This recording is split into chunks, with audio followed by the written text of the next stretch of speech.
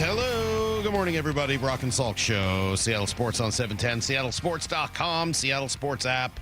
Podcast platforms. YouTube 97.3 HD2. Lots of good ways to find the show, to listen to it, to watch it, if that's what you're into. If you watch it today, you can see we got badass Maura today. She's got her leather coat on.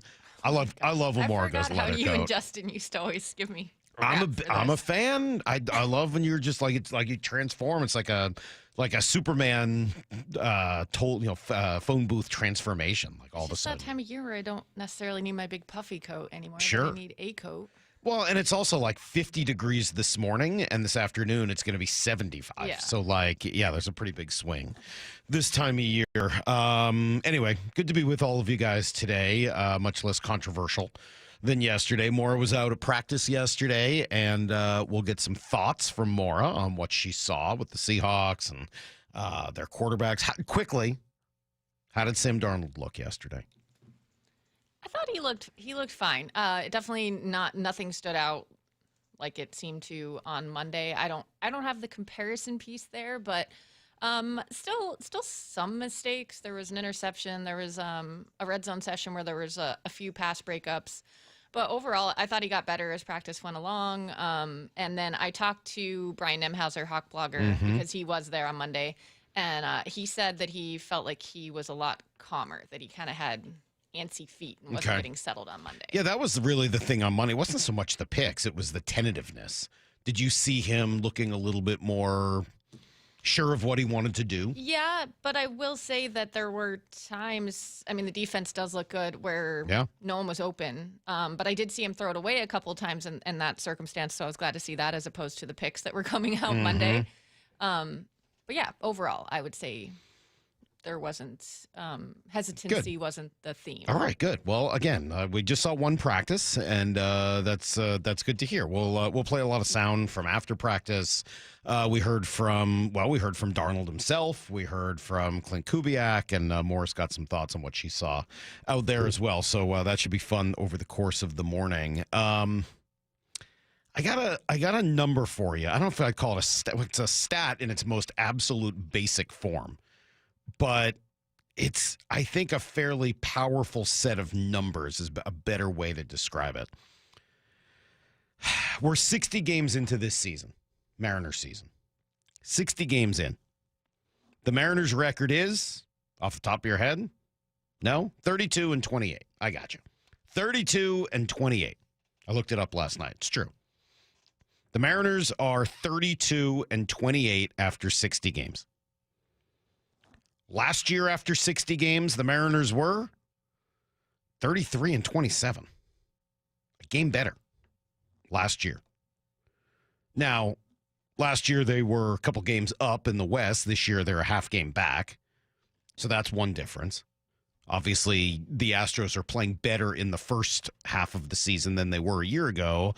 I don't know whether this Astros team is capable of going on the same kind of run that last year's team did in the second half. But anyway, this year's team is one game behind the pace of last year's team, which is surprising to me. And at least of where they were at this point last year. A 32-28 team is on pace to win 86 games. Right about what we thought they were going to be. Right? Just maybe a game or two better than where they were a year ago. 86 wins. Not, in the 90s anymore, not kind of threatening some fun records or anything like that, like they were in April and even into early May. But now we're looking at 86 win pace. Does it feel different? That was the thing that we heard a lot of, right? In the, in the first month of the season, is that everything felt different. Felt different because of the offense. And even yesterday, Justin Hollander was on with Jayson Stark and basically said that. I think this year's team is different. We haven't pitched probably to our capabilities or our talent due to a number of factors, whether it's injuries or inconsistencies or, maybe just a lack of overall sharpness. But we have scored more consistently. The offense has been more consistent. It has been better. We need to continue to get better on all sides of the ball. But I do feel like this year's group has a recipe that's probably more sustainable than last year's was. The problem is, and I love Justin, and he's not wrong. It's just that hasn't been as true over the course of the last month. That was definitely true in the first month, but we're like a month later now. We're all the way into June. Heck, it's June 5th. We're almost a week into June. And that sustainability, that difference has kind of dissipated. Not just kind of, it's dissipated. It doesn't look the same. And you watch another game like last night. It's funny. Remember, I was telling you guys yesterday that for all of the kind of problems with the bats and the offense recently, the one thing I felt like I could say is they're not giving away at bats. They're battling. I didn't see that last night. Last night, I thought was as similar to some of the problematic offensive performances that we saw last year as any game we've seen so far. I'm going to throw out the one sort of garbage game in Chicago after the rain delay against the dude the White Sox picked up like off the street before the game. They just seemed to sleep in that one, and then they bounced back. That's fine. But last night felt like a little bit more like last year, just sort of that sleepy and you know, over swinging at everything and not rolling over ground balls, giving away at bats, striking out 11 times. Last night felt a little bit more like last year. And I think Brock's onto something with this whole idea that they're struggling against the fastball. This obviously, was when you look at Adam Jude yesterday. Obviously, when you look at the Mariners' offensive struggles since May 1st, a big part of it is their struggles against the fastball. They have the second worst run value in all of baseball against both the two-seamer and the four-seamer since May 1st. So that's kind of a hard stop right there. You know, they're 29th out of 30 teams against fastballs since May 1st. That's the root of their issues right now. Now, again, dig deeper. What is the root of that? Why are they struggling to hit the fastball? I think there's probably a few different reasons why, and I'm curious to talk to Kevin Seitzer and maybe Edgar Martinez and Dan Wilson here this week to try maybe get to the bottom of that a little bit. And I would assume he'll do that, although it sure sounds like just reading Jude's tweets yesterday, like he's getting a little frustrated with the lack of answers that come from the manager's office before and after games. Did you read his tweet last night? Seemed a little, I don't know, a little frustrated, a little miffed that they weren't getting the responses that he might have wanted. Here's what he wrote after last night's game. The formula for the Mariners' recent slide remains much the same. Not enough offense early, not enough relief late, and not much of an explanation from Dan Wilson about any of it. Whoa. Whoa. Anybody else hear that as a little whoa? Yes. Well, that's a little whoa, right? A little whoa. Okay. Wow. That's not something you hear every day. The Mariners were, if you remember, I mean, and they're still up there. They're still sixth in home runs, right? 80 home runs so far on the year. But it does feel like, you know, that number is starting to slide. They were they were second for a while. They were fourth for a while. Now you're sixth. The big number that's fallen was walks. Remember, they were leading the league in walks for a while. Now they're down to seventh in walks. Again, those numbers are good. I'll take sixth and seventh. It's just a matter of where they were, and because they were doing those things so well in the first half that now they're starting to slide in the hits and the walks. Excuse me, the home runs and the walks. And yeah, all right, I'm with you guys. I told you I'm mending my ways on strikeouts. But I'm not going to stop paying attention to walks and home runs because I think that's how you build a successful offense. By the way, the strikeout numbers are going up. Anybody look at where the Mariners are strikeout-wise recently? They're up to seventh in the league. Seventh. And look, there are some good teams there. The Tigers are fourth in the league, and they're one of the best team in the American League. But the other teams kind of in and around you are the Rockies, the Angels, the Red Sox, the Reds, the Pirates, and then the Mariners. And then, okay, the Yankees are there too. The Orioles, we've seen that offense the last couple of days. As I said, I think you can build a successful offense while you strike out a lot. But you better be taking a ton of walks, and you better be hitting a ton of home runs. And I think what we've seen here in the last month is the strikeouts have gone up. The walks and home runs have gone down. Well, it's not success. I mean, to your point, since May 5th, so over the last calendar month, second in the league in strikeout rate behind only the Angels. Walk rate, they're 18th And in home runs hit, they are 12th, so not as close to the top of the league as they once were. Yeah, and you're seeing some of the effect of all. And by the way, take Cal Raleigh out of that. Blah, blah, blah, blah, blah. Nobody wants that. Don't take, whatever you do, don't take Cal's numbers out of there. I'd be curious. Look at those home runs and then take out the number that Cal has hit during that time. I know it's math. Lyle's anti-math, but we'll see if we can figure that out here before Need to Know. Anti-math as well. Well, I mean, he had, 6 last week? I know. So take at least 6 home runs. It's probably going to be a whole lot more out of that number. If you give me 60 seconds, I can figure All right. this out. I don't know. We're running out of time. We'll see. We'll see. We're going to try. 60 seconds is a lot. I will tell you, all right, you guys will hear that whole Adam Jude conversation coming up in 20. Jason Benetti, who did the national game for the Mariners, and he's Brock's partner over on Fox. He's going to join us at 8:30 today. We got Here's the Thing. Maura, I saw Zane just texted in that he's got a late entry for you for Here's the Thing.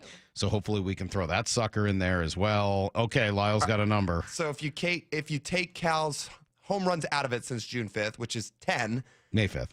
May 5th. That would put him at 21 home runs in that time, which would tie them for 28th in the league, with the Marlins only ahead of the Pirates and the Royals. Yeah.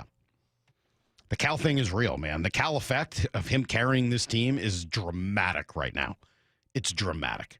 It really is. All right, we'll come back. Let's give you guys everything you need to know, and then Adam Jude and a whole lot more. Brock and Salk, Seattle Sports on 710 and seattlesports.com. Wyman and Bob, afternoons 2 to 7. In Cal, you're seeing a superstar start to develop. He's starting to get that national recognition. It's always been, when you talk about the Mariners, you'd sort of talk about the rotation as a whole. Sure. Talking about an individual, it's been Julio. And it feels like Cal is starting to move into that spot. Now, here's the thing. Neither, by baseball standards, are being paid as a superstar. Dave Wyman and Bob Stelton, afternoons 2 to 7 on Seattle Sports, the app, YouTube, and your smart speaker. We at Three Tree Roofing understand that your home is your castle. That's why our certified technicians use state-of-the-art installation methods to deliver the highest warranties available. Check out our hundreds of online reviews and schedule a free estimate to see for yourself. Three Tree Roofing, your Puget Sound roofing experts. The perfect Father's Day gift. Time. This year, take Dad to LeMay, America's Car Museum, to explore 100 years of rare and luxurious vehicles and get your adrenaline rush in the racing simulators. Fun for all. Visit americascarmuseum.org today. If you're 55 and up, T-Mobile has plans built just for you. 2 lines of unlimited for just $30 a line. That's a 45% savings compared to Verizon and AT&T. But don't just take our word for it. It's not just the savings that are great with our T-Mobile plan. There's all this value from all these other things that T-Mobile offers. T-Mobile has been such a savings for us. We love it. Switch today and get 2 free 5G phones like the Motorola Edge with Turbo Power charging that gives you power for the day in just 15 minutes. And customers 55 and up can get 2 lines of talk, text, and data for only $30 a line. Go to T-Mobile.com/55 to learn more. With 24 monthly bill credits and 2 new lines with autopay for well-qualified customers, plus taxes, fees, and $35 per line connection charge. Credits end and balance due if you pay off early or cancel. Contact us, plus $5 per line without autopay. Debit or bank account required. 45% off 2 lines versus AT&T Starter and Verizon Welcome. Plan benefits vary. See details at T-Mobile.com. Motorola Edge requires 68-watt charger. Charger sold separately. Actual performance will vary based on usage and configuration. At Fisher Investments, we may seem like other money managers, but we're different. Are you really that different than the rest of us? We are. As a fiduciary, we always focus on what's best for our clients. What services do you offer besides investing? We have a team of specialists in financial planning, estate planning, and more. Your clients rely on you for all that? Yes, we ensure clients receive unparalleled service at every step of the relationship. Okay, but you still sell commission-based products, right? No, because we believe that's a conflict of interest. We prioritize service over sales goals. So, then how do your fees work? We have a simple and transparent fee that's a percentage of our clients' portfolios. So we do better when our clients do better. Wow, we're more different than I thought. At Fisher Investments, we're clearly different. Learn more at FisherInvestments.com. Investing in securities involves the risk of loss. Prescriptions require an online consultation with a healthcare provider who will determine if appropriate. Restrictions apply. See website for details and important safety information. Price varies based on product and subscription plan. Hey guys, let's talk ED, because millions of men experience it, but not everyone can access or afford treatments like Viagra. Well, HIMS can help. Through HIMS.com, you can get a full range of treatment options for ED, including daily or as-needed meds through a 100% online process. It all starts with an online intake form. Get started at HIMS.com/joy, and from there, a medical provider licensed in your state will determine if ED treatment is right for you. If prescribed, your medication is shipped to you for free. Find the ED treatment that fits your needs, with options up to 95% less than the brand names. Millions of men experience ED, but HIMS can help. To start your free online visit and save up to 95%, go to HIMS.com/joy. That's HIMS.com/joy for your free online visit. HIMS.com/JOY. Heading outdoors or on the water this weekend? Check in with Joey and Nelly on the Outdoor Line from 6 to 8 a.m. every Saturday on Seattle Sports and the Seattle Sports app. I'm attorney Rob Iddens, proud Marine Corps veteran and owner of Warrior Injury Law. We help all types of injury victims like Sean, who was rear-ended in a car accident. They're just easy to work with. They're fast. I like the fact that he had military service. I can see a lot of Marine in Rob. He's very in charge, really gets things done. But I didn't have to do anything. He offered me a settlement, had a number in my head, was nearly double that. I would refer absolutely anybody to Rob. If you've been injured, call us at 253-WARRIOR. Warrior Injury Law. Battle tested. Eddie's!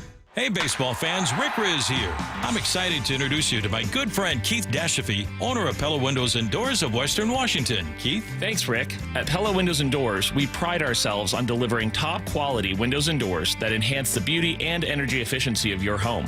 Our products are built to last with innovative designs and exceptional craftsmanship. Whether you're looking to upgrade your windows or install new doors, Pella has you covered. That's fantastic, Keith. Don't wait. Schedule your free appointment today at PellaPNW.com. Comcast Business is celebrating Small Business Month by giving you a $1,000 small business bonus when you switch to a qualifying gig speed package from the company with over 99.99% network reliability. Just imagine the thousands of possibilities of a $1,000 prepaid card. Like possibility number 1, company merch for staff. Styling. Or possibility number 24, the latest software, upgrade. Or possibility number 192, new equipment powered by gig speeds. Or possibility number 555, a 3D printer. Rapid prototyping, anyone?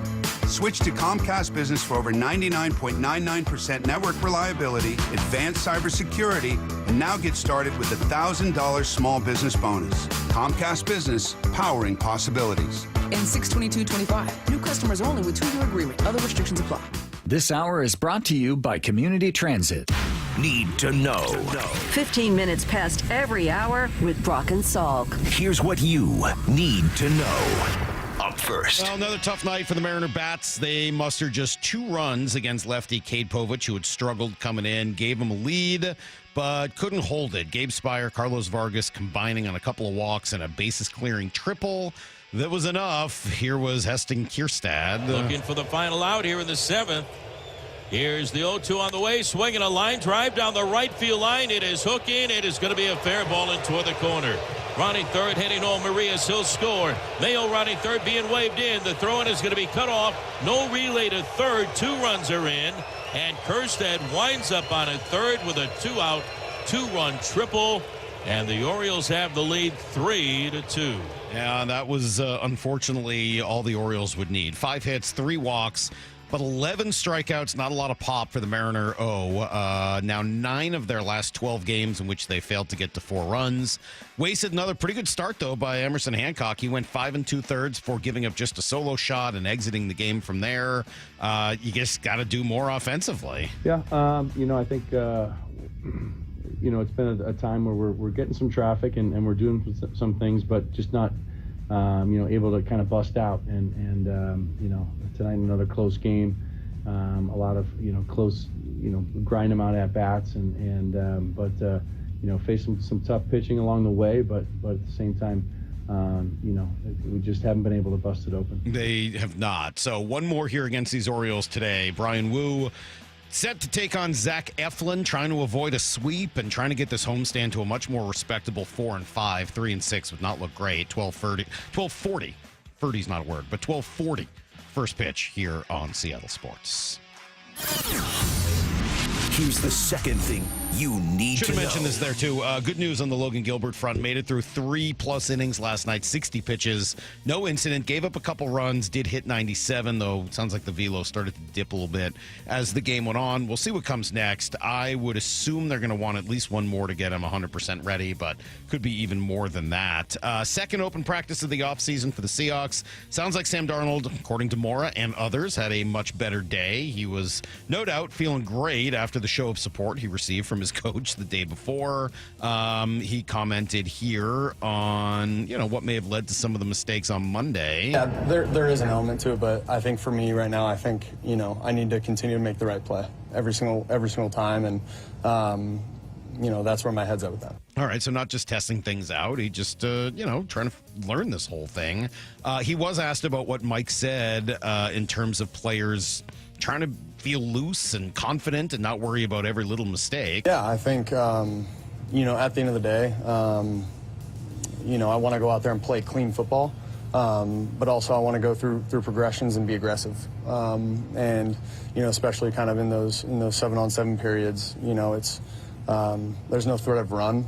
So, those linebackers are getting some depth, and so trying to, maybe push some stuff down the field that maybe I shouldn't. I got to learn from some mistakes there and maybe just check it down. But, it's fun to be able to, push the ball down the field and kind of see what the guys can do, in terms of our receivers, being able to make plays down the field. Pretty cool. We'll get more from Maura coming up at 7:30.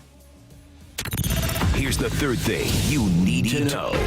Overtime in Game 1 of the Stanley Cup Final, it was the best player in the world who set up the game winner. No surprise. Connor McDavid to Leon Draisaitl, and the Oilers take a 1-0 lead in the series despite trailing for much of that game. Yes, star power matters. Physical start, and it's going to be a very good series. Two teams that are built pretty differently. Arguably the greatest female hockey player of all time. Maybe the greatest American player, period. Hillary Knight is coming to Seattle. She signs a 1-year deal to be the captain and first player in the history of the as-of-yet unnamed women's team here. My kids were very excited yesterday, just to give some of her credentials. 4-time medalist in the Olympics, all-time leader in world championship goals, assists, and points. That's pretty good. NBA Finals start tonight. Indiana will play somewhere between Kansas and Texas. I don't know. Forget the name of that state. That's everything you need to know.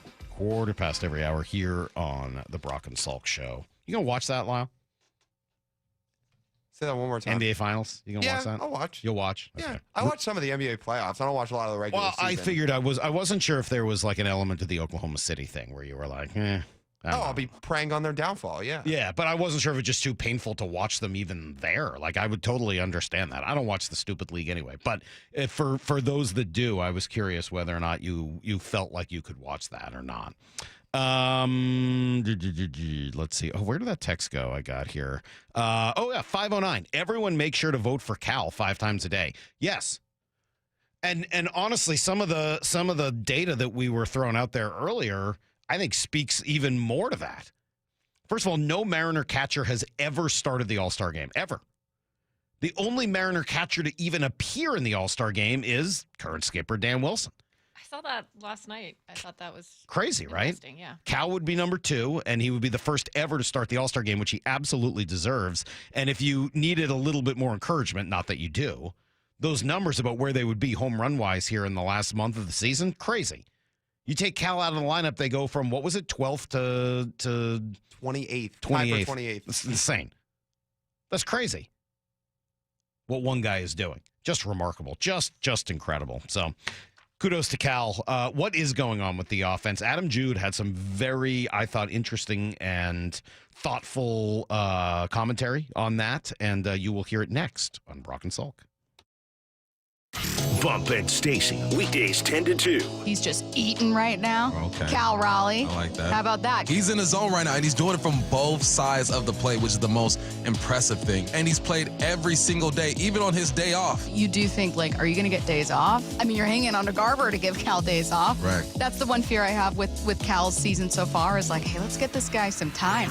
Bump and Stacy, weekdays 10 to 2 on Seattle Sports, the app, YouTube, and your smart speaker. Hey guys, did you know that half of men over age 50 have erectile dysfunction on some level? Whether you have mild, moderate, or severe ED, West Coast Men's Health can help. We don't prescribe pills and hope they work. Instead, we treat the root cause of the problem with acoustic wave therapy, which breaks down plaque, unclogs arteries, and restores blood flow. We have treated thousands of men across our 11 locations nationwide and have established ourselves as a leader in the industry. So whether you have ED, Peyronie's disease, or suffer from chronic pain, such as neuropathy, carpal tunnel, or Dupuytren's contracture, West Coast Men's Health can help. No pills, no shots, no surgery, just results. With clinics in Redmond and Tacoma, call West Coast Men's Health at 206-519-6541. That's 206-519-6541. 206-519-6541. Online at westcoastmenshealth.com. Take advantage of Lake Washington Windows hot savings. $750 off per window and $1,500 off per door with leak armor installation. And enjoy 12 months same as cash financing only through June. Visit lakewashingtonwindows.com. Jaden Schwartz for Techline Roofing. The ice may have melted, but spring is the perfect time for a new roof. Call Techline Roofing. Take advantage of our easy financing and our spring special. That's TEKLINE roofing.com. Synthetic Turf Northwest is now open in Fife, the South Sound headquarters for premium synthetic turf. They help homeowners with a turnkey solution, DIYers, and contractors and landscapers needing quality products. With premium turf in stock, expert advice, and pro installation services, everything you need is under one roof. Visit their new showroom off I-5 in Fife. Synthetic Turf Northwest. Supplies and installation expertise all in one place. Mention radio for up to $1,000 off. SyntheticTurfNorthwest.com. Progressive knows when you're in your RV, you're already on vacation. That's when you become Vacation You, who just camped where there's absolutely no shade. Even though regular you burns easily. In fact, Vacation You burns too, but is too stubborn to admit it, which is why regular you gets in trouble at the dermatologist, because Vacation You doesn't do doctors. So bundle your RV with your home or auto policy and earn an automatic discount from Progressive. And spend the savings on the both of you. Progressive Casualty Insurance Company affiliates and other insurers. Not available in all states or situations. This Father's Day, help Dad be all he can be with a gift from the Home Depot. Because he's not just Dad, he's the handyman of the house. The plumber in a pinch. And the emergency mechanic. Upgrade his gear this Father's Day with the Husky Mechanics 270-piece tool set from the Home Depot. Now on special buy for $119, a $695 value. For every kind of dad, find the perfect gift this Father's Day at the Home Depot. Bonneville International radio station contests are open to participants 18 years of age or older that are residents of Washington State unless otherwise specified. Employees or agents of the station, Bonneville International Corporation, other area radio stations, or any entity associated with the contests are not eligible to win unless the station otherwise specifies at its own discretion. Persons who have won in the last 60 days from a station contest or event may not be eligible. Full general contest rules are available on seattlesports.com or in person at the station during regular business hours. The home of the Mariners. Left off to center. It is on its way. Julio, two-run home run. Hear every pitch on 710 and the Seattle Sports app. At Washington Energy Services, we take the time to get to know you and your home. We have the passion and commitment to see each project through and to treat our work as more than just a job. For over 65 years, we've offered award-winning home services from heating and cooling, plumbing and electrical to windows and doors. Complete home improvement handled from start to comfort. For peace of mind when you need it most, count on Washington Energy Services, bringing good energy to your home. Safety comes first. When money is tight, don't neglect maintenance on your vehicle. Keep it safe. At Bucky's Complete Auto, we have you covered with no credit financing. For over 50 years, Bucky's has been servicing and repairing cars and trucks with modern-day technology and good old-fashioned customer service. There's a Bucky's just about everywhere for oil changes, wiper blades, brakes, tire rotation, tune-ups, and factory maintenance. No appointment necessary and financing is available. Check Bucky's.com for the location near you. Rick Riz here for the Pella Windows and Doors of Western Washington's Improve Your Play program. Many of our local youth sports teams need help with field enhancements, training, and equipment. Local Pella owners Keith Dashafy and Luke Wilson are stepping up to donate $5,000 to 2 deserving teams. We need your help finding them. Head to seattlesports.com/play to nominate a deserving team in need. Let's help our local youth improve their play this year with Pella Windows and Doors of Western Washington. Contest and rules at seattlesports.com/play. place. Summertime is Pacific Power Batteries time. Okay, maybe that's a stretch. But we do sell more batteries in the spring and summer because you folks are all out there doing stuff. Golf carting and boating and buzzing around on stuff that needs batteries. Well, when's a good time? How about tomorrow? We're open 7 days a week to test any battery and let you know the honest answer. Summertime and the cranking is easy.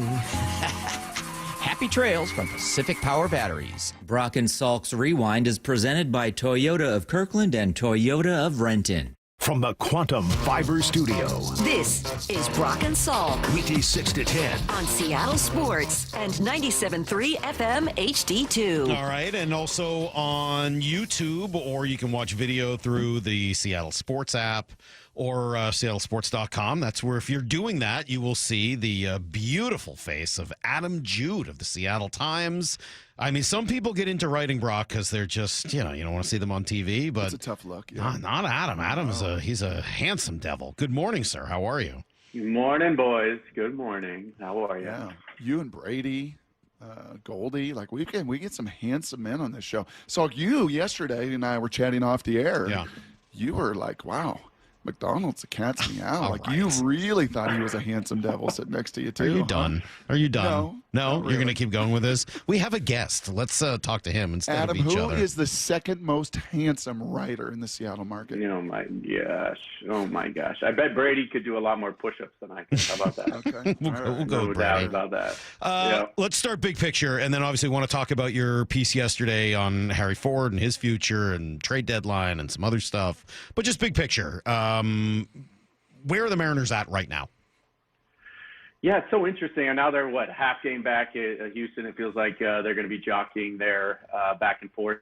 Houston's pretty beat up, too, with Yordan Alvarez. But, I was thinking 6 weeks ago with this pitching staff and the starting rotation in particular, if the Mariners could get to mid-June, just kind of hovering around 500, not creating too much separation from Houston or the Rangers in the AL West, that they'd be in pretty good shape. And here we look up on June 4th.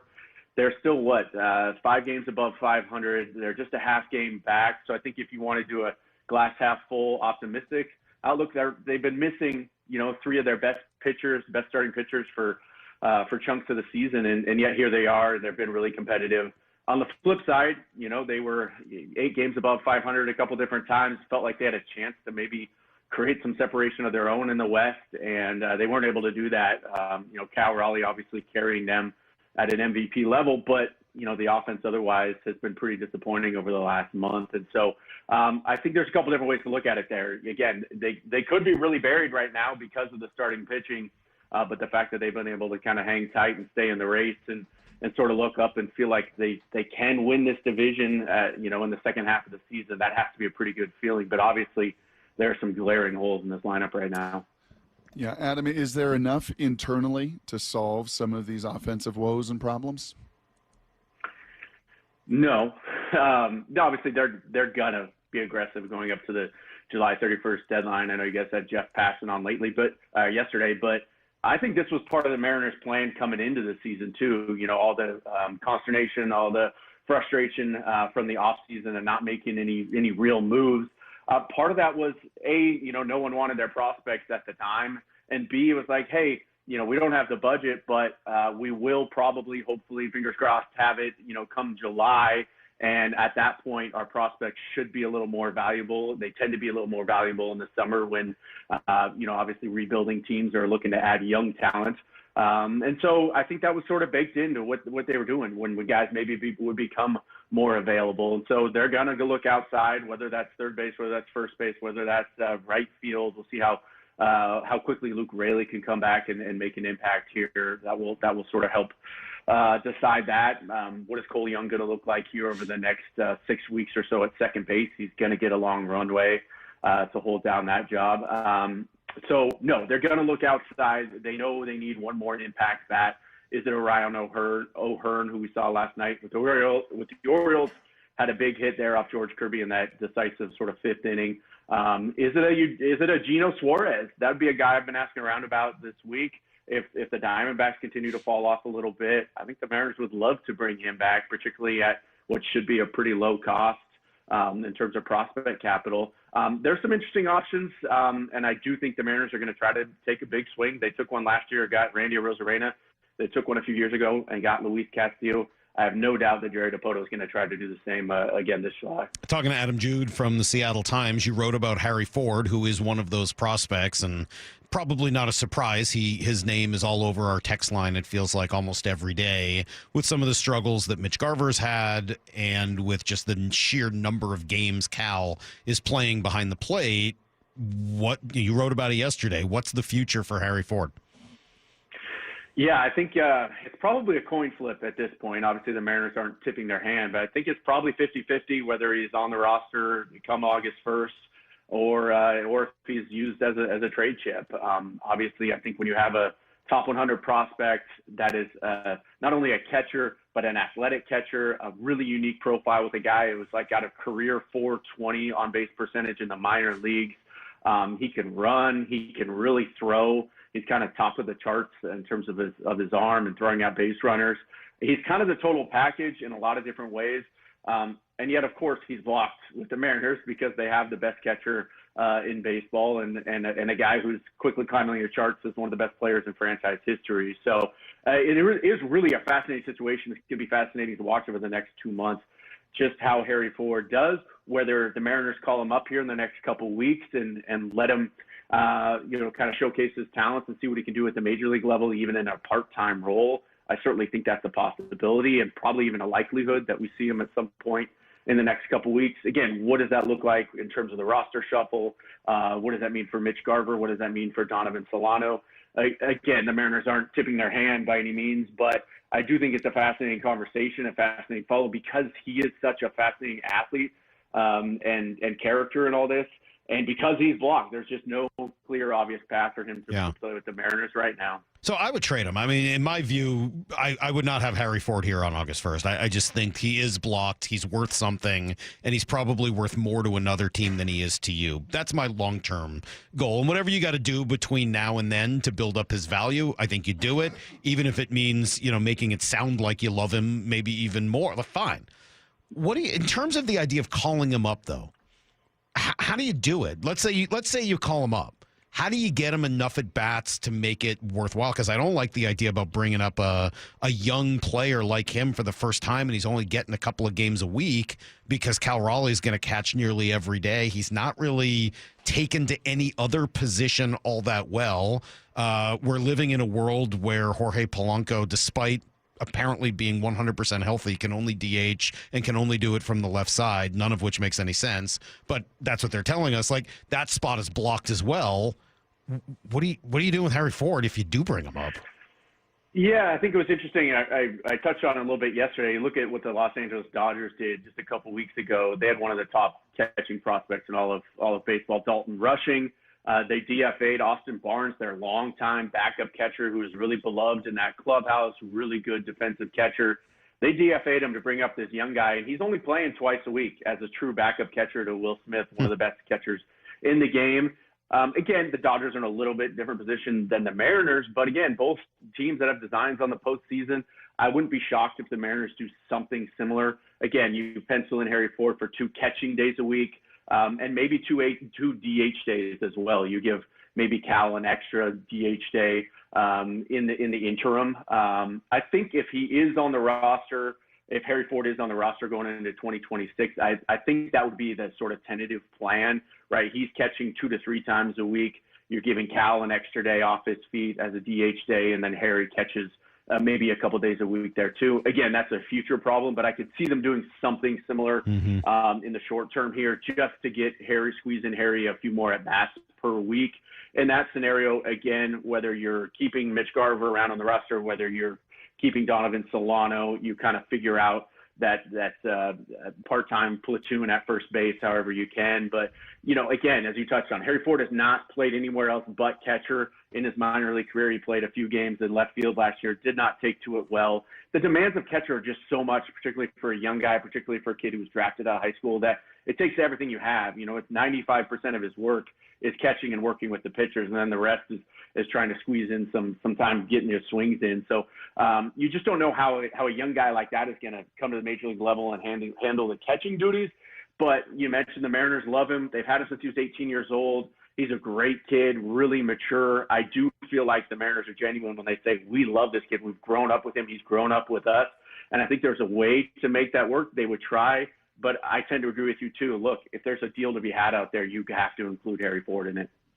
Not only have you showered and looked great this morning with us and bring great insight, you also did some homework, I understand. Salk sent you. It's kind of a Salk way. He sends lots of the guests homework.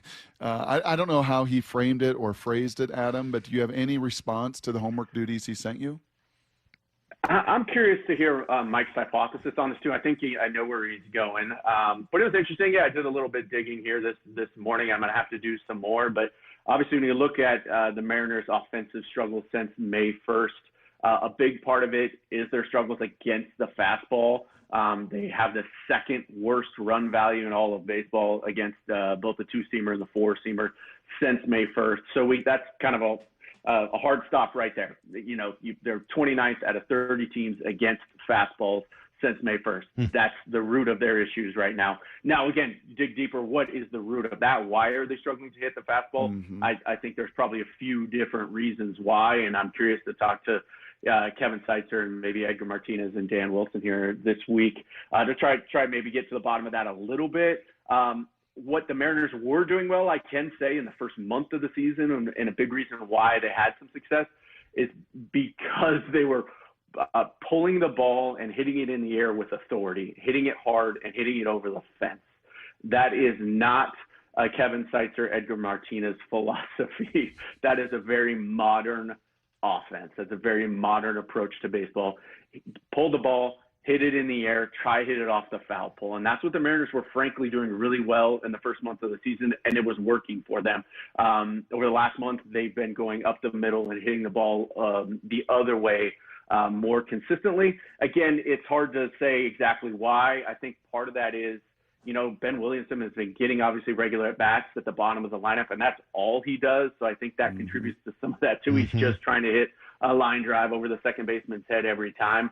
He had that home run in Toronto in I think his second series up with the Mariners where he pulled that fastball up and in and hit it over the fence. We haven't even seen that one time since then, I don't feel like. So again, that's just one guy, but I think it has been contributing to some of that too. The approach that Mike, I think that kind of goes back to your hypothesis on this. I don't know. I'm curious to look. Yeah, I don't have an answer to it. Brock and I were talking about it. I didn't realize the numbers were as bad as they were against the fastball. Brock brought it up, and he said, "Hey, just his hypothesis was you can't be a successful major league team hitting the ball if you can't hit the fastball." And I don't really have much of an argument with that. I'm sure it makes sense to me. All the best teams tend to do it. Then I said, okay, well, why aren't they doing it? And I don't know. I think I like your idea. I'm with you. I do think that walks and home runs are better than hitting singles up the middle in general. And I think everyone knows that. I don't know why they were hitting so many pull side home runs after changing the hitting philosophy the way they did, but whatever, I'll take it. Who cares? It was really working. My only guess, and it really is nothing more than that, is because they're trying to simplify it so much, are they struggling to know when the fastball's coming? The idea, anyway, it didn't work with Brant Brown here, but the idea behind it, if I understand it right, is have so much information that you have a pretty good idea of what you're looking for at any given time, and that seems to be working right now in St. Louis. It didn't work here, but is this the downside of a simplified philosophy? I know what the upside is. Is this the downside? And I have no idea. That's just a guess. Yeah, I don't know. You would think the most simplified philosophy would be on time for the fastball because that's hitting 101. For sure. If you're not on time for the fastball, you're not going to hit it all, going back to Brock's point there, too. So, yeah, it's an interesting issue. Again, I think there's layers to it as well. Mike, you brought up the walk. They were number one in walk rate for the first month of the season. That's dropped dramatically, too. I think it's down to about 7%, 7.5% over the last month, too. So if we're seeing a lot of home runs from Cal Raleigh, which is great, but if there are a lot of solo home runs, obviously you're not doing as much damage. So got to get those guys on in front of him. And I am curious, sort of the shuffle we've seen over the last week in the top 4, top 5 in the lineup. We've seen Cal up to number 2 a couple times. Dan Wilson hasn't talked a ton about lineup construction, but maybe moving Polanco down would be a smart thing to do given his struggles since May 1st. Just getting Cal Raleigh a guaranteed at bat up there later in the game, if he's hitting out of the number 2 spot, might make some sense too. So again, I do think there's layers to it, but at the end of the day, if you're not hitting the fastball, if you're not on time for the fastball, you're not going to be a very good offensive team. Adam Jude here with us from the Times. As you talk to your peers in the industry, as you go on the road and they come to T-Mobile and you just kind of talk shop with the different reporters around baseball, does it feels, Adam, with all of these injuries, all these moving pieces, all these call-ups, all of the different machinations of this Mariners season, that you are as busy as any beat reporter out there? Is that fair, or are you like, no, Brock, actually most of the organizations and most of the teams have had as much movement as the Mariners have had this year? This last week has definitely felt busy, but shout out to my colleague Tim Booth. We've kind of tag teamed to fill Ryan Divish's shoes.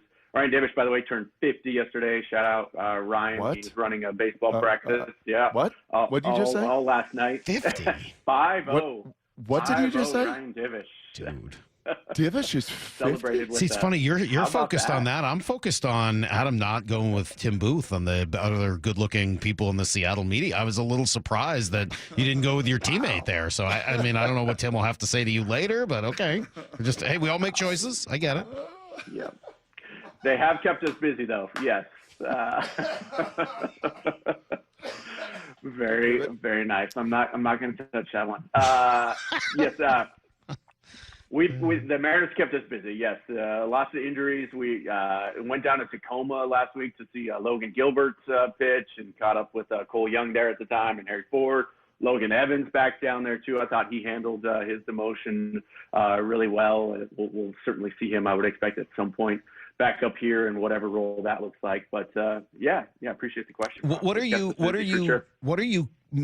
Where are you on some of these injuries in terms of concern meter? Bryce Miller and where he's at and what it looks like since coming back, George Kirby and what he's looked like since coming back, and then whatever is going on with Jorge Polanco. What do you make of those three situations?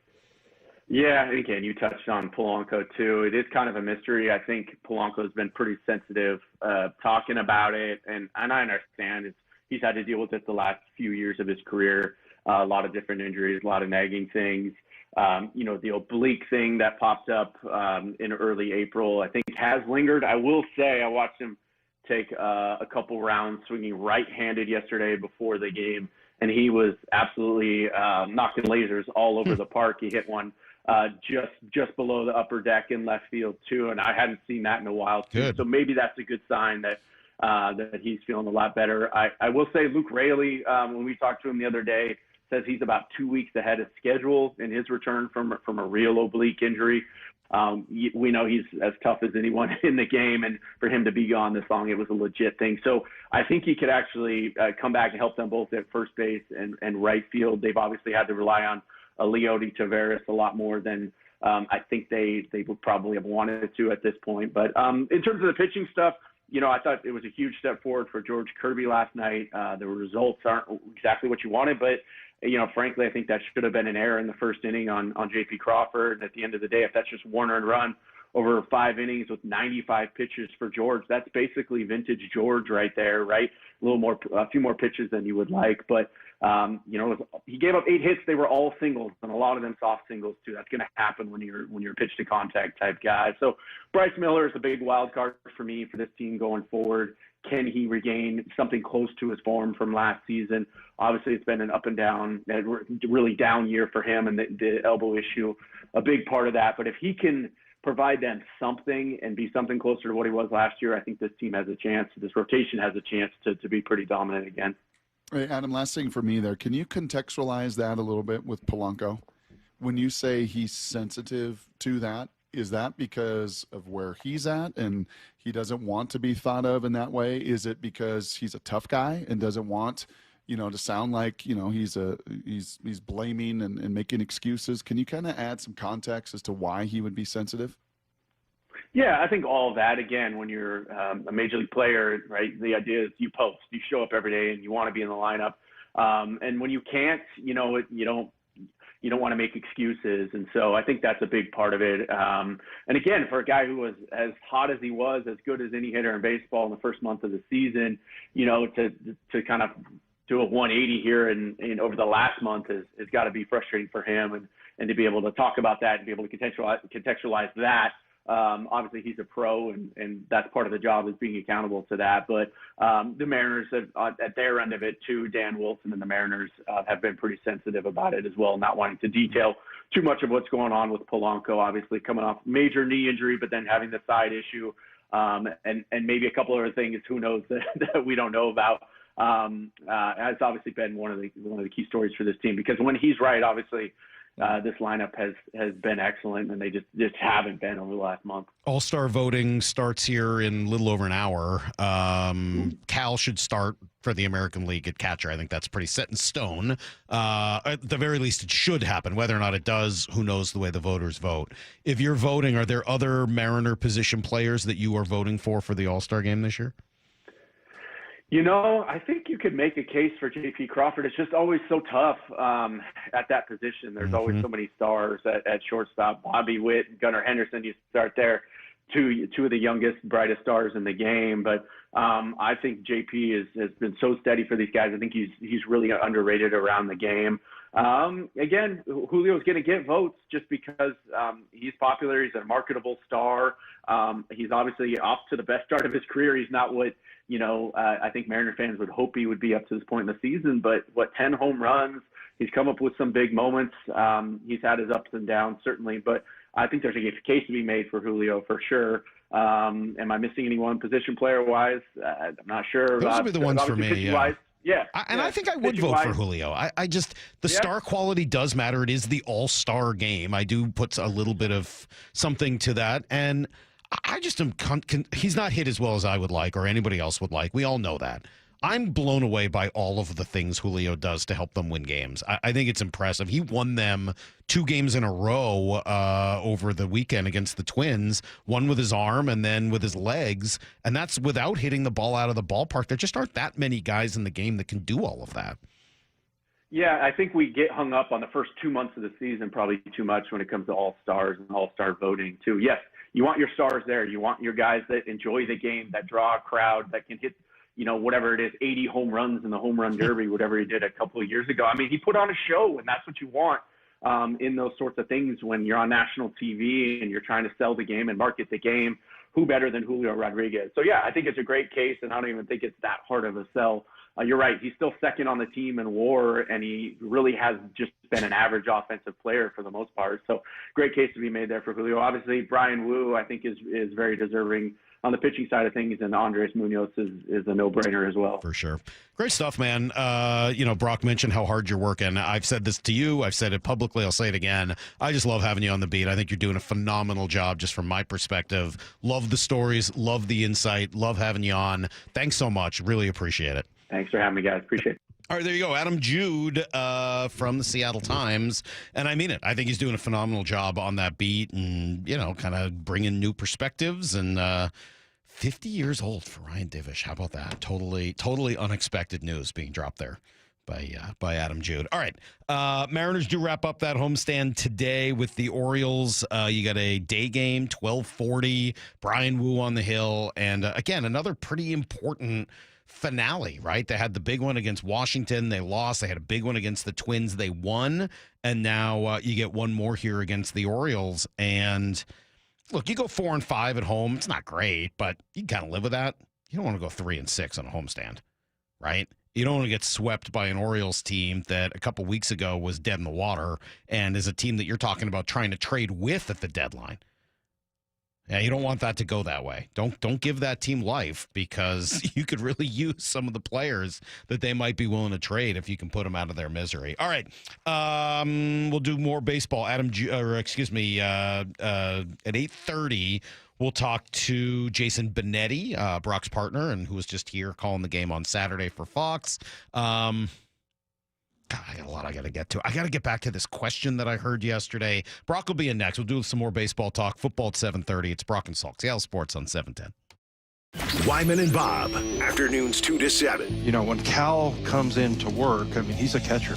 He's looking at game plans and how to get guys. So I know there's been a lot of talk about the heavy workload, but I mean, he's built for that. Some guys are just built to last. Dan, he knows what it takes to be a catcher. He knows that life. He knows the grind and the pain in the knees and the lower back. Dave Wyman and Bob Stelton, afternoons 2 to 7 on Seattle Sports, the app, YouTube, and your smart speaker. At O'Neill Plumbing, we've been exclusively plumbers for over 100 years. No corny mascots, no out-of-town owners. Just clean, fast, and professional plumbers out to your home fast. All rooter and all trenchless. O'Neill Plumbing.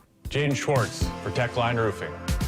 The ice may have melted, but spring is the perfect time for a new roof. Call Techline Roofing. Take advantage of our easy financing and our spring special. That's TEKLINE roofing.com. If you're 55 and up, T-Mobile has plans built just for you. 2 lines of unlimited for just $30 a line. That's a 45% savings compared to Verizon and AT&T. But don't just take our word for it. It's not just the savings that are great with our T-Mobile plan. There's all this value from all these other things that T-Mobile offers. T-Mobile has been such a savings for us. We love it. Switch today and get 2 free 5G phones like the Motorola Edge with Turbo Power charging that gives you power for the day in just 15 minutes. And customers 55 and up can get 2 lines of talk, text, and data for only $30 a line. Go to T-Mobile.com/55 to learn more.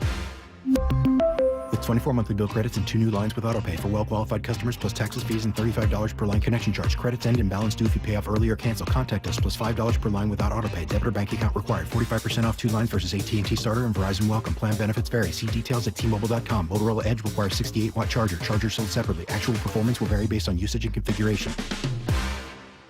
This is the story of the one. As a safety manager at a manufacturing plant, he does everything he can to keep his coworkers safe. From finding ways to reduce risks to keeping safety supplies in stock. And for that, he relies on Grainger. Grainger offers a broad range of quality products and next-day delivery, so he can always play it safe. Call 1-800-GRAINGER, click Grainger.com, or just stop by. Grainger, for the ones who get it done. Pro Paint Days are back at Lowe's, and My Lowe's Pro Rewards members can save even more with limited time deals. Right now, buy one, get one half off select HGTV Home by Sherwin-Williams primer and ceiling paint. Plus, get free same-day delivery to your job site when you order by 2 p.m. Offer valid through 6/13, delivery by 8 p.m., subject to driver availability. Additional terms apply. See Lowe's.com/same-day delivery for details. Synthetic Turf Northwest is now open in Fife, the South Sound headquarters for premium synthetic turf. They help homeowners with a turnkey solution, DIYers, and contractors and landscapers needing quality products.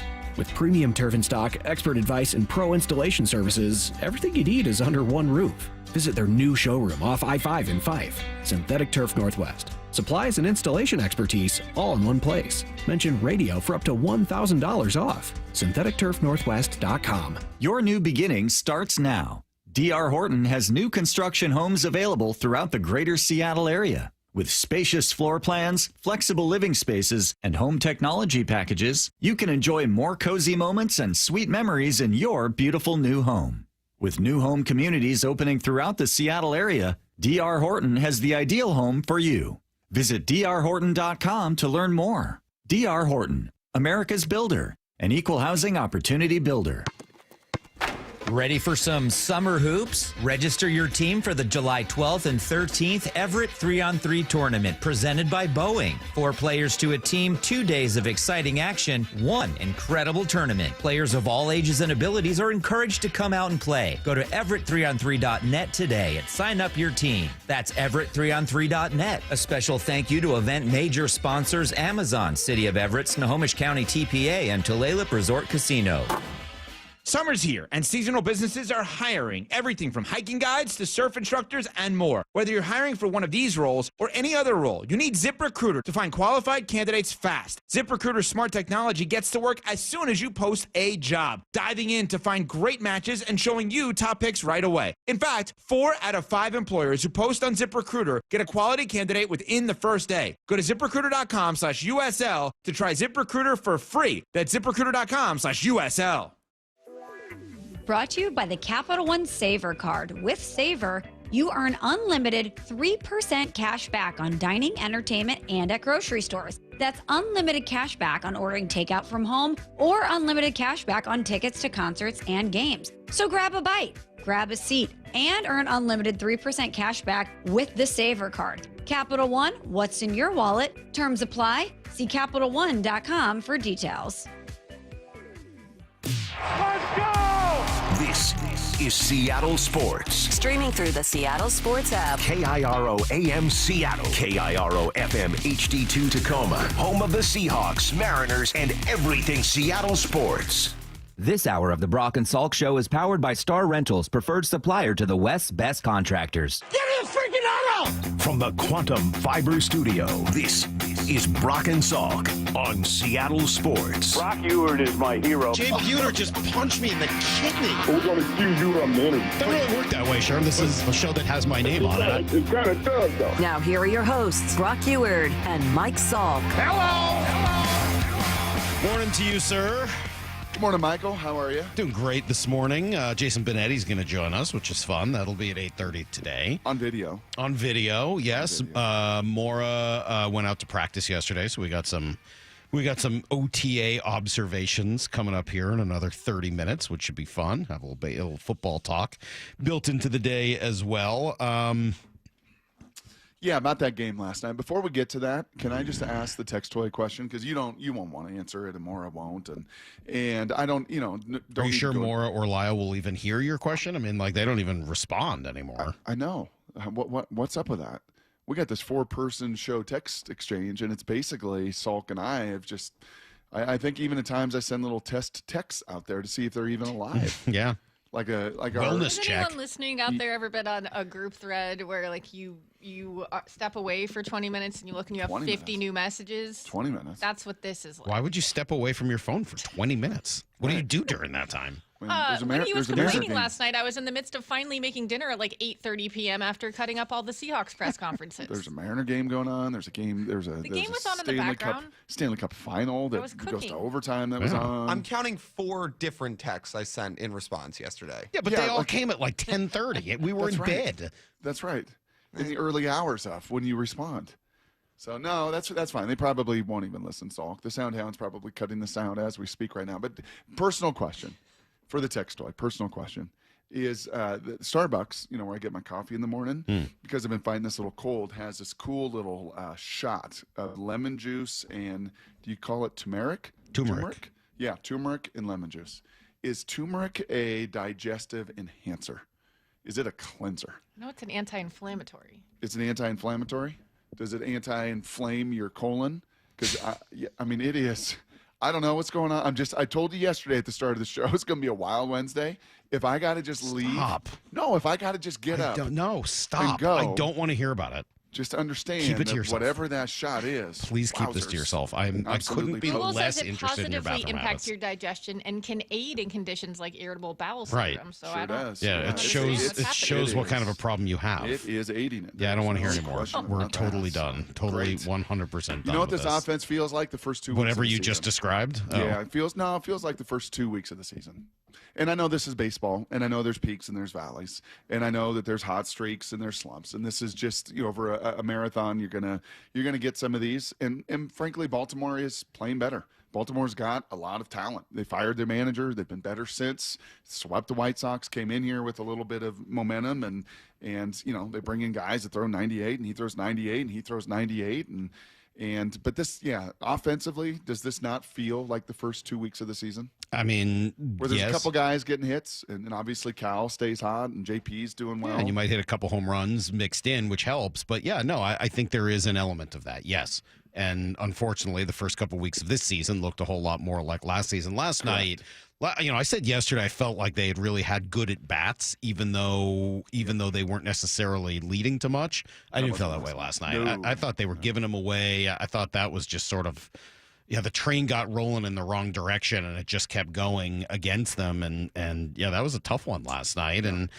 look, I pointed this out at 6 o'clock, but I'll say it again. Brock, we are now 60 games into the season, and their record is one game worse than it was a year ago. Mm-hmm. So a lot, and while a year ago you were, I think, 3 or 4 games up in the AL West. I know obviously Houston wasn't playing well. This year you're now a half game back, thanks to Houston losing last night. Otherwise, it would have been worse. So, yeah, I think that's an important number. They're on pace for 86 wins, not 90 anymore, not 95. It's an 86 win pace, and things have really changed dramatically over the course of the last 3 or 4 weeks. Justin Hollander, actually totally coincidentally, was making some of that comparison to last year when talking with Jayson Stark yesterday. Yeah, last year's team, I think I've said this before, is that even when we were way up in the standings, I don't really think we were playing very well. And I don't think that's like a unique opinion or a hot take. What we were doing wasn't really sustainable. We weren't scoring with any consistency. We weren't getting on base with enough consistency. We were striking out way too much. We just played bad offense over and over and over again, and we were too lopsided as a team. We were putting too much on one side of the team and sort of making the pitching carry us night after night after night. And at some point, there's going to be a blip. Unfortunately, last year's blip just lasted way too long. We didn't recover in time. We let 6 or 8 weeks go by of just not getting back on track and playing consistent baseball, winning series again. And it ultimately cost us. We fought tooth and nail at the end, but we didn't get back to where we needed to, because we just weren't consistent enough, particularly offensively. Here's the problem. Mariners on base percentage in May, 26th. Mariners on base percentage so far in June, 27th. Like, I appreciate what Justin's saying, and if you look at it over the course of the season, yeah, but that is taking into account 3 or 4, maybe 5 incredibly hot weeks, many of which came from Jorge Polanco. Doesn't look like the same player anymore, and that was not sustainable. And unfortunately, what we've seen here now for the better part of a month, I mean, May and another 5 games or so here into June, that's 5 weeks. 5, 6, almost 6 week sample. You're 26th, 27th, 28th in on base percentage. That's and by the way, if you we were doing this earlier, the home runs, they've still managed to hit some home runs, which has been helpful. But if you take Cal out of that lineup, their home run rate goes from 12th to 28th. I mean, you're looking at kind of a one-man offense for the last 5-6 weeks. So, Brock, I don't know exactly what to make out of all of this. There was a lot of hope that this was totally different. It doesn't feel that way right now, and there's questions, I think, about what it should be. Forgetting about just what it is, what it should be. This one really, I was pretty. When Adam Jude said this yesterday, what do you always say? My little antennas go up. I do a little. What did he just say? Yeah, I can't say prairie dog. It's inappropriate. No, so I but said gopher. But I gophered on this one. And a big reason why they had some success is because they were pulling the ball and hitting it in the air with authority, hitting it hard and hitting it over the fence. That is not Kevin Seitzer, Edgar Martinez philosophy. That is a very modern offense. That's a very modern approach to baseball. Pull the ball, hit it in the air, try hit it off the foul pole. And that's what the Mariners were frankly doing really well in the first month of the season, and it was working for them. Over the last month, they've been going up the middle and hitting the ball the other way more consistently. Or just not hitting the ball with any significant contact. I think they had just a couple balls out of the infield for huge stretches of that game, and that's not a starter yesterday, Salk. That, hey man, you get it. Some of these guys, Max Fried and Tariq Skubal and Skeens, like you mean all the guys they've beaten? Yeah, I mean these guys that just have elite stuff. And that guy was just a left-handed low 90s fastball. He could mix and match some things, but there was nothing in his stuff that was overwhelming. and he just shut you down for huge swaths of that game, which has been, as you said, kind of unfortunately a trend here for the last 5 or 6 weeks. Gosh, that one last night, just got to find a way to win that sucker. Got to find a way to win these series, and now can't win a series, and now you have a losing homestand, and that's how you pedal around 500, unfortunately. Yeah, well, it's this is a tough one, man. You wanted action. We wanted action about a week ago, and Cole Young came up, and he's 1 for 12. Helped them win a game, which was great, but also now 1 for 12. And I'm not saying that that's not going to work out. You're going to give the guy more than 4 or 5 games to get it figured out here at the big league level. But Mitch is now under the Mendoza line, and Rowdy's flirting with that, and Solano's at nearly under 400 OPS again with a couple bad at bats last night. And just you just start to accumulate too much of that, and it gets really difficult against anybody in this league, no matter whom you're facing and when you're facing them. So, yeah, hopefully they can salvage one today, an early start time, and find a way to have a little more goodwill coming out of this homestand. Well, today's a big one. Again, don't get swept. The Washington one was a big one. The last game against Minnesota was a big one, and you put yourself in position here where, look, win today. It's a 4-5 homestand. Is that good? No. Is that something that, you're going to look back on and be like, they blew it during that home? Like, no, it's 4-5. Like, you just kind of toddle along until you get hot again. And healthy.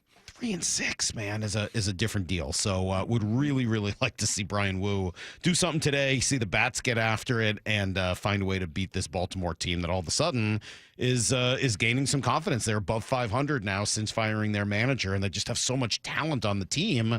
Kind of waiting for this to happen. As I said, it's been the biggest, I think, disappointment of the year so far. They've looked a little bit more like the team that we expected here over the last 2 games. We'll be right back here with everything you need to know. It's Brock and Salk, Seattle Sports on 710. Seahawks OTAs continue, and Seattle Sports is there. Coach McDonald sitting down with us. Good morning, Coach. How are you? This thing on? It's on. This morning with Bump and Stacy live at the VMAC at 9 a.m. Right up to Mariners pregame at 11:30. Expectations have to fit your team situation. We are your eyes and ears on the sidelines at Seahawks OTAs. The home of the Seahawks, Seattle Sports on 710 and the Seattle Sports app. So I formed Davis Law Group about 30 years ago, and I would get, the same questions from people about what to do in the case of an accident. Do you need a lawyer? To the point where I decided that I would at least write a book which would answer the common questions that I would receive as a lawyer. Once I wrote my first book, it proved to be hugely popular. I decided to write then a series of books in different accident cases so that we could really teach people about their rights, how to protect them, and how to decide on whether they need a lawyer and what lawyer to hire. I've found in my career that having a client that is educated and knowledgeable about their particular type of case really helps the client, and also usually ends up making the case or the claim more successful. To get your free copy of any of my Washington accident books, visit WashingtonAccidentBooks.com. At Cressy Door, we have the perfect garage door for you. Come visit our brand new garage door and fireplace showroom and let our experts help you find the perfect garage door. Cressy Door.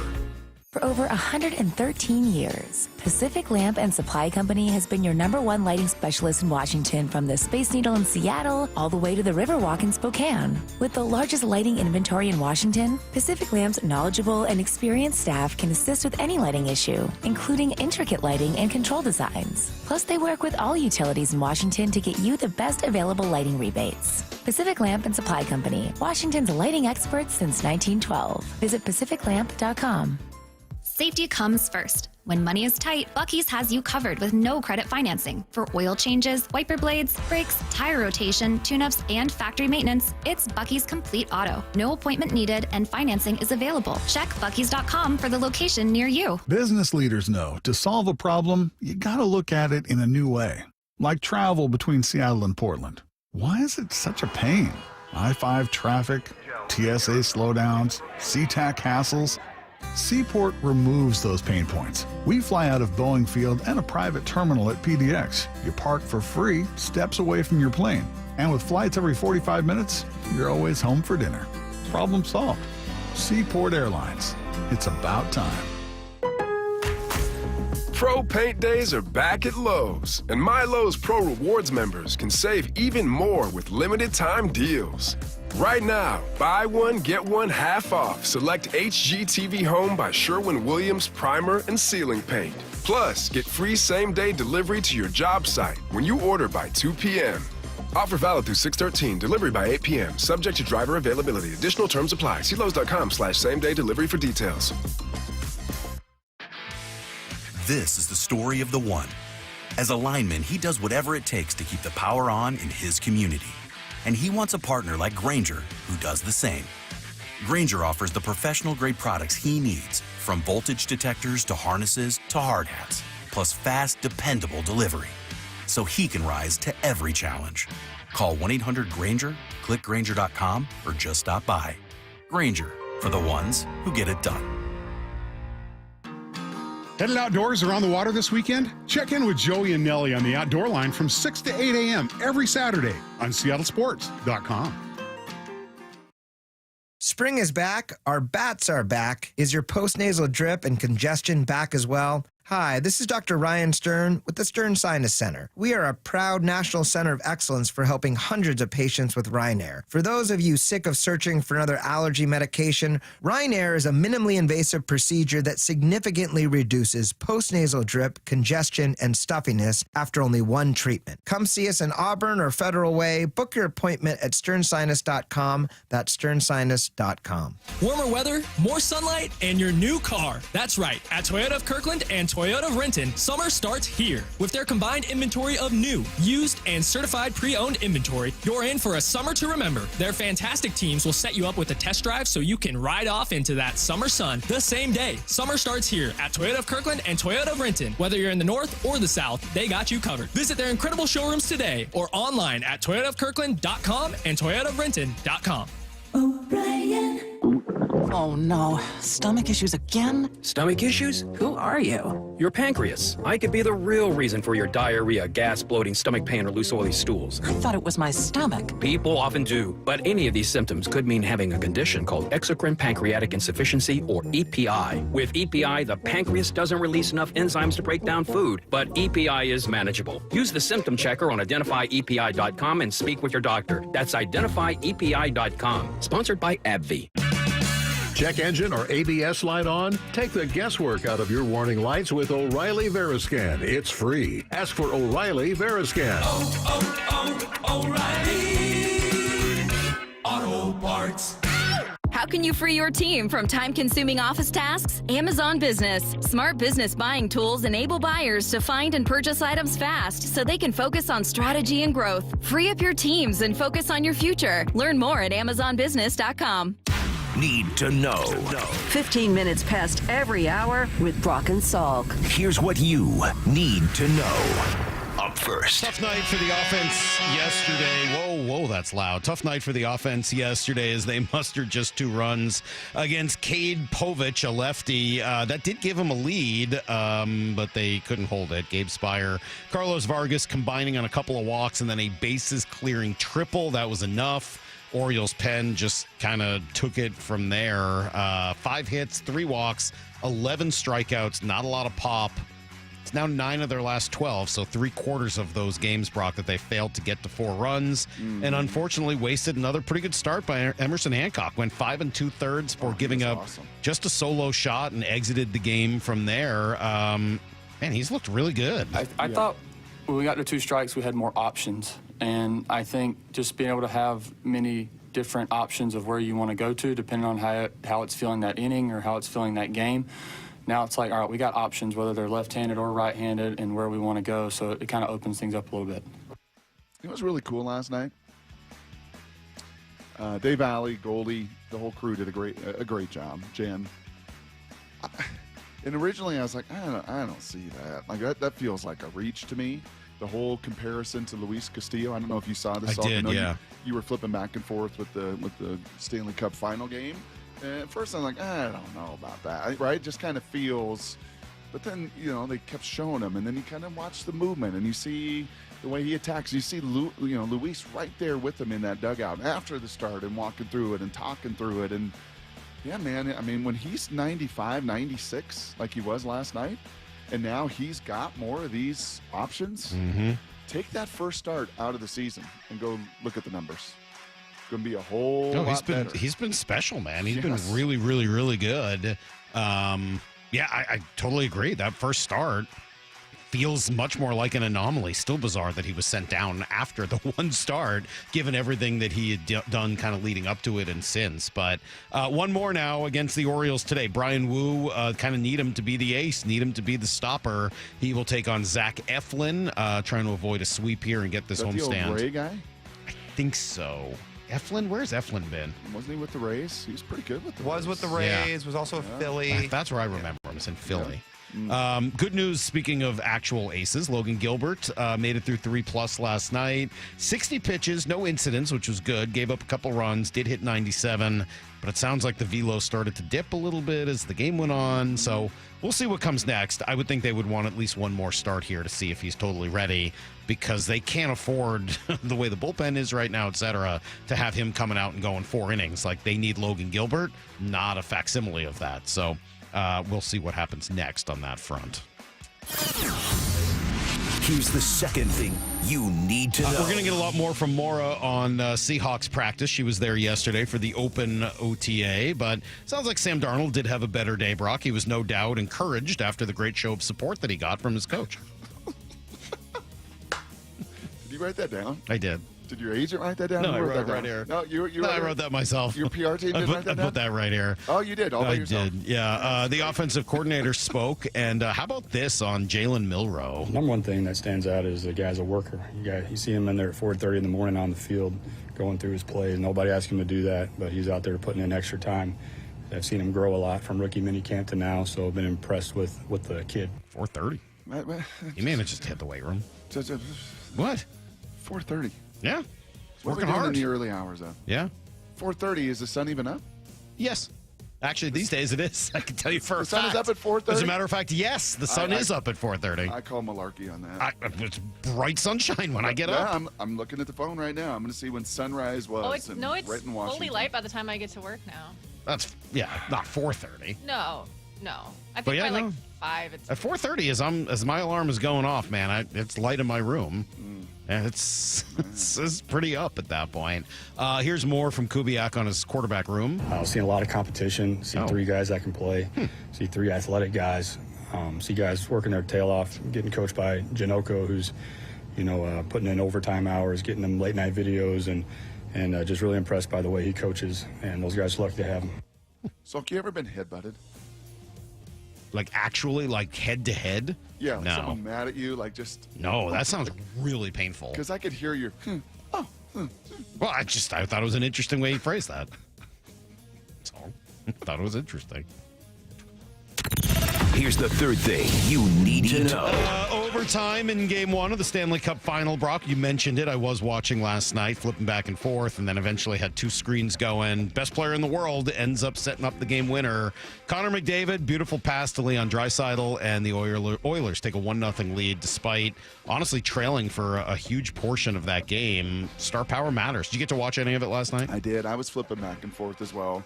As you said, no commercials in overtime. So it's cool. Just incredible. Isn't it? That TNT sound is really bad. Like there's called stadium effects, arena effects. They don't get the good skate sounds and all that. Yeah, just anything. Like it was flat. I was like, you got to be kidding me. This arena is. I can only imagine how explosive it is right now, and they didn't capture to me any of that. Yeah, I think that's true. Felt a little flat, and then McDavid is just. And you see it here with McKinnon and the Colorado mark. Like they're different. Yeah. Like they're like Just Messi. move differently. When the puck is on their stick or the ball is on their foot, you're like, how did they do that amongst all of these pros, the best in the world? How did they still look that much different than all the rest? All right, so with that in mind, arguably the greatest female hockey player of all time, maybe the greatest American player, period, is coming to Seattle. Hillary Knight is the first signing by the new PWHL team here that still doesn't have a name. If you don't know about Hillary Knight, 35 years old, which is why she was available, but co-leader in points last year in the league, 4-time medalist, all-time leader in world championship goals, assists, and points. Okay, we get it. She's Did you buy pretty your good. season tickets? No. Are they going to play at the Kraken Iceplex? No, what do you mean? They're playing at Climate Pledge Arena. Jeez. NBA Finals start tonight, Brock. Indiana playing somewhere. So I was just trying to get Kraken Iceplex. Yeah, I know you were. I get you. Indiana going to play for the finals against, I don't know, they're somewhere between Kansas and Texas. That's all I know. That's everything you need to know. They better not bring up the Sonics. Oof. They just better not ever They do, that. though. Talk about the NBA Finals history with the Bulls and the championship. No, they better not do that. I don't think they will.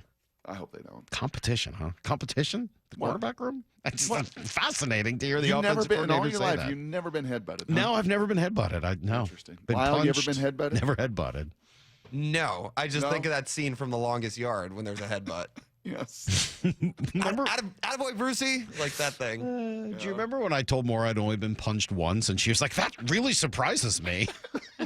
Thanks a lot, Maura. Appreciate that. Maura was out of practice yesterday. She's got some takeaways from what she saw.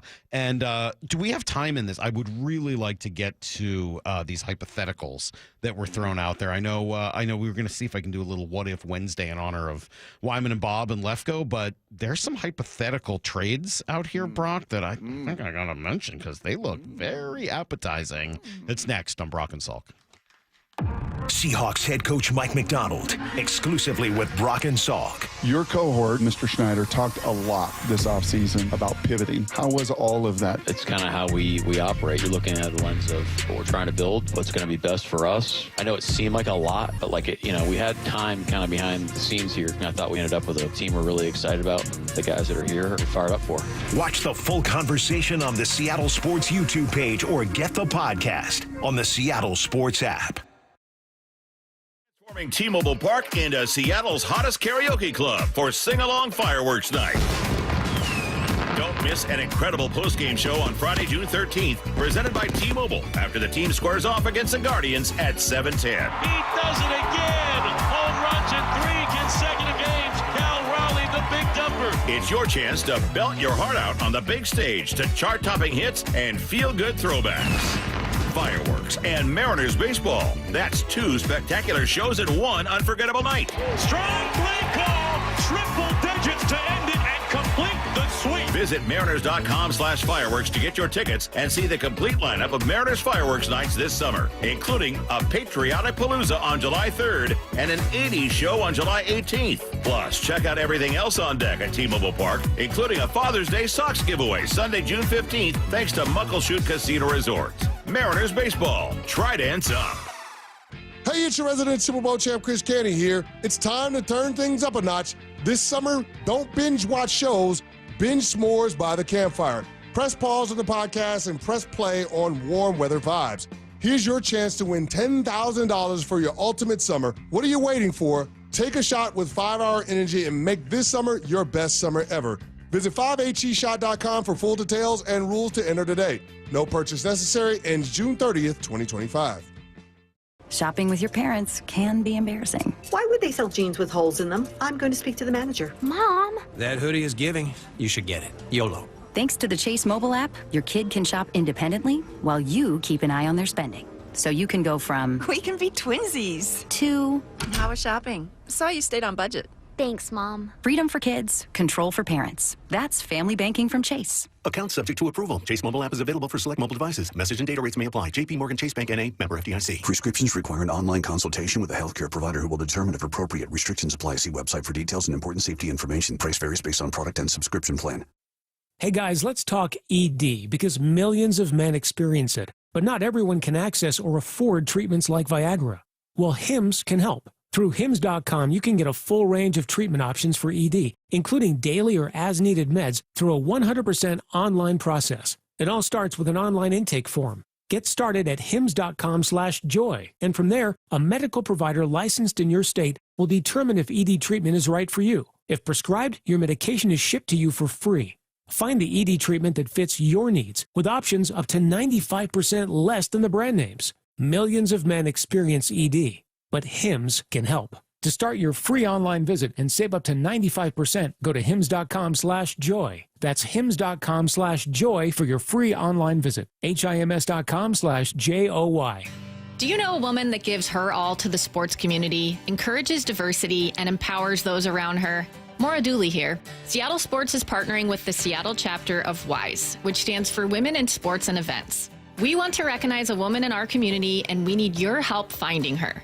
Nominations for the 4th Annual Women of Inspiration Award are open until July 11th. The winner will receive a donation to the cause of their choice. Nominate an inspiring woman at woiseattle.org. Get rid of stubborn fat and address areas of loose skin with ProSculpt, the simple one-day permanent fat reduction and skin tightening treatment. Book your free consultation at prosculpt.com. Need a new roof, a deck, siding, windows? Get up to $3,000 off any new installation. Hi, it's Justin Shirley, CEO of State Roofing and Exteriors. Home projects can add up fast, but we're here to help you save big. Book now and lock in up to $3,000 off in savings. That's $3,000 off any new installation. Call 866-ROOF-ROOF or visit stateroofing.com to schedule your free estimate today. State Roofing and Exteriors, held to a higher standard since 1968. I'm attorney Rob Iddens, proud Marine Corps veteran and owner of Warrior Injury Law. We help all types of injury victims, like Alex. At just 16, she suffered trauma after a broadside collision with a delivery truck. When I came in, they were so nice. They were just like, don't worry about anything. We'll take care of that. It's gonna be okay. Live your high school life. We got your back. And they did. I would recommend Rob because they have a passion for caring for people. If you've been injured, call us at 253-WARRIOR. Warrior Injury Law. Battle tested. Got neighbors? Big Trees can help. This is Nancy Penrose, owner of Big Trees in Snohomish. If you've been considering planting trees to add privacy, look no further than Big Trees. Privacy trees fill in empty spaces, help to define property lines, and add curb appeal. Learn more about Big Trees' big supply of privacy trees at bigtreesupply.com. Beauty, privacy, instantly. Big Trees. G. Scott here with former Seahawks Cliff Averill and Doug Baldwin. I heard you guys are having a celebrity pickleball tournament to raise money for Nourishing Champions. Why pickleball? Obviously, it's a growing sport, but also this model is that we will actually be playing with community. We are the most competitive people, so regardless of how sorry Doug might be, he will be out there competing like it's a Super Bowl. Sign up for the Celebrity Pickleball Tournament, open to all skill levels. For details, go to championsofchangefoundation.org/pickleball. From the Quantum Fiber Studio, you're listening to Brock and Salk. Weekdays 6 to 10 on Seattle Sports and 97.3 FM HD2. I got these 4 hypotheticals here. I'll get to those in a moment because I want to make sure we have some time for Maura, who took the time out of her day yesterday to go over and watch Seahawks practice and stand outside in the beautiful sunshine, and I'm sure see all the bald eagles flying around and doing their thing. The eventually got there. Okay. Oh, it took a little while. It was a little cloudy at first. Took a little while. What do you do, Maura? Do you use your phone notes? Do you type them into your phone? Do you speak into your phone? Do you have a little notepad like the old school journalists do? How do you keep track of all these takeaways and tidbits? Yeah, just phone notes. Just phone notes? Yeah. Just typing them in there? Any compliments on the hands? Anybody give you? Oh my gosh, no. Any fist pounds? No, nothing. Usually, what I get is people are like, "Oh, they're not that bad." No, you guys make it seem way worse than it is. Why are those guys so mean to you? All right, Maura, what did you see yesterday? Give us some takeaways, tidbits, observations. What'd you see over at camp? Sure. So yeah, first, I mean, obviously, Sam Darnold was. I felt like that was my assignment, was to figure out whether it was whether very everything was specifically as your bad assignment. as it was made out to be on Monday. And no, I thought he looked fine. I wouldn't say that, it was a wow practice or anything, but I don't know how much that could be the case in OTAs anyways. There were still some mistakes. He had a couple of picks. There was one red zone session where there was a few passes broken up. DeAnthony Bell he had one of the picks and he broke up one of the passes too. He was looking good. But yeah, I think overall he got better as practice went along. Had a really nice touchdown to Cooper Kupp towards the end there. And since I didn't have that comparison piece to Monday, I talked to Brian Nemhauser, Hawk Blogger, and he said that the biggest thing he saw was Darnold's feet weren't getting set on Monday, and he looked antsy, and he said that seemed a lot better. kind of just calm down, right? And he talked yesterday about Salk. This is still, even though he has that background, there is a lot of new, not to make excuses, but there is new elements to this system, and maybe things they took from the system last year that were good for different guys and the different pieces to this offense. And there's going to be a little bit of a learning curve, even with all the background and all the experience he brings. Good. Did you see them rotating the quarterbacks a little bit more frequently, or was it much more like, hey, here's the starter, et cetera? No, and I kind of asked Hawkfogger about that too, because he said he thought it was a little less even than you did on Monday, but no, it was definitely heavily Darnold getting most of the reps yesterday, followed by Locke, and then I thought Milroe didn't get many reps at all. Oh, interesting. Yeah, and when he did, it seemed like they were working on more like checkdowns and handoffs. He wasn't doing a lot of just deep ball throwing or anything like that. All right, so that was the quarterback. What and else? Drew Lock looked good again too. I will say he did look very decisive and accurate. Do you think there's anything Drew Lock could do? No, I'm just kidding. Go continue. I'm sorry. I did feel like it seemed like the majority of it seemed like Darnold was going to Marquez Valdez-Scantling more often than not. There was some to JSN. When Cooper Kupp caught that touchdown at the end, I was like, oh wow, that's really the first time that I noticed him today, which was kind of surprising to me, but I don't know if it's been like that every practice. It might just be a random. Well, Darnold was asked about him afterwards, trying to get on the same page with Cooper Kupp. By the way, I saw a beautiful touchdown pass that he caught on Monday, which was cool. Here was what Darnold said. Yeah, just talking, just the dialogue between me and him, getting to know him and, talking through the things, whenever he does have an option route or what have you. And really, Salk, that is like a pitcher catcher, and just the way that Cooper is wired. It's not every receiver. Bobby Ingram was this way with Hasselbeck, and I think these advanced veteran guys, and especially those that play in the space and in the slot, who got to see coverage, who got to feel coverage, and got to be on that same page with the quarterback. There is a lot of dialogue.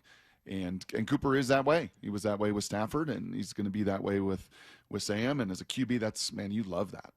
I want you and I to talk the same language all the time. And Kubiak also said that, same as with Milroe, that Cooper Kupp's work ethic has really stood out to him, and that he's teaching the younger players the tangibles and intangibles that he brings. Makes to the sense. game. Yeah, for sure. So big piece there. And it was interesting at one point when I was out there with Wyman and Bump, Mike McDonald stopped practices. I think it was during 11 on 11s with the twos when Drew Lock was out there. And he kind of got on the players. He was yelling a little bit. We heard him yelling, protect your teammates. If you want to be treated like a pro, you got to act like a pro. And I guess it was getting a little too physical in these no-contact drills. And I think they don't want anyone trying to show off too much and getting someone hurt. And obviously there's rules right now too. So so that's two good things, right? I mean, one, we talked a little bit on Tuesday after Monday's practice about McDonald showing just a little bit more. He was a little noisy. You felt his presence a little bit more than last year. So that's more evidence there, which is great. But the other part is good. I'm glad they were too physical and he had to back him off. Like, if that's what you want this team to be, and I know he does, and I certainly want it as well, like, great. Back them off. Like, I love that he's having to do that as opposed to the other way around. That's awesome. That is good. Yeah, Bump was like, man, the game has changed. That now when you're yelling, if you want to be treated like a pro, you got to act like a pro. It's because they're going too hard. But, like you said, yeah, you can't really be too mad that guys are putting forth that kind of effort, but there are rules in this stage of practices. And then there was a point, I saw Charbonnet and Damian Martinez did the majority of the rushing work. I'm not sure what's going on with Ken Walker, if they're just being cautious in these early practices or what. Ken Walker. Because he was there, he was doing drills and stuff, but he didn't seem to be really participating in the 7-on-7 or 11. I've kind of heard this from Brady. I kind of heard this from you, Salk. I've kind of heard this from Maura. Should my little antennas be up? Should my little? I'm gonna talk about that group and the running back group with number 6 things to watch today. We're almost to our top 5. But this one I may have to do a little digging as to what is going on here, right? Because to me, this is a legit competition. To me, there's a new sheriff in town. There's a new play caller in town. There's a new system in town.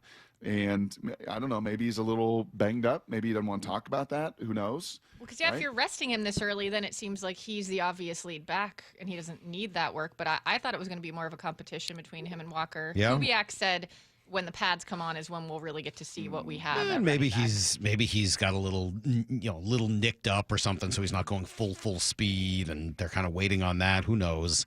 But yeah, I mean, I have heard that he's a good fit for this offense, right? More under center and more downhill, more one cut. That maybe that will be good for him. But yeah, I sort of agree. I just based on what we've seen over the last couple of years, I don't see any reason there shouldn't be an open competition for that job. And there was a point where Damian Martinez, the rookie, broke through the line, and obviously no one's trying to tackle him or anything. Mhm. But once he did, he kicked it into a second gear and showed a little burst to where I was like, wow, he looked fast. And I didn't know if maybe it was just me, and Wyman was like, no, I saw that too. So that's a good sign. Yeah. Do you see DeMarcus Lawrence? Because he wasn't there on Monday. Was he there yesterday? He was, and I think he had been there before, so I think it was maybe just a one-day thing. I was talking to Hawkbogger about him too, and we both were like, little smaller in person than I thought he was going to be. Oh, interesting. I think he's listed at like 6'3", 254. He just didn't look quite as, just not quite as big Imposing? as I thought. I don't know if he's lost weight or if it was just what he was. Sometimes they all wear different things. Sometimes it depends on that too. Sometimes when you wear I think he was in long pants and sleeves. He is wearing number 0, which is not a Sometimes when big. you wear That number doesn't 0. make you bigger. That's for sure. Yeah.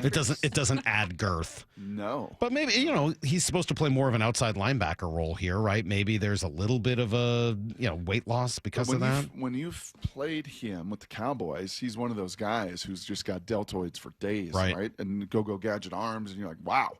That dude looks unbelievably imposing in a football uniform. But, yeah, maybe as he's gotten older, leaning down just a little bit. But number 0 doesn't help. I mean, it just doesn't. No. It flat out doesn't. Not if you're trying to go for size. I mean, that's more of a speed thing. Yeah. There was a play where him and Derek Hall were in there on one of the pass breakups over the middle. So Nice. Yeah. All right, so that's what Maura saw over at practice yesterday. I'm glad we end with DeMarcus Lawrence and his position because it's a perfect lead-in to this thing you sent me over yesterday, Maura. And this was, I think, from ESPN. 4 hypothetical trade offers for Trey Hendrickson. If you've listened to the show for a couple weeks, you know that I'm pretty intrigued. Now, none of them came from the Seahawks, but let me tell you what the offers were from Jeremy Fowler, Dan Graziano, Seth Walder, and Ben Solak. And tell me, if you were the Seahawks, would you try to, match and or beat any of these to try to get Trey Hendrickson? Because I think I would, all of them. Okay. I'll tease it ahead. Jeremy Fowler. For the Colts, they give up a 2026 second-round pick and a 2027 fifth-rounder. Yeah. You're telling me you wouldn't give up this year's second and next year's fifth? Of course you would. For one of the best defensive players in the game? Yes. Flat yes. You? You know why Brady Henderson didn't get involved in this, right? I mean, they have these 4 other. These are all peers of Brady's, all writers for the different. Well, they're national I'm guys. sure the reason Brady was like, yeah, I'm out. We're not doing this because this is just half of it, Salk. Like, this is great.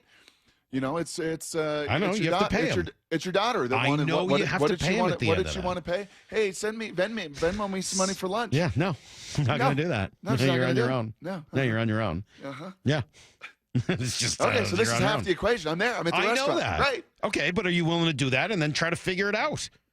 I am, the way I just did with what's his name, the defensive tackle, who Leonard Williams, who's now the best player on your defense. Okay, second and fifth. That's one scenario. Keep going. Dan Graziano, second-round pick.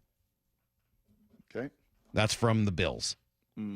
So by the way, it's a late second round. Yeah, it's a late second rounder. So the Colts probably have the edge in that one right now. Detroit Lions from Ben Solak, 26 second rounder, 27 fourth rounder, which could become a third with performance conditions.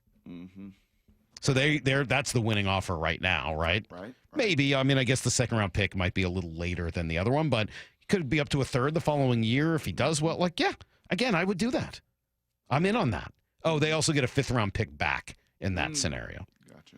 Yeah. And then the Washington Commanders. Oof, man. All right, so this one's maybe the most interesting from Seth Walder. Johnny Newton, a 26 third round pick and a 27 seventh rounder for Hendrickson. I don't know whether you have a Johnny Newton that you could give back, but maybe it's a Derek Hall, or I don't know. I mean, that's probably some of that conversation. Yep. I honestly thought, I think all this, all the draft capital, all of this, it's what complicates these decisions, because you look at that and you're like, what are we talking about here? Of course. Now, we don't factor in budgetary wise, the enormous value of these picks and the cost control for years and years and years and years of a second round pick and a fourth round pick and a third round pick, and especially if they hit, just the magnificent benefit from that. And then secondly, I know that, Brock. I know you do. And then secondly is just, okay, if you're willing to do that part of it, if you're willing to entertain it, are you then willing, because he's sitting out, he's going to sit out this season and threaten to do that if he doesn't get his nearly $30 million a year. Mm-hmm. And are you willing to pay that guy that to sacrifice, I don't know, a Charles Cross, an Abe Lucas, a Boye Mafe, a Ken Walker, if these guys, become... Yeah, you know why? Because I want to be elite. I want a great player on defense. And Brock, I think you ask a good question about paying them and the money that goes into it versus a draft pick. But you just saved a ton of money. You just didn't sign DK Metcalf and traded him away. You just chose not to give Geno Smith big money, and you're kind of in for a penny. We'll see what happens with Sam Darnold. Yeah, I'm willing to spend some of my money to try to make my defense elite. And maybe I made this confusing. I apologize. 253 texting in that says, Salk, I'm not going to send that much over for guys no one has ever heard of. Who's Fowler? Those were the reporters who were suggesting the offers. I am not trading for Dan Graziano. Nor should you. He's a terrible quarterback at Oregon. And so maybe that's on me. I'm taking some responsibility there. All of those were hypothetical trade offers for Trey Hendrickson, who is the runner-up last year for the Defensive Player of the Year. 17.5 sacks each of the last 2 seasons would come in, and I think would make you an elite defense. So. Sorry, not for Jeremy Fowler, not for Dan Graziano or Ben Solak or Seth Walder. Those guys are reporters. Solak, I'm not giving anything but a conditional pick for Solak. Now, the thing is, if you do trade for someone like Fowler, how much would you re-sign him for at the end of all that? And would you give back a Brady Henderson? Because I think you would obviously have to consider giving up on some of the youth of a Brady Henderson, but getting some of that experience with a Dan Graziano or a Jeremy Fowler. I mean, you throw Lyle in that deal? Talking about their looks again. Huh? I would throw Lyle. Yeah, absolutely. I mean, think about the upside potential for them, but what we'd be getting back in terms of not just experience, but also somebody who's quite physically awake. So there's a lot there. Let's do some Blue 88. This is Brock and Salk's Blue 88. Blue 88! Blue 88! We take you to the field as Brock Ewart breaks down 3 football questions as only he can. Now here's your hosts, Brock Ewart and Mike Salk. Question, by the way, how old is Trey Hendrickson? He will turn 31 at the end of this season. So he'll play this season mostly at age 30. It's worth it. It's worth it. Brock, question number 1, 2 biggest takeaways from Clint Kubiak yesterday, who spoke to the media after the practice. Yeah, you're going to fire off 2 cuts for me. You played one of them already. I didn't know that the sun was already up. I know the sun, we're getting near the longest day of the year. The sun doesn't go down until after 9 p.m., but the light is out early because it's been a beautiful start to the Indian summer. Here was Clint Kubiak. You've said that a bunch of times. I've got to stop you. Talking about Indian summer, Brock, is late. It's when it comes back in like October. Don't worry about it. I'm going to keep worrying about it because it's bothering me. That's not what that is. What about La Nina? La Nina may be right, but my understanding is an Indian summer is when it becomes summer again later after the fall has started. Right, I'm gonna lean into La Nina. Okay, let's do that. And Kubiak is leaning into the amazing One thing that stands out is the guy's a worker. You see him in there at 4:30 in the morning on the field going through his plays. Nobody asked him to do that, but he's out there putting in extra time. I've seen him grow a lot from rookie minicamp to now, so I've been impressed with the kid. 4:30. Lyle's like, how is that dude awake at 4:30 walking through plays by himself on the field? That is a little bit of that Texas high school football. That is a little bit of that Alabama football. There is a little something, Salk, when you cut your teeth in those two scenarios as a youngster, and then at Bama, you should have a strong work ethic. I was kind of curious to see this right guard situation. We've seen little Bradford. Yesterday was Christian Haynes out with the number ones. What is this situation going to look like? Kubiak asked about that battle. Kind of right guard, we're 5 practices in. It's wide open, brother. Oh, wide open, brother. He's also caught the John Schneider bug. Wow. Well, don't go there, brother. I think the Schneider McDonald peanut butter and jelly sandwich there is going to have a lot of effect on him, right? On everybody around there. So, the pads go on. Maura said it earlier. When the pads go on, things change, right? Watching even these high school kids, watching these freshmen, watching all of them. Yeah, when the pads go on, it becomes just a very, very, very different game. All right, question number 2. Very simple. What idiot summer? You're getting killed right now. La Nina? El Nino? Is it more El Nino? La Nina is a climate pattern that involves unusually cool ocean temperatures in the central and eastern tropical Pacific Ocean. Okay, what about El Nino? El Nino? No. I know there's something. There's something to it. Because my friends in Alaska right now 253. Brock asks questions like Gandalf. What do you mean? Do you wish me a good morning, or mean that it is a good morning whether I want it or not? Or that you feel good this morning, or that it is a morning to be good on? That's right. 100%. Maura, check out El Nino. There's something going on. It's hard to understand the seasons if you think the world is flat. Brock is not. He does not think that. That's not nice. How dare you people? It's characterized by unusually warm sea surface temperatures in the central and eastern equatorial Pacific Ocean. Great, and that's what's coming and pushing into what we're seeing right now. So it's El Nino. Brock, did you chat with Chris Peterson yesterday? What'd you get out of him? I did. Maura sent an awesome article from The Athletic, and they did a piece on Sean McVay, and Chris is not going to join us. I want to talk about it. It's kind of the antithesis of what he is doing, which is, and we know this, right? He's been a consultant for so many of these coaches, and it's a great piece. It's worth the read. Talking about, remember that point when McVay, after a really rock bottom season, thought about walking away. And I think my old workers there at Fox were going to pay him a lot of money to jump into that booth, and I think it would have been extraordinary because his brain is, it's a processor. It's Peyton Manning. He is a bright dude.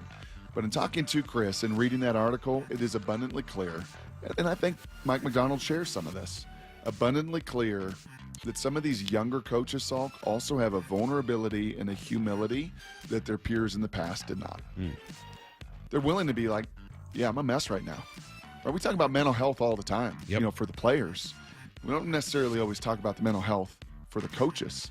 And, McVay just was at a point where he needed that help, and Chris Peterson had been there and done that before. And Chris Peterson ultimately walked away, and Sean McVay in his 30s was like, I'm not, quite ready to do that yet. But that vulnerability, humility, an awfully big part to coaching today. All right, question number 3. I played you the sound earlier of Sam Darnold talking about building rapport with Cooper Kupp and the rest of his wide receiving core. How quickly can that happen? How quickly should that happen? What are we looking at? Yeah, I think that can happen. I think between veteran guys, Salk, I think that can happen very quickly. My memory serves me correct. Bobby Ingram was like even a late in training camp cut by the Bears or a trade or some kind of move, and he came in and you could see it like immediately with Matt, like, oh, this is great. You are not English as a second language. You and I can speak freely, coherently, and with ease and get on the same page quickly. So, yeah, I think with both Jackson and Cooper and the high football IQ and the acumen they have on the field, I don't sense this being a problem. I mean, look at Sam Darnold last year when he went to Minnesota. Did it take him and Jordan Addison and Jefferson and those guys all that long to get on the same page? No, as he threw for like 4,000 yards and almost 40 touchdowns. So I think it is something that can assimilate quickly, especially with veteran guys. All right, there you go. That is today's Blue 88. Of course, we do that, every day at 7:45. 206 saying the confidence in Brock's voice when he has no idea what he's talking about with weather is outstanding. It does lead to a good question, Brock. How old are you? You know how old I am. How old are you? 49. You turned 49. Yeah. Isn't that the time where men really become like obsessed and knowledgeable about the weather? I'm actually pretty good with high pressure fronts, low pressure fronts. It was something. But I think that you've got to get you got to get the El Nino La Nina thing down. And an Indian summer doesn't start. You can't have it till after the summer. I mean, it's a September to October thing, maybe even November. Great golf course in Olympia. I've heard that actually. Great little course down there. Yeah, I feel like you were of an age, Brock, where you should. Right. I mean, you're into the meat. You got yourself half a pig, half a cow. You're smoking the meat. You're grilling stuff. You've got you've made that transformation to middle age in a lot of ways. Right. I'm surprised that the weather knowledge hasn't just kind of You should talk maybe to even Drew through Lock. osmosis come with you. The Seahawks did a social media video the other day where they asked the guys which apps they use the most. Oh, yeah? There's a lot of like, Jared Greed even said Bumble. He was like, ladies, find me on there. They said Twitter. There was a lot Instagram, all that stuff. And then Drew Lock was like, radar. I'm going to check the weather before my flights. I don't want to hear from those guys. None of those guys could correctly identify a line from Biggie's Juicy. That was terrible. They didn't know what magazine he used to read. So Ernest sad. Jones finally got it, but it took a long time. It took him like 15 minutes. They started out with just Devin Witherspoon, and then another guy would come, and then another guy would come, and none of them knew. Brock, you know, right? You know what And magazine? another one. You know And what? another You know one. what magazine And he used to another one. read? Word Up magazine. All right, coming up next, you guys have been Word leaving Up. us messages as you do Word every Up. week for Here's the Thing. We'll see who's under attack next on Brock and Salk. Wyman and Bob, afternoons 2 to 7. In Cal, you're seeing a superstar start to develop. He's starting to get that national recognition. It's always been, when you talk about the Mariners, you'd sort of talk about the rotation as a whole. Sure. Talking about an individual, it's been Julio. And it feels like Cal is starting to move into that spot. Now, here's the thing. Neither, by baseball standards, are being paid as a superstar. Dave Wyman and Bob Stelton, afternoons 2 to 7 on Seattle Sports, the app, YouTube, and your smart speaker. PCF Group, or People Come First Construction Group, and that's exactly what they did when we made the call a couple years ago. We wanted to redo our outdoor space, wanted to add a deck, an outdoor living, a television, and a kitchen. And PCF Group, wow, they more than delivered. And if you're interested in building a stunning outdoor area like we did, I cannot recommend them enough. Reach out before the good weather arrives, and their schedule, well, it's going to fill up. So whether you're looking for a complete outdoor living space or a very specific project like an underdeck ceiling, deck, patio cover, railings, PCF has you covered. Design now and pay later. In fact, get 12 months, no interest and no payments, and up to $6,000 off and a $1,000 Amazon gift card. Request a complimentary design and estimate consultation at 425-629-8476 or project ideas. Explore photos at pcfgroup.com. That's 425-629-8476.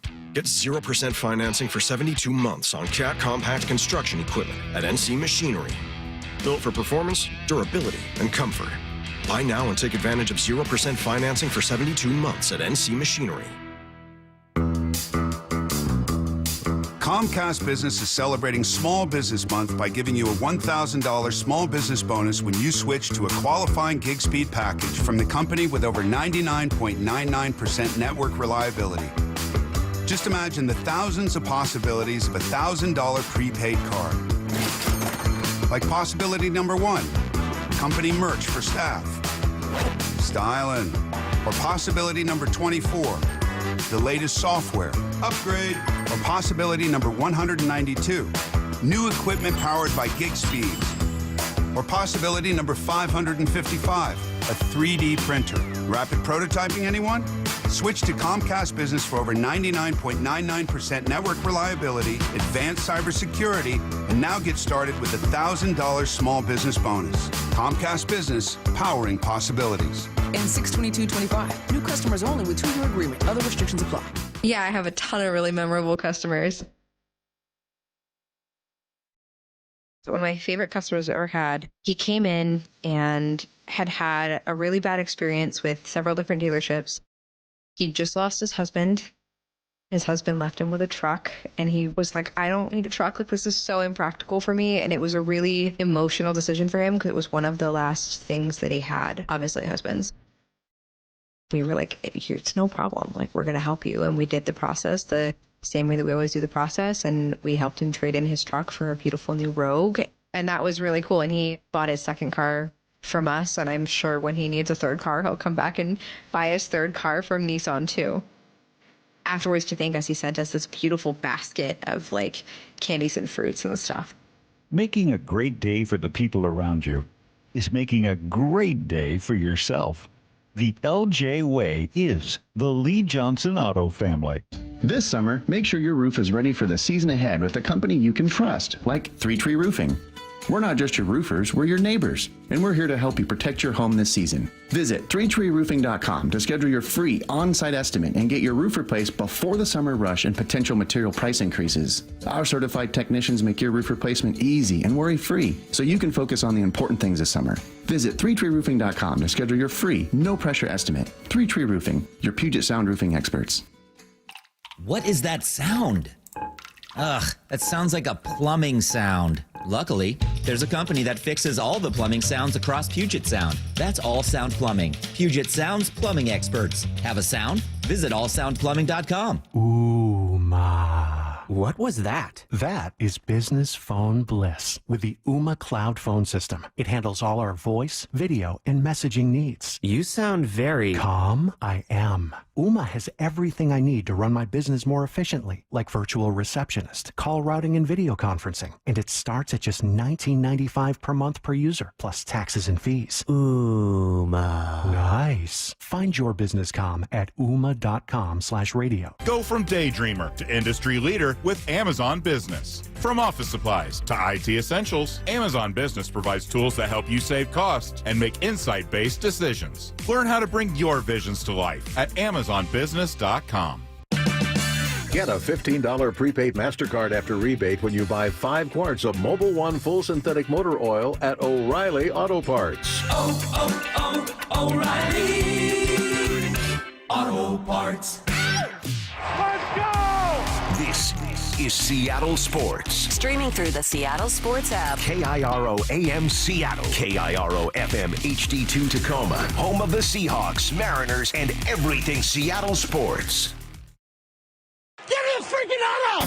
From the Quantum Fiber Studio, this is Brock and Salk on Seattle Sports. I don't read the internet, guys. Take the bull by the hands. And Brooke, you are.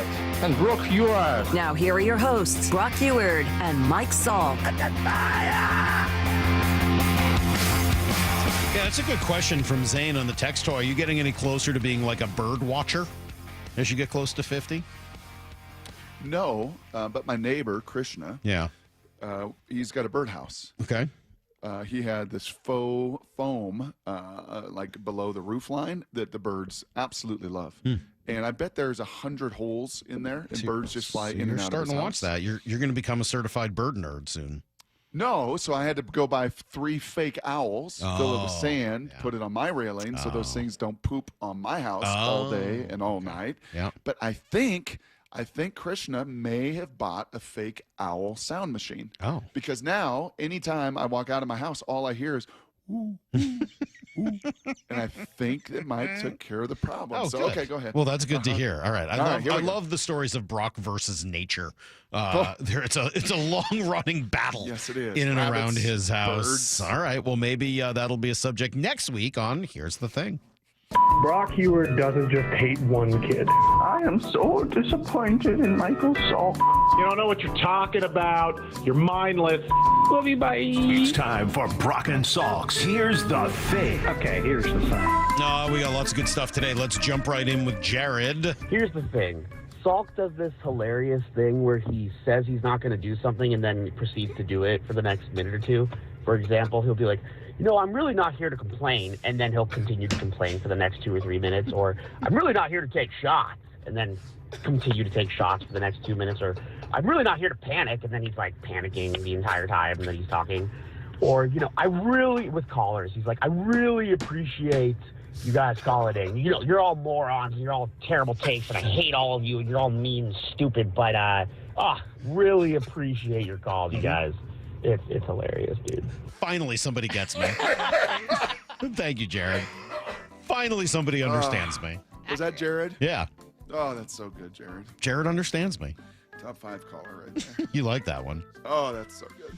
Remember that guy who used to call Jared from Puyallup all the time? He'd be like, hey, Yes. how you doing? How you doing, man? How you doing? That was years ago. Rick's assigning you some homework, Brock. Brock needs to watch the new Cheech and Chong documentary and give us his notes on it. Oh, wow. The what? New sorry. Cheech and Chong documentary. And take some notes on it? Yeah, pass on the notes, yeah. Would you watch the Cheech and Chong? I did. Cheech You know and what? Chong When doc? I am on the road and I travel, Yeah. there's times I'll watch Bill Maher because it's on late, usually when I'm traveling, and he had Cheech and Chong on. They were pretty old. Oh, yeah. Back in the day, I mean, when they were doing Cheech and Chong, they were hysterical. That Santa Claus bit with Mrs. Claus, one of my favorite bits ever. I love it. It's so funny. Did you... Well, we don't have time for that story right now. Let me see. Let me go to Connor from Kent. Connor from Kent. Yes. Here's the thing. Thanks. What are the Mariners doing? Having a celebration to retire Randy Johnson's number when they've already retired the number? What are we doing retiring another franchise's Hall of Fame player when we've already retired his number from a Hall of Fame and a franchise Mariner player? What are they thinking? What's the thought process? Help me out. Okay. Well, they become, what did we learn? One of 8 teams to do this? And including guys like Greg Maddux, who really, I mean, when you think of Greg Maddux, he's a Brave, but the Cubs retired his number. Yeah. I don't think it's that weird, honestly. No. I got to disagree with that one. Plenty of challenges with acquisitions and offensive acquisitions. This is not a challenge one. This was the right one. Absolutely. I don't have any issue with it. As long as Randy was comfortable and they built a bridge, and it sounds like they had, there were whatever fences needed to be mended, seems like that's occurred. Yeah, I think that one's off. I'm sorry, Connor. I can't agree with that one. But I really appreciate you leaving us a message. You can do so by downloading the Seattle Sports app and leaving messages there. Are you like that at home too? Heather, I'm really not going to complain. And then you complain about the eggplant, rice, tomato dish. I didn't complain about that. I just said I don't want to eat it, and she made something else. Oh, by the way, Molly finally made the decision on her dress. Oh. It has been quite a process. I bet that has been a whole quite thing. A process. How does it look? Amazing. Should I say anything when I see her at the wedding? You should. About the And, dress? I mean, amazing. What a dress. Yes. Now please do it. Molly, you chose the perfect dress. So she did, and then she's like, wait. I got one more. This is like at 11 at night last Buyer's night. remorse? I'm like, I'm done. She's like, no. And Haley's like, come on, Dad, just one more. So I brush my teeth. I come back in the closet, and the other one looked like Grandma Heward's couch material. I'm like, out. That looks like my late grandmother's couch. Wow. No, nay, never. And did they agree? And then closed the door, and that was it. Yeah. So, like, you've made a decision. I think Stick she with it. appreciated that strong opinion. Did she? And I tip my cap to you. So that Salk has helped me she, over the though? years have strong takes. Yeah, I'm sure she loved it. Don't even try that one on. That looks like a couch. It's terrible. Here's It's a Brent. terrible fabric. Here's the thing. We're back to the Maury Povich show with the results of Salk's polygraph test. Jeez. Salk, we asked if you believe that you're smarter than everyone else. You said no, and that was a lie. We asked if you've ever bought 3 packages of Oreos and ate them all in one sitting. You said no, and that was a lie. We asked if you've ever screamed in a baby's face just to make it cry. You said yes, and that was the truth. Yeah. We asked if you have taken a poopy at work in the last month and intentionally not flushed. You said no, and that was a lie. That's not me. Finally, we asked if you were jealous of Brock's height, body, looks, wealth, and strong Christian faith. You said en massive, and that was a lie. 4 out of 5. You got 4 out of 5 on the last one. Definitely jealous of the height, the cash. This is making Brock choke to death. Yeah, you all right over there? These are good today. These are really good. Let's see what we haven't even gotten to Danny. See what Danny's got. This week on the Brock and Salk Show was an awkward combination of drunk pervy uncle and Debbie Downer energy that would make even Brad blush.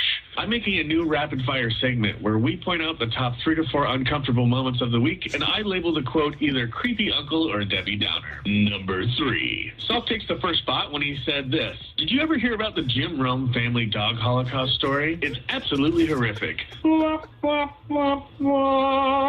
Salk, I didn't hear about that story, and I never want to, so never bring it up again. Number 2. Salk takes the second spot again, but this time as a drunk uncle when he said, no, the camera's not pointed at my crotch. I don't think anyone would want to take a look at my crotch. Let's make a pact here. Let's never say crotch on air again, especially you, Brock.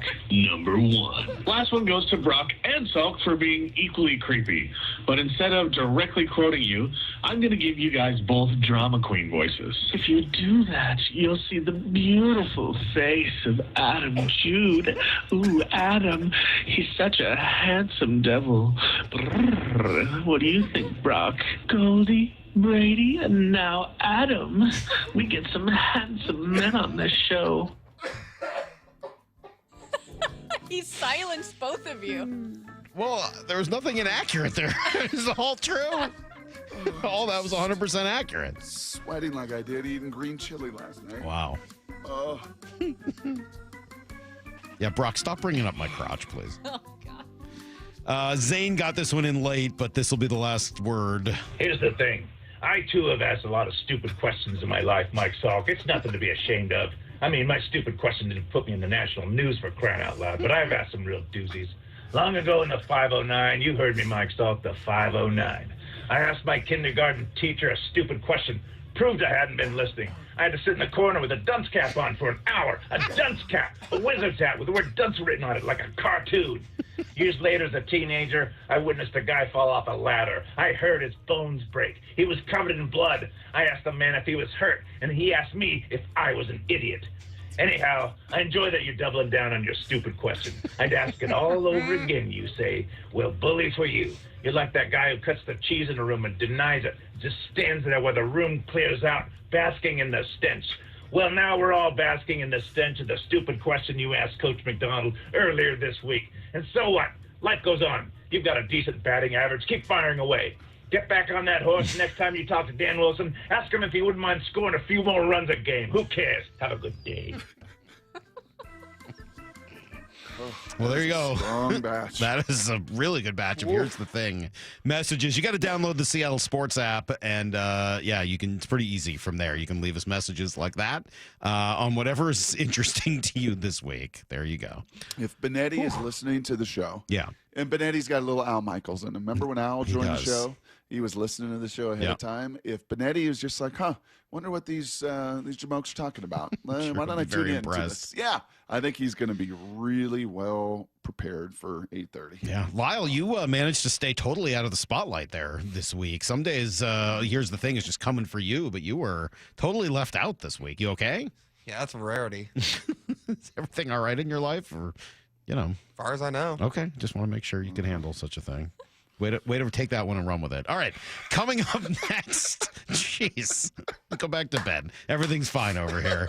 Jason Benetti in 20 minutes after everything you need to know next. Seahawks head coach Mike Macdonald, exclusively with Brock and Salk. Your cohort, Mr. Schneider, talked a lot this offseason about pivoting. How was all of that? It's kind of how we operate. You're looking at the lens of what we're trying to build, what's going to be best for us. I know it seemed like a lot, but we had time kind of behind the scenes here. And I thought we ended up with a team we're really excited about. The guys that are here are fired up for. Watch the full conversation on the Seattle Sports YouTube page or get the podcast on the Seattle Sports app.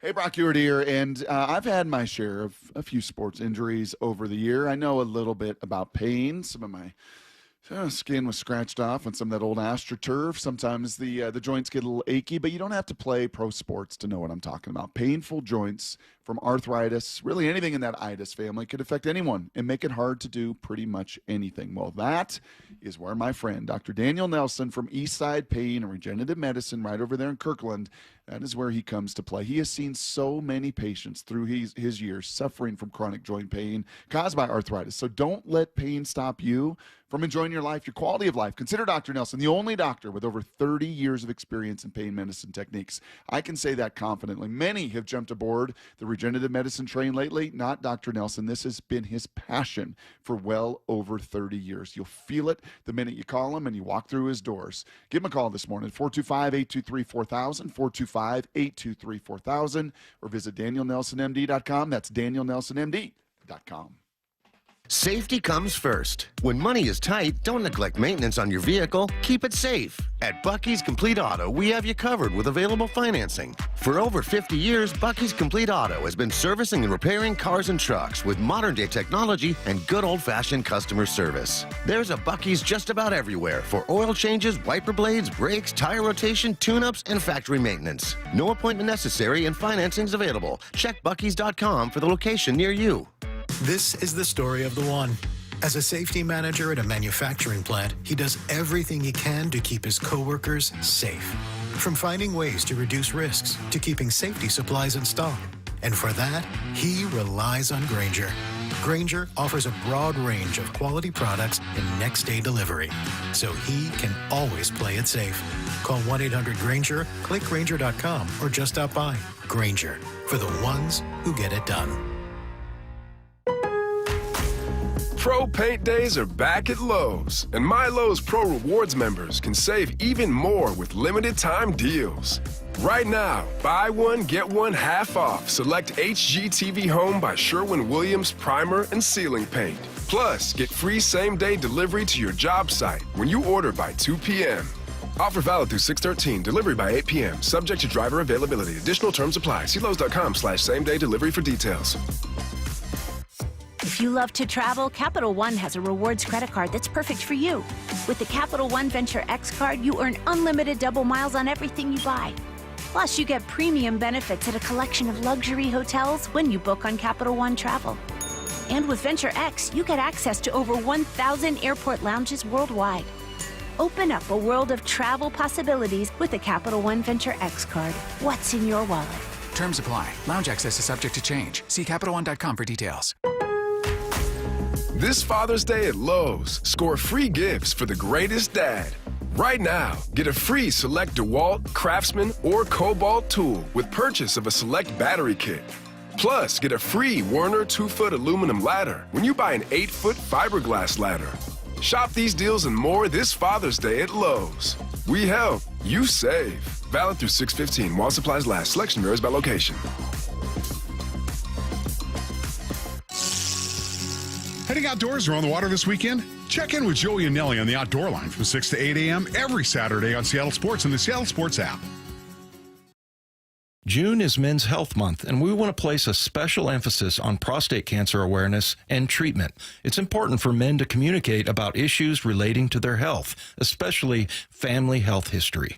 Prostate cancer has been in the news, and right now I'm joined by Dr. Landis from the Swedish Cancer Institute. Dr. Landis, how common is prostate cancer? Prostate cancer is very common. About 1 in 8 men will develop prostate cancer here in the U.S. That ends up being about 300,000 cases per year. How can men test for prostate cancer? Well, first thing, patients should ask to have PSA screening from their primary care doc. Anyone 50 or over, and if you have a family history starting at 45 is pretty typical. If diagnosed, why should patients seek out Swedish CyberKnife for treatment? What we hear from patients all the time is that treatment really was amazing. They didn't have to take time off of work. The side effects are really minimal, and there was minimal interruption in their lives. Treat prostate cancer with Swedish CyberKnife. Go to swedish.org/CyberKnifeProstate. This is Matt Coker from West Coast Men's Health. Has Viagra stopped working for you? Do you hate the side effects? If you've taken Viagra for any length of time, you already know that pills are not the solution to ED. Here at West Coast Men's Health, we have a better approach to ED. Acoustic wave therapy creates blood flow circulation by safely removing the plaque in your arteries and restoring function naturally. No pills, no shots, no surgery. We can also treat Peyronie's disease.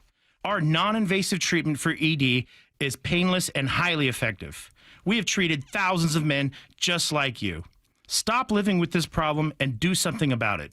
Do yourself a favor, do your partner a favor, and call us today. Call 206-519-6541. That's 206-519-6541. 206-519-6541. Online at westcoastmenshealth.com. HSA cards welcome and financing available. need to know. 15 minutes past every hour with Brock and Salk. Here's what you need to know. Up first. Yeah, it was not a good night last night for the Mariners, unfortunately. The Bats kind of continuing to, I would say, crash back down to earth, but I feel like that's kind of happened. Now they're just trotting along and not doing a whole lot on a nightly basis. They scored just 2 more runs. That's 9 of their last 12 in which they haven't gotten to 4. That is not a recipe for a lot of success. Dan Wilson on their offense. Yeah, I think, it's been a time where we're getting some traffic and we're doing some things, but just not, able to kind of bust out. And tonight another close game. A lot of close, grind them out at bats but facing some tough pitching along the way, but at the same time, we just haven't been able to bust it open. Do you think there will be a time where we hear Dan come out after a game and say, "Yeah, it was terrible. It wasn't a good night. We're not doing the right thing." Like, will we ever hear any of that? Or do you think it is that old adage that you criticize privately, right, and you praise publicly? Mm-hmm. That's what I would be more curious, because I don't think that he's going to change in that nature. I don't think you're going to see Lou Piniella when the kind of program pillar is built on grace. I think public facing, you're going to do that. I would think privately, you start looking at these numbers. Luke Arkins messaged me earlier in the show, Salk, when we were talking about this offense, and Cal and JP and even Julio added to the mix. Those 3 guys, since May 1st, nearly a 900 OPS. They've been awesome. All 3 of them contributing. Obviously, Julio in some moments, especially with runners in scoring positions, got to grow and develop. But everybody else, take those 3 away. Everybody else since May 1st has a 559 OPS. Yeah, that's not going to get it done. 25% strikeout, no pop. Yeah, it's tough. It's not been a good run here for 6 weeks. No, and unfortunately, again last night, it wastes a pretty good outing from Emerson Hancock, who pitched 5 2/3, did give up just a solo shot, and it came on his last pitch of the night. Set from the chest. Here comes the 1-1. Swung on, crushed right field. This is hammered. Dylan back. He's looking up, and it is gone. Yeah, that was Adley Rutschman, who seems to have woken up this week as well. But they got one more. They got one more shot against the Orioles today. Emerson was... He's really good. Lyle, you've loved him. You've loved his family. His mom and dad, his sisters. You had them all. You and TJ had him over for barbecue. Is that as good as you've seen Emerson last night? Like ever? The stuff was playing up, that's for sure. I don't know. I mean, he's had some other starts this year where he's also been really good. It's kind of all blended together. I just think this last month of Emerson Hancock's as good as we've seen him. His last 4 starts, his ERA is like under 2.5. That's pretty good. He's been really good. And he's done it against some pretty good lineups as well. It's not like it's all, against kind of joke lineups. Like, I give the guy a lot of credit. One more against the Orioles today, as I said. Brian Wu going to try to salvage one here against Zach Eflin. Try to get this homestand to a much more respectable 4-5. First pitch at 12:40. And good news on the Logan Gilbert front. Went through 3+ innings yesterday at Tacoma. 60 pitches, no incidents. Did give up a couple of runs. Velocity dipped a little bit late, so we'll see what happens next. Here's the second thing you need to know. All right, so another practice yesterday for the Seahawks. Afterwards, a couple guys spoke. Did you hear any of Abe Lucas, Brock? It's pretty good. Asked about I love this, asked about the offensive identity. How has it changed? Here's what he said. I mean, we're just more so, when you get a new staff in, everybody wants to run the ball, but when it kind of, you come in and it's kind of a non-negotiable, we're running the ball. We put a fullback in the backfield. We're changing it up. We're doing things differently. It's like an old school mentality with a new school principle sort of thing. So, yeah, definitely just looking forward to getting after that. God, I love that. If you're going to run the ball and say it's non-negotiable. Don't just make a little overture about it and then walk away. Yeah, basically Abe was speaking your language. He was. Giving you a Vegemite sandwich. Yes, he was. He went beyond that. Here's a little more. I would just say, or I guess I'll put it like this, we're trying to be elite at very few things, but those few things are, what the offense is going to be based around, and that's the run game. We're going to be elite at the run game. That's the philosophy with it. So, it's not some, hodgepodge of just a bunch of different stuff we're just throwing in, you know what I mean? We're going to be elite at the basics and make sure that they work so we can do it against anybody. Heather have a recipe box? No. No? No, because this isn't 1957. Move along. No, move along. Okay. Here's the third thing you need to know. Recipe box? Yeah, I come home, dinner's on the table every day. Take off my tie, she pours me a cocktail, and gotta go from there. Listen, you jackal. She's been slaving away over a hot stove all afternoon. You come home at 11 a.m. and she pours you a cocktail Damn before right. your nap. Makes me a martini before my nap. Here's your slippers I warmed up in your pajamas. Yeah, because she's not busy working all day, so I didn't say she's cooking. I said, like, Haley's got a bridal shower this weekend. I don't know. Maybe it was 1999, and Molly got a really cool gift of everyone's favorite recipe, and you put it in a box. And you know what? We pulled it out the other day for the Kahlua cake. That was unbelievably good. Goodness gracious, you're difficult sometimes. Maura, is that offensive? Was that incorrect? I didn't mean it that way. Well, sort of, I did. You just asked about a recipe book? That's everything you need to know. Quarter past every recipe hour. box. But you could have said, do you guys have a recipe? Does your family have one? Yeah. Get with the times. It's not that bad. It's not the 50s. Jeez, man. But I know Brock does a lot of the cooking for his family, too. Yes. He talks about it a lot. Love it. Does he? You want to just talk to Benetti? In that 'Cause I gotta go to one, the back- I gotta go to the one bathroom. way, you are starting to show your age in that one way. I will say you are not. You look great. You're not into the weather yet in such a significant way that you understand what an Indian summer is or the difference between El Nino or La Nina. So in those ways, Brock, you're really maintaining your youth. You struggle a little bit with NBA Centel and some of the, fact or fiction stuff, but you're doing really well and you're keeping up the good fight. Yeah. Okay, Jayson Benetti next. We love you. You want me to just be done? You don't want me to continue to talk about how you... Okay, we'll just end this now. Okay, all right. here we go. We'll come back here with You and Jayson Benetti can Benetti, have some Brock's fun buddy, with it. next Yep. on Brock and Salk.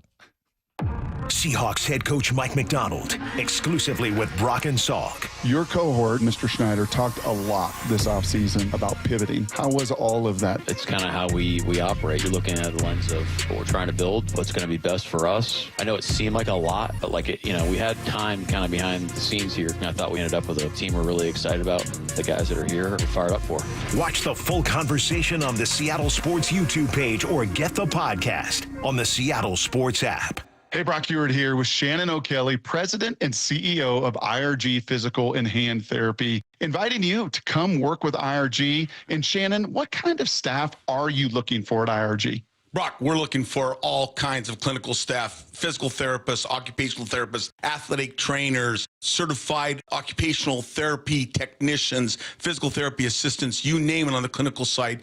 We are looking for those folks. But we are really looking for folks that want to come to an organization that want to be part of our culture and change the culture and work with us to provide the best care and service we can to our patients, our team, and our community. So those clinical people out there, we're looking for you. We also provide advanced certification. We want to provide you mentorship. We want you to grow personally and professionally here at IRG. And with over 40 clinics throughout the Pacific Northwest, you've got the opportunity to work in the city you want. Just head over to irgpt.com/careers. That's irgpt.com/careers. Synthetic Turf Northwest is now open in Fife, the South Sound headquarters for premium synthetic turf. They help homeowners with a turnkey solution, DIYers, and contractors and landscapers needing quality products.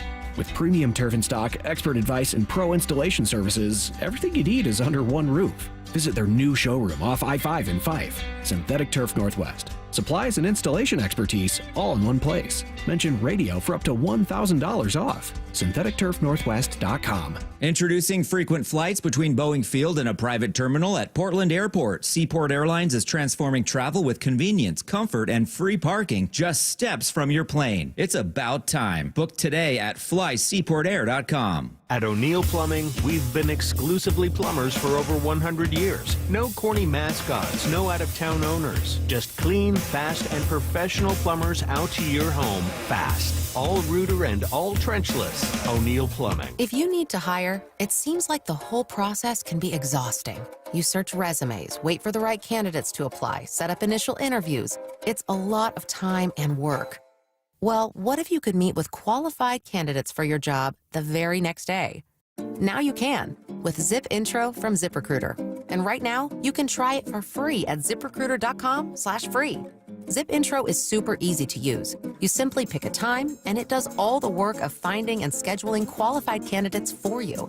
Then you can choose who you want to talk to and meet with great people on back-to-back video calls as soon as the next day. Best of all, you save time and energy. Try Zip Intro for free right now at this exclusive web address, ziprecruiter.com/free. Zip Intro. Post jobs today. Talk to qualified candidates tomorrow. Once again, go to ziprecruiter.com/free to try it for free. That's ziprecruiter.com/free. Do you know a woman that gives her all to the sports community, encourages diversity, and empowers those around her? Shannon Dreyer here. Seattle Sports is partnering with the Seattle chapter of WISE, which stands for Women in Sports and Events. We want to recognize a woman in our community, and we need your help in finding her. Nominations for the 4th Annual Women of Inspiration Award are open until July 11th. The winner will receive a donation to the cause of their choice. Nominate an inspiring woman at woiseattle.org. The home of the Mariners. One hopper snared at short. On a quick hop by J.P. Crawford. That guy's a magician over there at shortstop. Seattle Sports. Download the Seattle Sports app. If you want that summer body you've always dreamed of, then this message is for you, ladies, and you men, too. Get rid of extra stubborn fat and address areas of loose skin around the waistline, chin, and under the upper arms with ProSculpt, the new one-day instant permanent fat removal and skin tightening treatment. Maybe you've tried the lasers, fat-freezing methods, even those new pills, but without the desired results. ProSculpt is different. It's minimally invasive, performed while fully awake, gentle, yet powerful. Designed to target the waistline, chin, neck, arms, and thighs, ProSculpt uses FDA-cleared plasma technology to deliver immediate, permanent fat-reducing and skin-tightening results, all in just one visit. If you want that summer body this summer, then you must act now. Go to ProSculpt.com today to schedule your free consultation.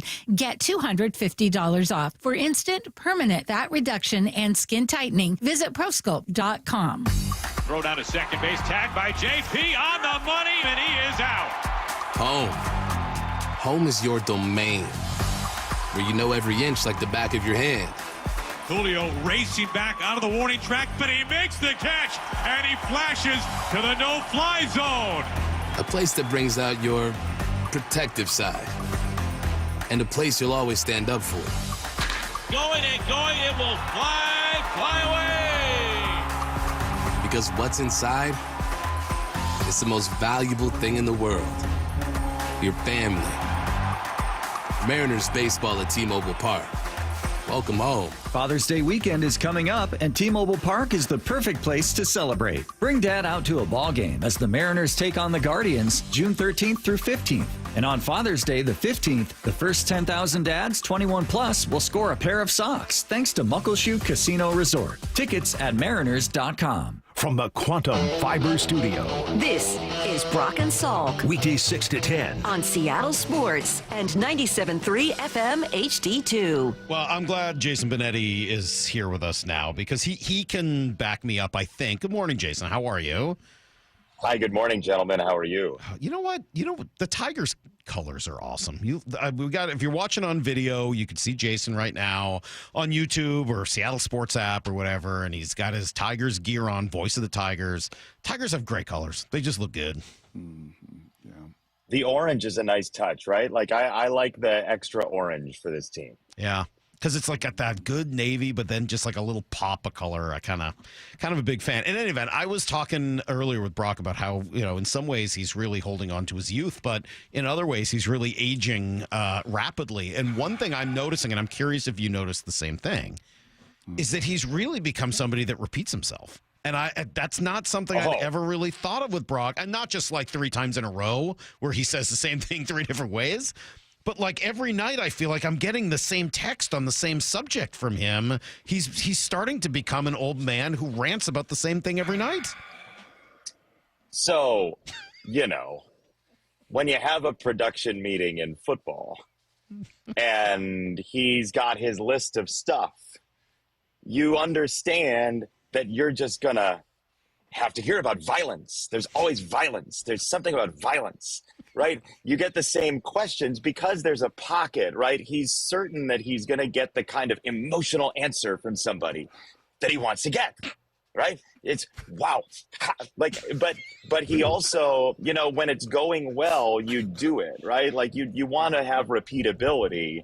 And so, yes, absolutely, that's true. But I also think, I think he knows that, certain impressions are really good, right? I think he knows that certain phrases work for him. So I think it's much more like he's just trying to hit the audience where he knows it sticks, but also he might be senile. I don't know.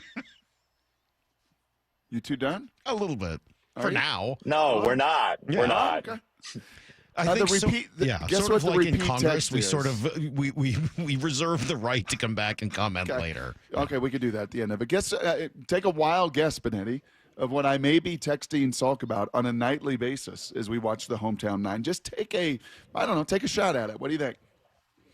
If it's anything like I was texting you on Saturday, it's how good Cal Raleigh is. That's part of it. Also, the swing and miss, probably. Got to stop swinging and missing as a team. Yeah. All right. Well, is that part of it? Well, that's part of it. I mean, Yeah, as I said, he's it's getting old. So, like a lot of old people that watch cable news all day, he's mad more than he's happy. So, I would say fewer. He just talks about prune juice, he's just mad. Molly drank the prune juice again. I mean, that's not entirely inaccurate either. But let's start with Cal. Before we get to the swing and miss and some of the offensive problems, you came in for how long were you here? Even 24 hours, 36 hours, whatever it was, to do the game and kind of be around the team. What was your takeaway just when it comes to Cal? I just don't know where to pitch him, man. I don't know where to pitch him. I don't know how to pitch him. I don't know where to pitch him. And you heard Waino talk about it. And I love Adam Wainwright. His prep, if you saw his book, his prep is basically prepping like he's going to pitch to these guys, right? So it's heat maps, it's strategy. He looks at each 9 and preps like he's going to pitch to them. And, he's talking about you can't show him anything east to west because he's going to see it very well. I don't know what you do with him. Watching heat maps is one thing, and then you watch him in person. That home run he hit on Saturday, and yes, it's self-selection because that's the game I did, but I've watched off and on. If he's going to hit a ball that's eye high for a home run, I don't know where you're going to pitch him. You look at the map of his home runs this year, a bunch of them are middle, and I guess he hasn't done massive home run damage low, but everything else is a possible homer. Everything else is a possible shattered window. So to me, he's one of the best players in the game right now. Mm-hmm. The Tigers saw the Mariners earlier this year, right? Didn't you take 2 or 3 from the Mariners earlier this year? 2 of 3. Yep. You saw them early in the year in some of those early struggles, and then you saw them over the weekend where they ended up finding a way to win that series. Anything in your purview change from when you saw them in the first month of the season to the end of May?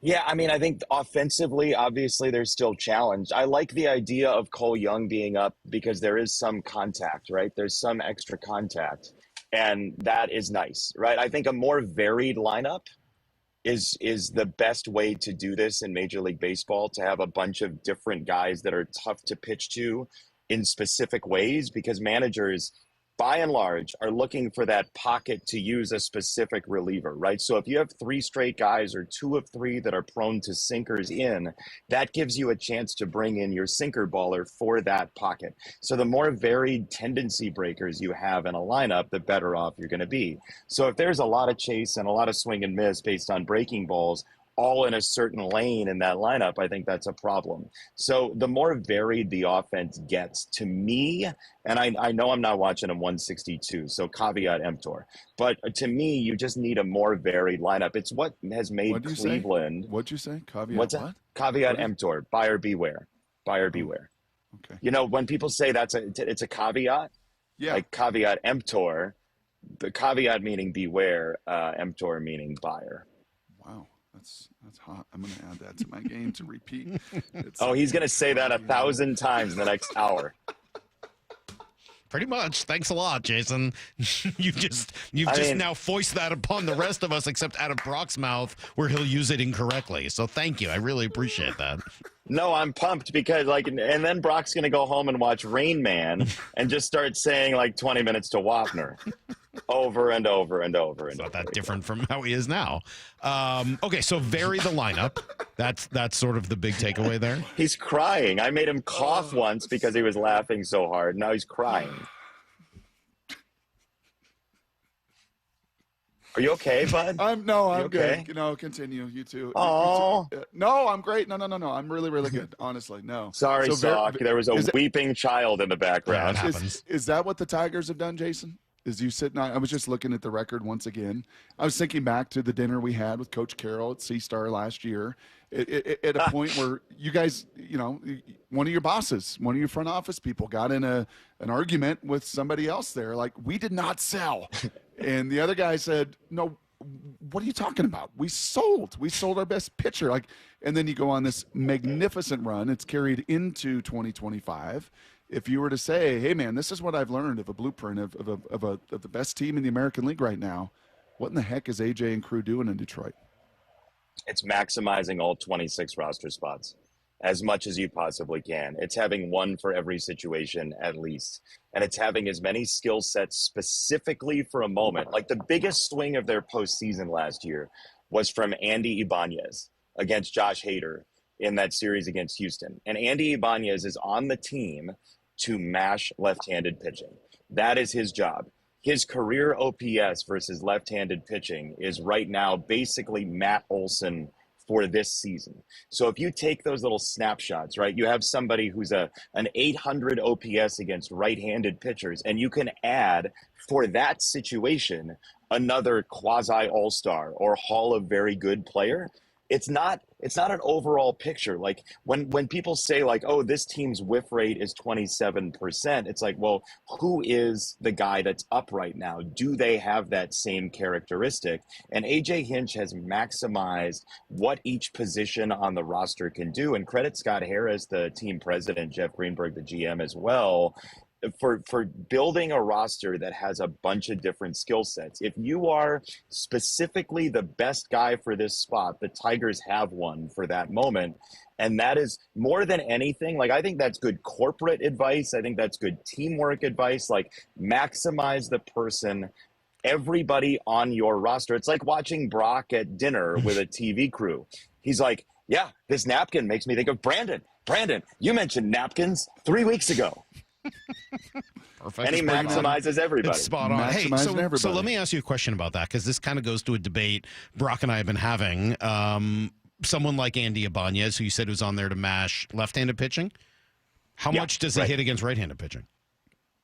Not that much, right? But AJ Hinch can leave him there for an at-bat if he feels like he's going to steal another one against a left-hander later. Mm-hmm. And the other thing that AJ Hinch does that I think managers forget sometimes, honestly, truly forget in Major League Baseball, is sometimes he'll leave a guy on the bench because as a pinch hitter, it's the only time as a manager you can decide who that batter's facing.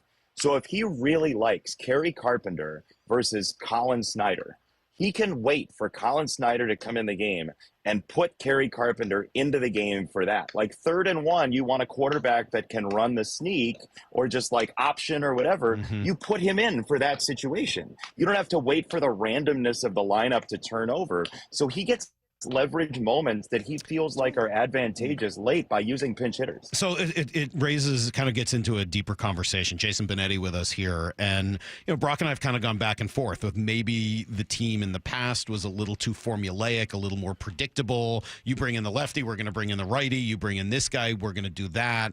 And that other managers maybe had a sense as to kind of, what was going to happen. And some of Dan's moves in the first couple months of this season have been, against that. Let's just say they've not been traditional, or at least what we would consider modern traditional, with the way managers tend to manage now. And I found myself thinking, my wife was telling me this story about AI, and people are trying to fool AI by asking it questions that it's not really prepared to answer.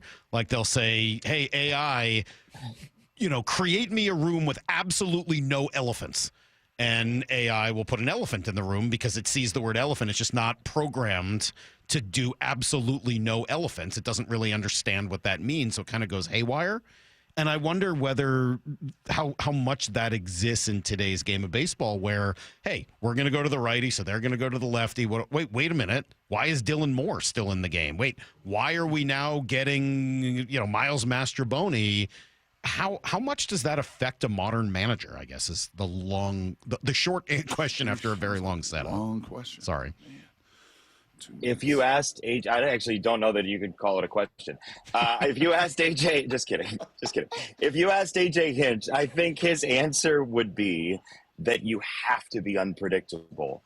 From watching AJ for the past couple years and just watching baseball over the last 10 or so, I think this is a lot like poker. I think it's a lot like the World Series of poker, that you come in and you know that this tendency for Freddie Deeb or this tendency for Johnny Chan, and then it's his job to break that. It's that player's job to break that tendency. And so AJ Hinch pinch hitting for Spencer Torkelson, pinch hitting for, one of the home run leaders on the team, Kerry Carpenter, in May, puts it on tape, right? Brock, I think of football a lot, honestly. We go into a game and it's 3rd down and 2, and they're 90% run. If there's a play action pass there, the next week, the other team's going to take you as you lie. And is it going to be 50-50 this week? Or can you go back to what you're really good at? So you mix one in to cleanse the palate and break the tendency. And I think that's enormous in Major League Baseball, as long as you're doing it for that reason. But if you then, because you're just being untraditional and you're keeping a righty-righty matchup and you do it 10 times and it actually makes the player worse, then you're not reaping the benefits of that tendency break. And instead you're just running a guy into a wall. So I think it's about picking your spots on that. But in my understanding, it is very important to make the other manager believe that your counterattack is coming and then not send in the troops. Hey, what do you remember from Waino talking about Julio? You mentioned Cal and how he's covering everything. Just kind of curious, because I think in that Saturday game, did Julio struggle in a couple big moments as well, and late and everything else. And he's such a conversation piece for us. And now that he's got Cal that has just taken off, meteoric rise, what do you, and in particular, what did Waino think of Julio's heat map? I don't remember exactly where we went with that, but I do, the juxtaposition with Cal in the lineup. It's not Julio versus Cal.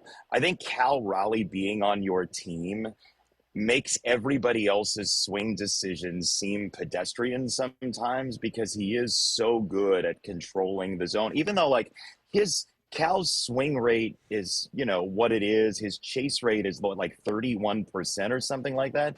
The one thing that it strikes me that I think everybody, this is not just a Julio thing, and I'm not trying to obfuscate, but I really think Cal Raleigh is the centerpiece of the discussion, because his meatball swing percentage, they have on Baseball Savant meatball swing percentage, how often you swing at balls in the middle of the zone. He's at 86%. He swings at fat pitches and does damage on fat pitches. He has 8 home runs in the middle of the plate. And I think swing take decisions are so important. So what struck me with them near each other in the lineup is get the real pitch you can break a window with and do something with that. It's less about Julio and more about when you have somebody on the roster who does damage like that, it makes everybody else seem like they're doing it less, at least to me as an observer. As you've been traveling around the league this year with the Tigers and or with Fox, what have you thought of the league in general? Because it does feel like there are not a lot of great teams out there. Yeah, it's inconsistent, right? It's just inconsistent. And I think part of it is schedule.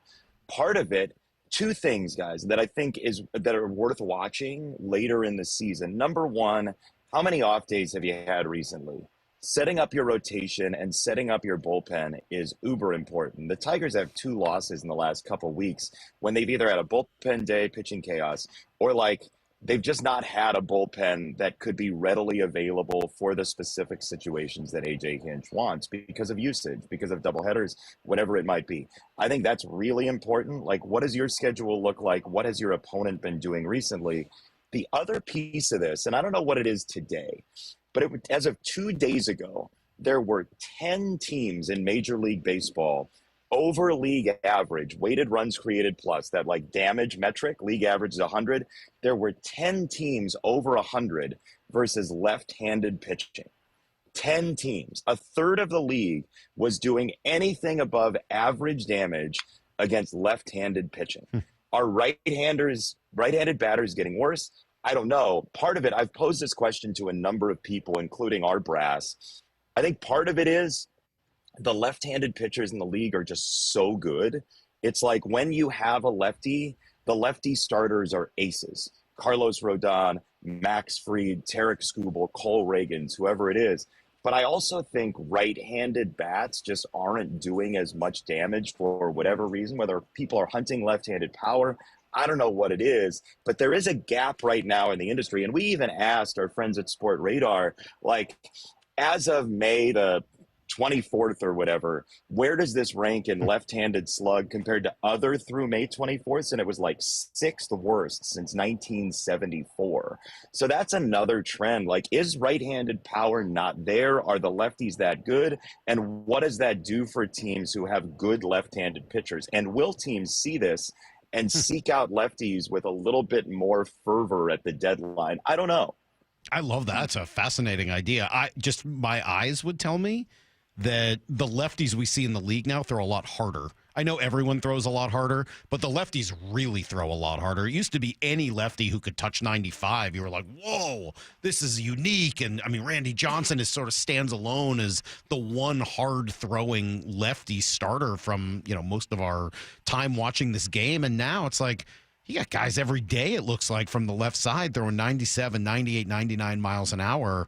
And if it's a rarity to even see a lefty, right, just because there are fewer of them, and now they're throwing as hard as they are, I wonder if that combines to make it so challenging. That's just a hypothesis.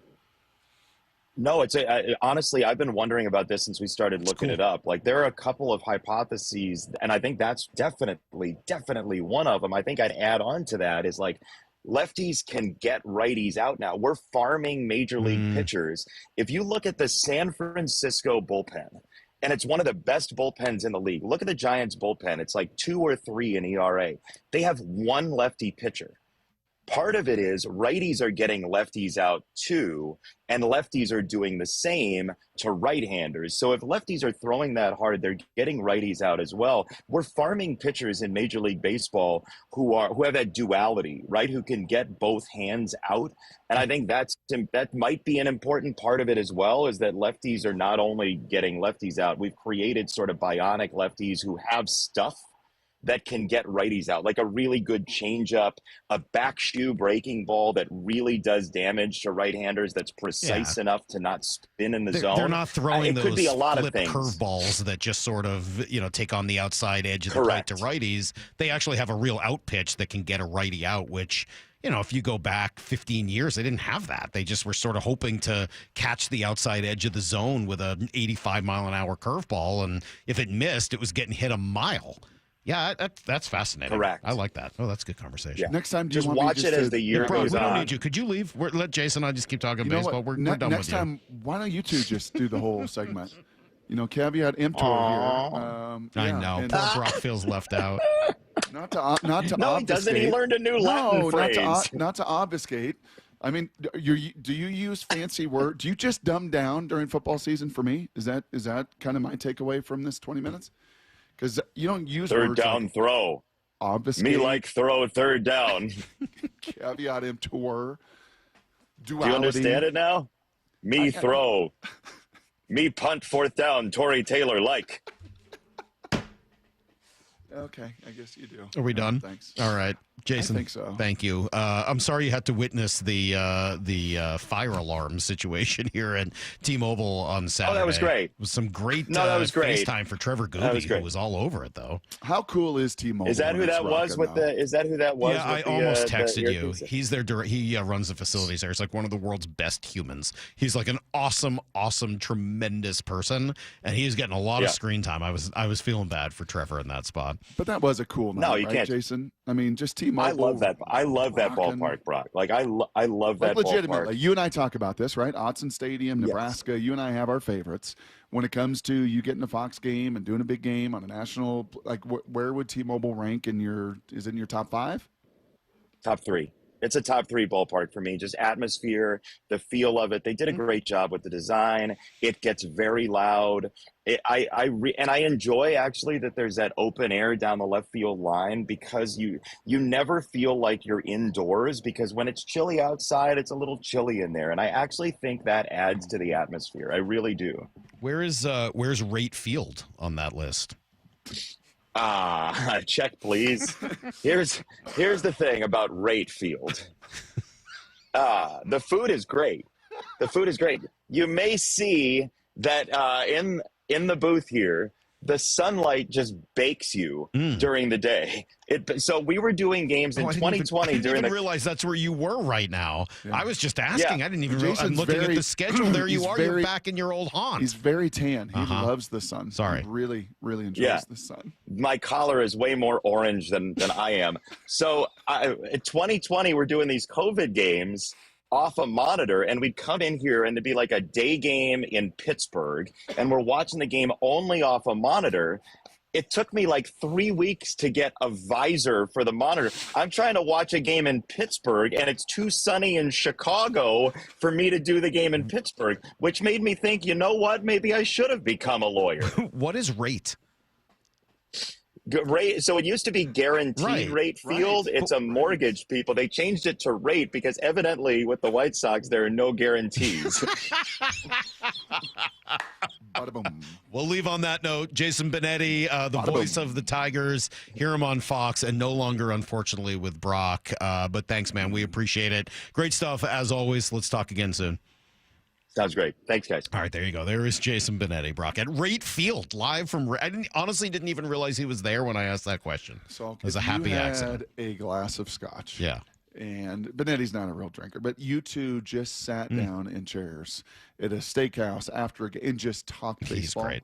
Oh my gosh, you would love it. He's a lot of fun. All right, well, good. I love that whole lefty idea. That is a really interesting point that he brought up, and I'm going to be thinking about that throughout the day. Were you nodding along with the Mariners? Like we've done these platoons, right? Whether it was Pollock or whether it is Solano, or whether like you're supposed to hit lefties.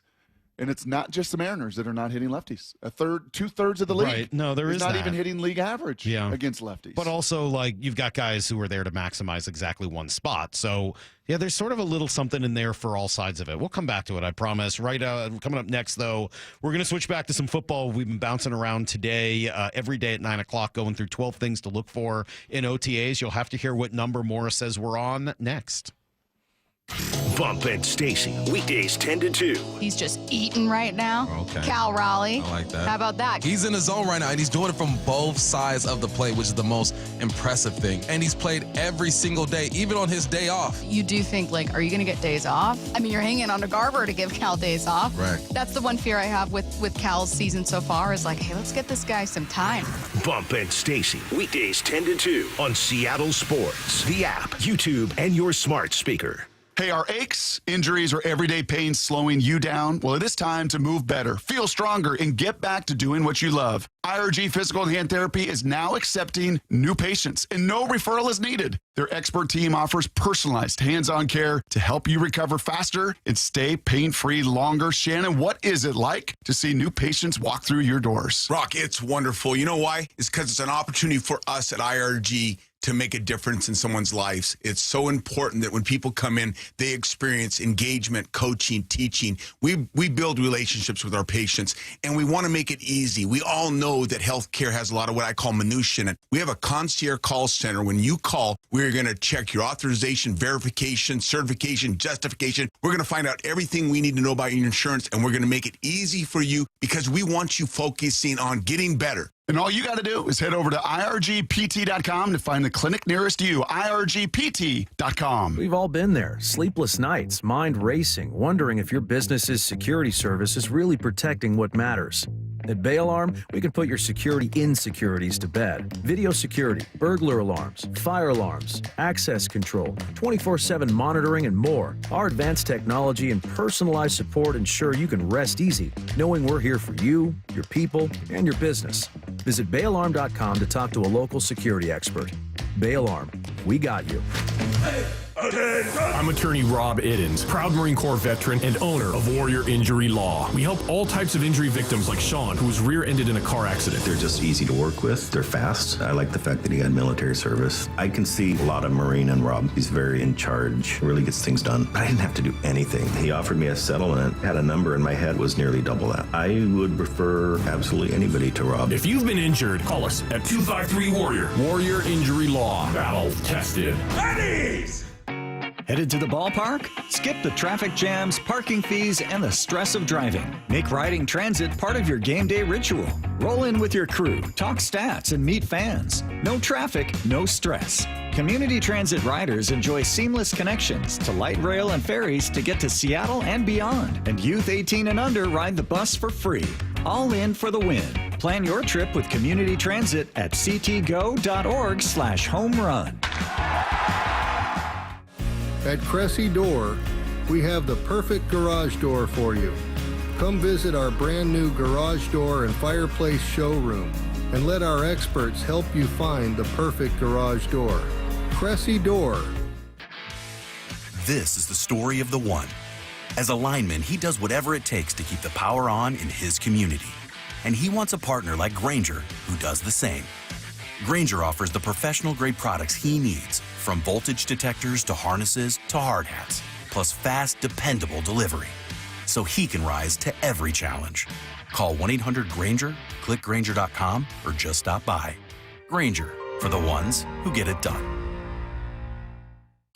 Gain a global perspective and specialized skills that many of today's top employers are seeking with an MBA from University of Maryland Global Campus. Study online and complete your degree in just 16 months for about $21K. Choose from MBA specializations in global business, marketing, HR, finance, and more. Classes start June 11th. Learn more at umgc.edu. That's umgc.edu. Certified to operate in Virginia by Chev. Hey 12, Steve Rabel here, voice of your Seattle Seahawks. The wait is over, and tickets are on sale now for our historic 50th season. This season is going to be legendary, with past, present, and future colliding at Lumen Field. Get your tickets today at Seahawks.com/tickets. I love a day on the water with friends, but my moderate to severe plaque psoriasis sometimes holds me back. Now I'm all in with clearer skin thanks to Skyrizi. Risankizumab Riza, a prescription-only 150 milligram injection for adults who are candidates for systemic or phototherapy. Teaching music is my passion, but my active psoriatic arthritis can limit me at times. Now I'm treating my joint symptoms with Skyrizi. With Skyrizi, most people with plaque psoriasis saw 90% clearer skin at 4 months. Or if you are an adult with active psoriatic arthritis, Skyrizi helps you move with less joint pain, stiffness, swelling, and fatigue. Don't use if allergic to Skyrizi. Serious allergic reactions, increased infections, or lower ability to fight them may occur. Before treatment, get checked for infections and tuberculosis. Tell your doctor about any flu-like symptoms or vaccines. There's nothing like clearer skin. There's nothing like better movement, and that means everything. Ask your doctor about Skyrizi. Visit Skyrizi.com or call 1-866-SKY-RIZZI to learn more. This is Seattle Sports. Streaming through the Seattle Sports app. KIRO AM Seattle. KIRO FM HD2 Tacoma. Home of the Seahawks, Mariners, and everything Seattle sports. Get in the freaking auto! From the Quantum Fiber Studio, this is Brock and Salk on Seattle Sports. Brock Eward and Matt Marcus. Sorry about just Mike. Eward, not exactly Joe Cap there in the pocket. Now here are your hosts, Brock Eward and Mike Salk. Sorry fun conversation there with Jason Benetti. If you missed that, go find it on YouTube later or seattlesports.com or wherever you get your podcast. Really good baseball conversation with a guy who's pretty tapped in, knows what he's doing. We'll come back here to some more baseball, some football stuff at 9:30. Before we get there, though, every day at 9 o'clock as the Seahawks have gone through their OTA practices, Brock has been bringing us 12 things to look for at OTAs. It's a countdown, and today we're on to... Number 6.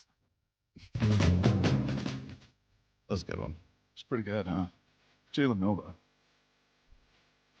feel like this could be higher, but I'm looking at the top 5, and I'm like, I don't know where this slides in ahead of any of these 5. So number 6 for a team that wants to run the ball, as you heard from Abe Lucas earlier today, number 6 is who's going to be toting that ball the most. What does this running back competition really look like? Is there one? We're not going to have a quarterback competition. I think we all learned that this week. There's not really going to be a quarterback competition. No. Some don't count reps very well, and some don't understand that there's like a lot of millions guaranteed dollars. Well, I feel like I got picked on for half an hour, so get ready to get picked on right now. Fair. No, I'm done. I didn't get picked on. I love Benetti, but he does know me really well. He's got me pegged pretty good. There's going to be a running back competition. You don't think there is? Like me? I thought there should have been last year. What are you talking about? Yeah, this is a whole new set of eyes. This is a whole new regime. This is a whole new system that the run game is not going to be talked about, as Abe said. It's going to be walked about. Like, this is what we do. This is who we are. And how that plays itself out. Clint Kubiak, Maura, you got that cut on how important it's going to be to judge it really when the pads come on. You can do it right now, but when the pads come on, that's when the evaluation really cranks up.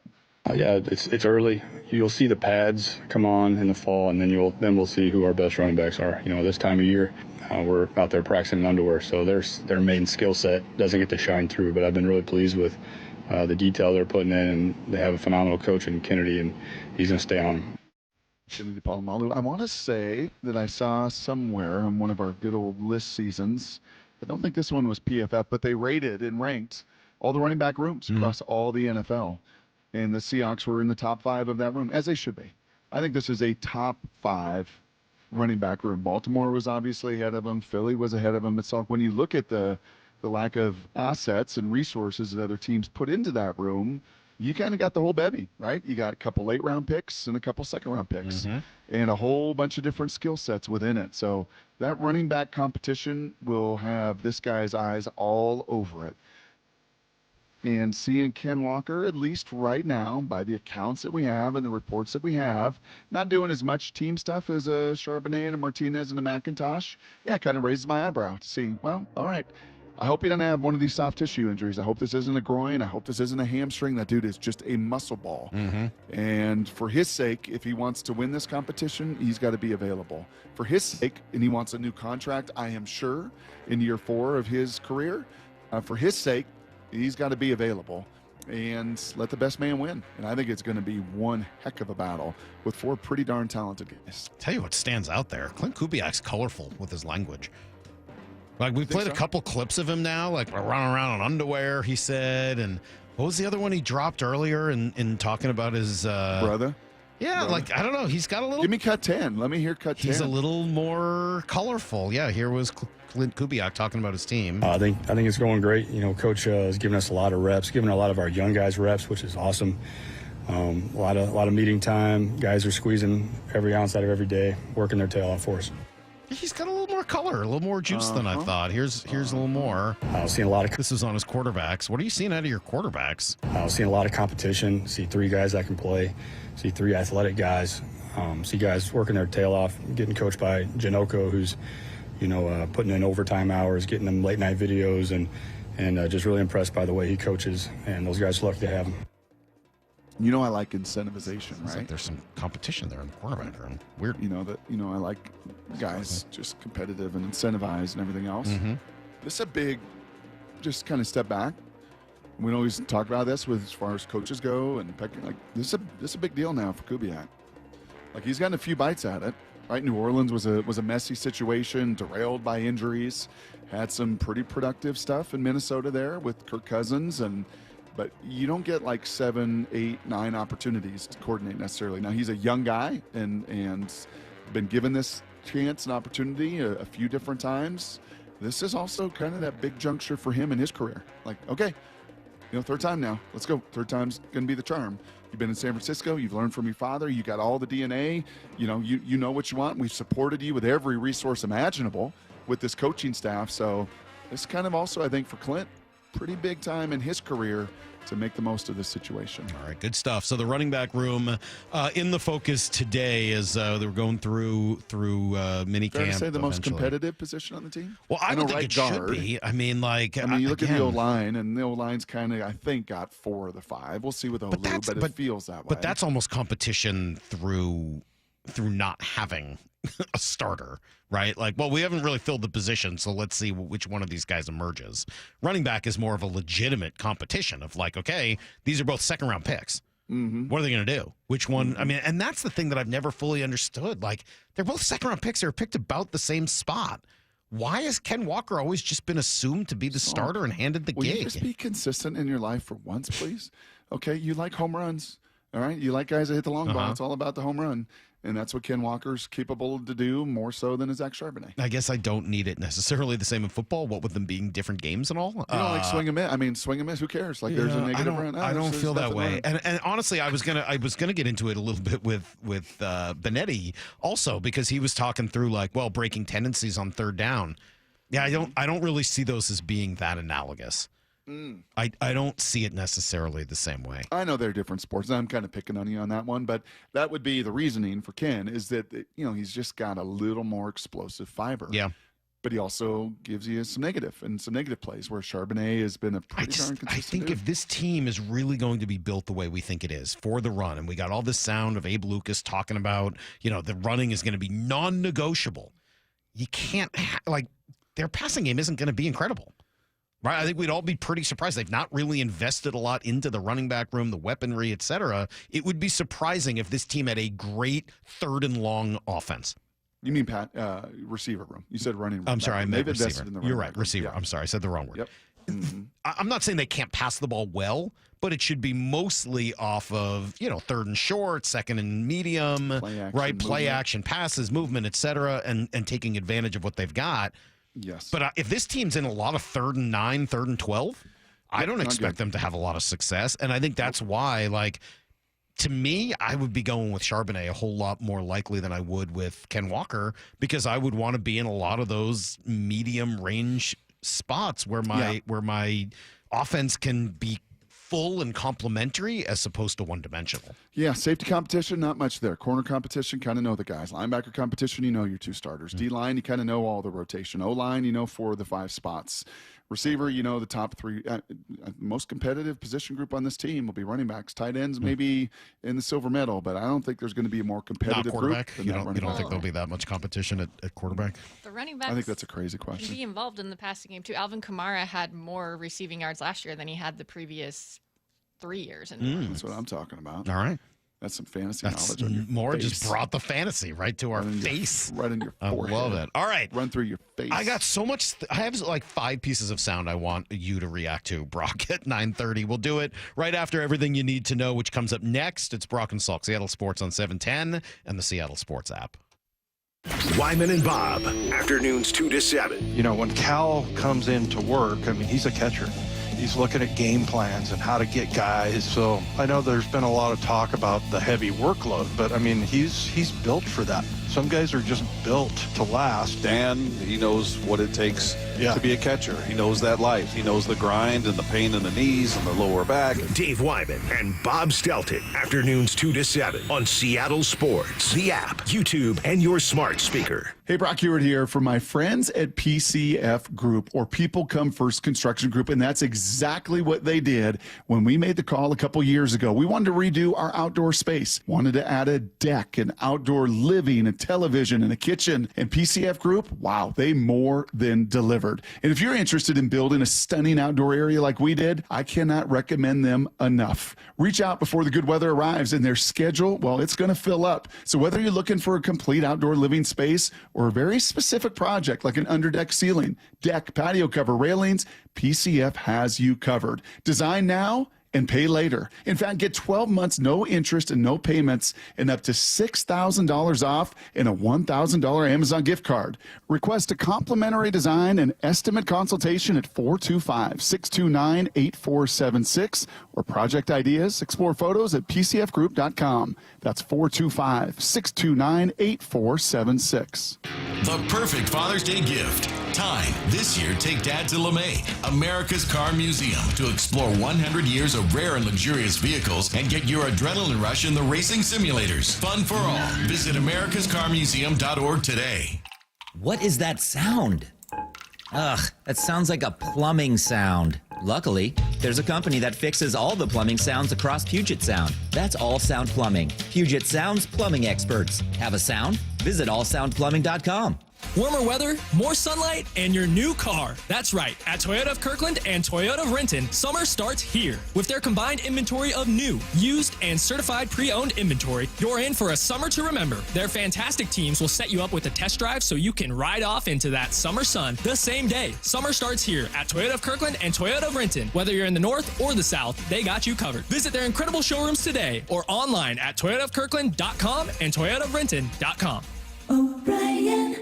This summer, make sure your roof is ready for the season ahead with a company you can trust, like 3 Tree Roofing. We're not just your roofers, we're your neighbors, and we're here to help you protect your home this season. Visit 3treeroofing.com to schedule your free on-site estimate and get your roof replaced before the summer rush and potential material price increases. Our certified technicians make your roof replacement easy and worry-free, so you can focus on the important things this summer. Visit 3treeroofing.com to schedule your free, no-pressure estimate. 3 Tree Roofing, your Puget Sound roofing experts. Prescriptions require an online consultation with a healthcare provider who will determine if appropriate. Restrictions apply. See website for details and important safety information. Price varies based on product and subscription plan. Hey guys, let's talk ED because millions of men experience it, but not everyone can access or afford treatments like Viagra. Well, Hims can help. Through Hims.com, you can get a full range of treatment options for ED, including daily or as-needed meds through a 100% online process. It all starts with an online intake form. Get started at hims.com/joy, and from there, a medical provider licensed in your state will determine if ED treatment is right for you. If prescribed, your medication is shipped to you for free. Find the ED treatment that fits your needs with options up to 95% less than the brand names. Millions of men experience ED, but Hims can help. To start your free online visit and save up to 95%, go to hims.com/joy. That's hims.com/joy for your free online visit. HIMS.com/JOY. The home of the Mariners. It is gone! Cal Raleigh, 2-run home run! Hear every pitch on 710 and the Seattle Sports app. 1877 Cars for Kids. KARS Cars for Kids. 1877 Cars for Kids. Donate your car today. Donate today at carsforkids.org. That's cars with a K. Your car can be picked up as soon as the next day. Receive a tax deduction and vacation voucher. 1877 Cars for Kids. Donate your car today. Now accepting donations of land, homes, buildings, or any kind of real estate. G. Scott here with former Seahawks Cliff Averill and Doug Baldwin. I heard you guys are having a celebrity pickleball tournament to raise money for Nourishing Champions. Why pickleball? Obviously, it's a growing sport, but also this model is that we will actually be playing with community. We are the most competitive people, so regardless of how sorry Doug might be, he will be out there competing like it's a Super Bowl. Sign up for the Celebrity Pickleball Tournament, open to all skill levels. For details, go to championsofchangefoundation.org/pickleball. Hey, Brock Ewart here with some great news. I'm with Shannon O'Kelly, physical therapist and owner of IRG Physical and Hand Therapy. Shannon, you guys just increased your community coverage. That's right, Brock. We like to say we're in your neighborhood. We have you covered here at IRG. We just added 2 fantastic locations. One is in Harbor Square in the Edmonds Bowl, and the other one is in the Mill Creek Town Center, right to the entrance to Mill Creek Town Center. So we'll be able to provide fantastic care to all of us and everybody's neighborhood. You know I love it. Expert physical and hand therapy right in your neighborhood. That's right. We're in your neighborhood. We want to be your neighborhood family physical therapist. We'll take care of you, your family, and your neighbor. And remember, no referral needed, just personalized care when and where you need it. Visit irgpt.com and schedule your appointment today. With over 40 convenient locations, IRG is right in your neighborhood, and now 2 new spots as well. That's irgpt.com, irgpt.com. Need to know. 15 minutes past every hour with Brock and Salk. Here's what you need to know. Up first. Yeah, early baseball game today, 12:40 first pitch, and the Mariners need this one after dropping a pair in a row here to an Orioles team that really has struggled this season. Now, they're talented. We know that. They were one of the most disappointing teams in the league so far, but they've got all kinds of top prospects and top 5 picks and, guys up and down that lineup that you expect to hit. The thing is, they can't pitch, and that's what they've done very well. They've only allowed 3 runs in the 2 games so far of this series. So the Mariners bats need to get it going.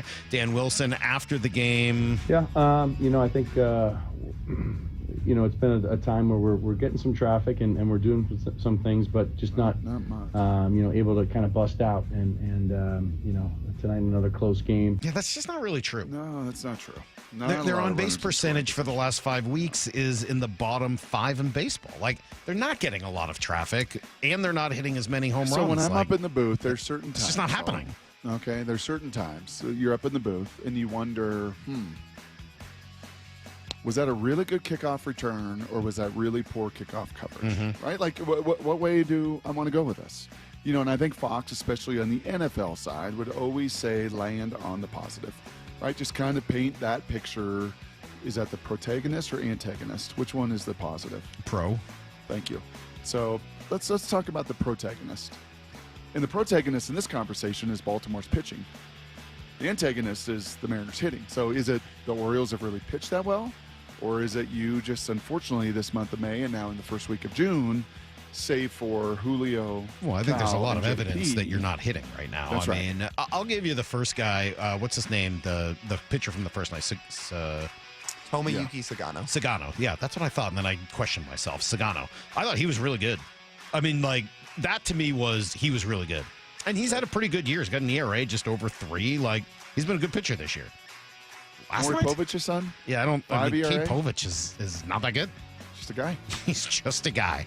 And Zach Eflin's been okay in his career. He's been better in his career, but after injury and stuff, kind of just a guy. Like, hopefully Logan Gilbert getting closer to returning. Made it through 3+ innings yesterday, 60 pitches. No problems. Did give up some runs. Velocity sounded like it maybe dropped a little bit late. So my guess is he's not ready to return yet. And you're going to be looking at least one more start. Do you think today is a bigger day than even last night? Well, how does he wake up today? How does he feel today? But also, if his velocity was dropping in the 3rd and 4th innings, correct, he's not ready to come back yet. Like, cool, I'm glad to hear he's feeling okay, but I think you probably have a little. Keep that velo up before you're coming back. Here's the second thing you need to know. I've been playing you sound from Seahawks practice throughout the morning, Brock, and there's a lot of good stuff. I want to come back to quite a few of these cuts.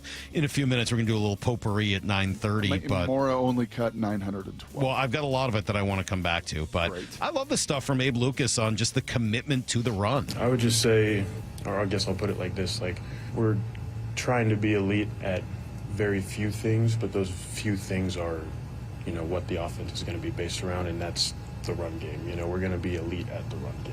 Like, that's the philosophy with it. So, I mean, it's not some, hodgepodge of just a bunch of different stuff we're just throwing in, you know what I mean? We're going to be elite at the basics and make sure that they work so we can do it against anybody. And I think Abe Lucas has quite a perspective on that, to be honest with you. I think he has felt the Rolodex offense that we've talked about in the past, Salk, the last few years of both Waldron and last year with Grubb. Mm-hmm. And at Wazoo with the late, great Mike Leach, like he knew, like, this is what we do. And we're going to do this really, really well. And we're going to rep it 1,000,000 times. And you're going to do the same set. And you're going to, now it was the opposite end of the spectrum, right? It was going to be space and air raid and throw it 70 times a game, but that's what we do. So I think Abe presents a pretty cool perspective there of having, in his football experience, seen both ends of it. I think probably lands on this one a little more than the former. here's the third thing you need to know. It was a great start to the Stanley Cup final last night. Edmonton got up 1-0, fell behind, came back late, and then ultimately wins near the end of the first overtime. And of course, it was Leon Draisaitl set up from Connor McDavid, a really nice pass from Corey Perry. It was a beautiful goal on the power play. Do you understand why they were on the power play? I know that's sort of one of those weird NHL rules. I don't know if you were following, but I was not at that point. So that's a when you flip the puck out of your own zone, out of bounds, straight out over the glass, it's now considered. I mean, now for like the last 20 years or so, it's been considered to be a penalty. Minor? Yeah, it's delay a game. And it didn't used to be, and it was a way that goalies and defensemen would sort of find ways to take a face-off to give their team a break when they were running around and caught in their own defensive end.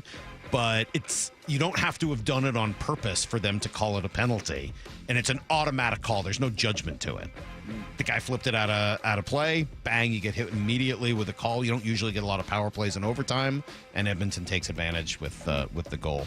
Arguably the greatest female hockey player of all time, maybe the greatest American player, period. Hillary Knight is going to be here in Seattle, signs a deal to be the, I assume, captain and first player in the history of the as-of-yet unnamed women's team that is starting next year. Today, they also signed another forward, so they are building that thing. They'll have the expansion draft next week. NBA Finals tonight, Indiana and OKC. That's everything you need to know. It's a lot to know. Is there any chance Indiana beats Oklahoma City? No. Okay. No. Actually, no. This is a foregone conclusion. Very, very difficult matchup. Crazy. I think I've learned, Jason was talking a lot. Maybe we can come back to that tomorrow. You got other sound, all sorts of stuff. But my mind was certainly intrigued with 26 different players and how the Tigers are doing this, right? And every one of them's got a role, and everyone's kind of a lead at something. I've become more and more of a believer over the last few years, high school, college, pro. Like, it's about the deepest teams. Like, honestly, it's in Oklahoma City plays 10 guys, and they got like three, Holmgren's 7'9". I mean, it's just huge, long, athletic. They just wear you down.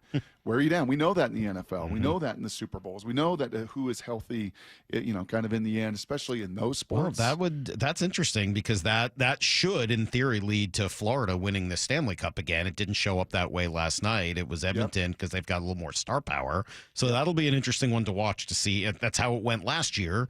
How will it go this year between those same two teams? All right, I got a bunch of different things I want to chat with you about, Brock. I played you sound last week that you said was as good as anything I'd ever sent you. So I have a second piece of sound from the same person that I think I like even better. It's next on Brock and Salk. Bump and Stacy, weekdays 10 to 2. He's just eating right now. Okay. Cal Raleigh. I like that. How about that? He's in the zone right now, and he's doing it from both sides of the plate, which is the most impressive thing. And he's played every single day, even on his day off. You do think, are you going to get days off? I mean, you're hanging on to Garber to give Cal days off. Right. That's the one fear I have with Cal's season so far is hey, let's get this guy some time. Bump and Stacy, weekdays 10 to 2 on Seattle Sports, the app, YouTube, and your smart speaker. All right, Mike Salk, you're going to be another beautiful afternoon here across the Seattle area. It's getting real close to summer. So you start thinking beach, barbecue, golf, vacation, the whole deal, right? Well, when you're going to take pictures, do you want to look and feel your very best? Eastside Weight Loss Clinic can help. And trust me, you can do this fast. You can lose 15 pounds like I did in the first 2 weeks. You can lose 35 pounds total in just 8 weeks. That's exactly what I did. There is time, so stop waiting. Schedule right now a 15-minute, no-obligation consult. Go to eastsideweightlossclinic.com. And here's what you're going to get. Safe, healthy, sustainable weight loss, no exercise, pills, injections, no surgery, real food. Yes, real food that you buy at the grocery store, nothing fake or prepackaged. You will lose weight. You will look and feel your very best. The secret? Well, you'll find out in only a 15-minute conversation with Eastside Weight Loss Clinic. Schedule it right now at eastsideweightlossclinic.com. Dr. Ryan Coogan, D.C. Results may vary. June is Men's Health Month, and we want to place a special emphasis on prostate cancer awareness and treatment. Prostate cancer can be silent. It's important to get checked, even if you have no symptoms. Ask your primary care doc for a PSA screening if you're 50 or over, and 45 if there's a family history. If you or someone you know is diagnosed with prostate cancer, consider treatment at Swedish Cyberknife right here in Seattle. It only takes 5 short treatment sessions. Go to swedish.org/cyberknifeprostate. Experience the thrill of a lifetime this summer with a share of $320,000 in prizes. We're making waves every Saturday in June from 3 to 10 p.m. with double winners every hour. Come one, come all to the Coastal Carnival of Cash. Claim one free daily entry. Don't forget, your Reef Rewards card can save you up to 25 cents per gallon at Lummi Bay Market next to Silver Reef. Silver Reef Casino Resort, located off I-5 exit 260. Get 0% financing for 72 months on Cat compact construction equipment at NC Machinery. Built for performance, durability, and comfort. Buy now and take advantage of 0% financing for 72 months at NC Machinery. At Lake Washington Windows and Doors, we offer premium windows that are 25% more energy efficient, reduce noise by 50%, and come with clean glass technology.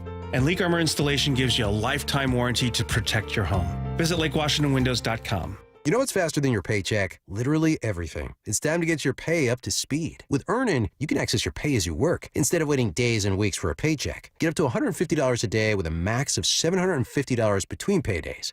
No interest, no credit checks, and no mandatory fees. Because, hey, it's your money. Download the Earnin app now to get it and join millions of people making any day payday. That's EARNIN.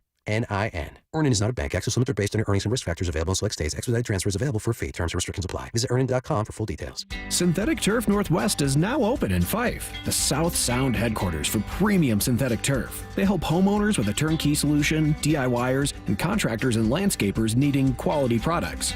With premium turf in stock, expert advice, and pro installation services, everything you need is under one roof. Visit their new showroom off I-5 in Fife. Synthetic Turf Northwest. Supplies and installation expertise all in one place. Mention radio for up to $1,000 off. SyntheticTurfNorthwest.com. Heading outdoors or on the water this weekend? Check in with Joey and Nelly on the Outdoor Line from 6 to 8 a.m. every Saturday on Seattle Sports and the Seattle Sports app. Do you have a car you'd like to sell but don't want to go through all the hassle? With all the scams and security risks out there, more and more people are uncomfortable selling their own car. So how do you get the most money for your used car without selling it yourself? Stacy here with the answer. Wayscar Ford in Auburn. Not only will they purchase your car and pay you right up front for it, but it gets way better. Once they resell your old car, they share half the profit with you. The question I get most from my friends and colleagues is, what's the catch? And how can they offer this? It's super simple. All the money they save by not traveling to buy cars at auctions, like purchase fees, shipping, and travel expenses, is what allows them to offer this. They'd rather share that money they save with you than outside vendors. They encourage you to shop around, but if Wayscar Ford can pay you the same or more as their competitors and then share half their profit with you once they resell your car, why would you sell your car anywhere else? They've already shared over $800,000 with customers, and it's only at Wayscar Ford. That's wayscarford.com, Wayscar Ford in Auburn. If you want that summer body you've always dreamed of, then this message is for you, ladies, and you men too. Get rid of extra stubborn fat and address areas of loose skin around the waistline, chin, and under the upper arms with ProSculpt, the new one-day instant permanent fat removal and skin tightening treatment. Maybe you've tried the lasers, fat freezing methods, even those new pills, but without the desired results. ProSculpt is different. It's minimally invasive, performed while fully awake, gentle yet powerful. Designed to target the waistline, chin, neck, arms, and thighs, ProSculpt uses FDA-cleared plasma technology to deliver immediate, permanent fat-reducing and skin-tightening results, all in just one visit. If you want that summer body this summer, then you must act now. Go to ProSculpt.com today to schedule your free consultation. Get $250 off. For instant, permanent fat reduction and skin tightening, visit ProSculpt.com. From the Quantum Fiber Studio, This is Brock and Salk. weekdays 6 to 10. On Seattle Sports and 97.3 FM HD2. All right, and that's what we're going to do. We're going to move through these 4 or 5, maybe 6 different pieces of sound and topics, a little potpourri for the last 25 minutes of today's show. Do I understand that song right there? Boom, boom, get out the way. That's what you've got playing in Gertie's ears in her headphones that she's going to be wearing for the race? Sad news on that, Brock.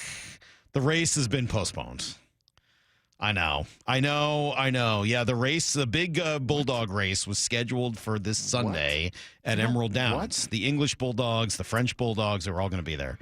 last night, and I knew this was going to happen. It's going to be too hot for them.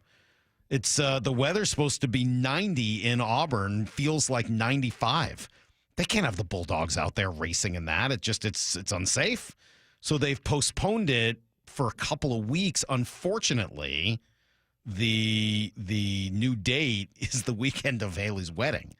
So while other Bulldogs will be participating, Gertie will not be. Wow. I know. I appreciate you sticking by the wedding and choosing that over the Bulldog race. Well, it was I a bet tough that choice. was a hard conversation. I bet it was. Yeah, the whole family came together for a family meeting. Yep. Which do you think is more important, Gertie's Bulldog race or Haley's wedding in Montana? And there was a lot of passion on all sides, as you might imagine. Yeah, understood. Speaking of passion, I got to play it. So last week, maybe 2 weeks ago, I played you Paul Maurice, who was the head coach of the Florida Panthers. Can you separate the two names, please, better? Paul Maurice. Can you say Paul Maurice? Sorry. It's like Paul Maurice? What's Paul Maurice? Maurice, who was the head coach of the Florida Panthers. And we played that great sound of him explaining why he didn't want to be out on the ice with the coaches during the handshake line, that's really for the players. And Brock said it was the best piece of sound I'd ever sent him. Loved it. I ran into this. This is him mic'd up, or somebody mic'd up in their bench during a playoff series near the beginning of the series. I'm not sure who they're playing. But the way he's yelling at his players, dude, this is just amazing. Pay attention. Nobody's hit a thing. You get a 3-1 lead, and now you want to make plays. The plays. Pound their D. So in Game 7, they got nothing left. Tell me that's not awesome. Isn't that great? You want to make plays? Bleep the plays. Hit their D. It's so great. Just keep hitting them. And eventually, over the course of a 7-game series, they're gonna quit on you. Did you see equally? It would have been to be bleeped out a bunch. Did you see the Connor McDavid sound that was making the rounds a week and a half ago? You didn't? Oh, it was from the locker room after a loss to Dallas, right? They faced Dallas, right? Was it Dallas? Yes. Yes. So it was early in that series, and they lost, and it was just like that. It was so good.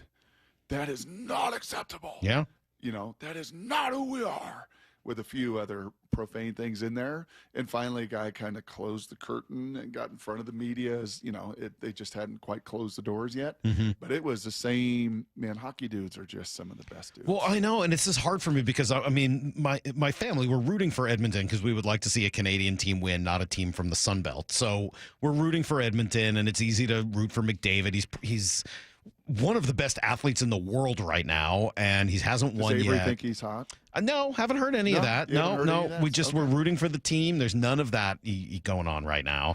But then I told you I showed Cecily a whole bunch of stuff from Alexander Barkov, who plays for the Panthers, who just won a Selke Trophy as the best defensive forward this year. I think it's his third or fourth that he's won, and that's kind of Cecily's game, so she's kind of excited about Barkov.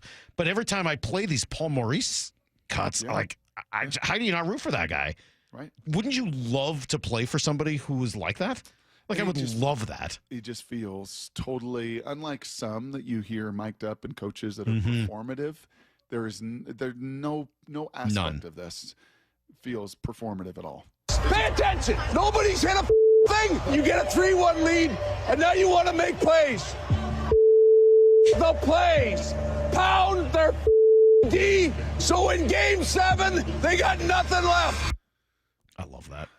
Yeah. I mean, you just got to love that. And I know what a fan you are of Miracle and just sort of the Herb Brooks thing. That's about as close as you're going to get to that. Because it's a little potpourri, and I know you got other stuff, but we'll get to it. My last question on this. Would you say, and this is shaped a little bit by our conversations with our hockey guests through the years, that the hockey coach is still the one where the emotion and the passion is far greater than the scheme and anything else in any other sport? That might be true. I don't know enough to tell you. I don't know that I'm the right person to answer that, and my gut tells me you're right. Belichick's book, right? I started to read Belichick's book, and then after all this stuff, I finally just left it in the seat of the plane I was on. I was like, I'm kind of done with this 22-year-old or whatever she is. But, he talked about one of the most overrated and overhyped were all the pregame speeches, the half game. No. It's all about the data and fixing the issues. It feels like that. What's that? You think Pete would agree with that? No, Pete does not agree with it. But his 10 Super Bowl appearances and 6 Super Bowl wins, he's probably got a little credibility to some of that. I don't know. Forsland was talking about it, of how important that coach is to connect emotionally, right? And just that, when you play these cuts and you listen to that, you do, and they have to expend so much physical effort. And it's so violent all the time that I would happen to think of the 4 major sports. That's the one emotionally where and better be pretty darn It's connected. really even more than football, which is crazy. It's the only sport where you go as hard as you can for a short amount of time and then stop. Right? Like it's funny. I was talking about this with Cecily last night. She asked me, she's like, Dad, how long should these shifts be? Because they're showing the length of everybody on the ice, how long their shift has been. And it's everywhere from like 29 seconds to 48 seconds, a minute 10. And she was like, Dad, how long should they be? Minute and a half, 2 minutes? Because that's kind of what they are at her age. Yeah. And I was like, actually, no. Like 45 seconds to maybe 115 would probably be ideal. And she's like, well, why so short? Like, because they should be totally and utterly exhausted when they come off the ice every time. Empty the tank. They're emptying the tank every time. And so, maybe that is why you've got to, bring up that emotion, because to empty the tank and then recover and then empty the tank and then recover dozens of times again and again and again, there just is no other there's no other sport like that. So it is, it's a special game. And it's these finals are going to be fun. So if you're not watching on TNT, find your way to a TV tomorrow and watch that. All right. From hockey to baseball, and then we'll wrap up with some football talk, Brock. Justin Hollander on yesterday with Jayson Stark on his podcast. And he was asked a lot about this year. And there's a ton of sound from Justin, by the way. He raved about Cal Raleigh. He mentioned that the worst week of his professional life last year was when they fired Scott Servais. He talked about some of he was great, talking about some of the pitchers and what they're doing, crediting a lot of the coaches. It was a pretty wide-ranging interview, and there's a lot of sound. And so I want to kind of preface it because I'm fond of Justin. I think he's a really bright guy. 2 of these cuts, though, did not quite work for me. The first is here. He's talking about this team being different from last year. I think this year's team is different. We haven't pitched probably to our capabilities or our talent due to a number of factors, whether it's injuries or inconsistencies or, maybe just a lack of overall sharpness. But we have scored more consistently. The offense has been more consistent. It has been better. We need to continue to get better on all sides of the ball. But I do feel like this year's group has a recipe that's probably more sustainable than last year's was. Yeah, and again, if that cut came from 3-4 weeks ago, that's right. I would agree with it.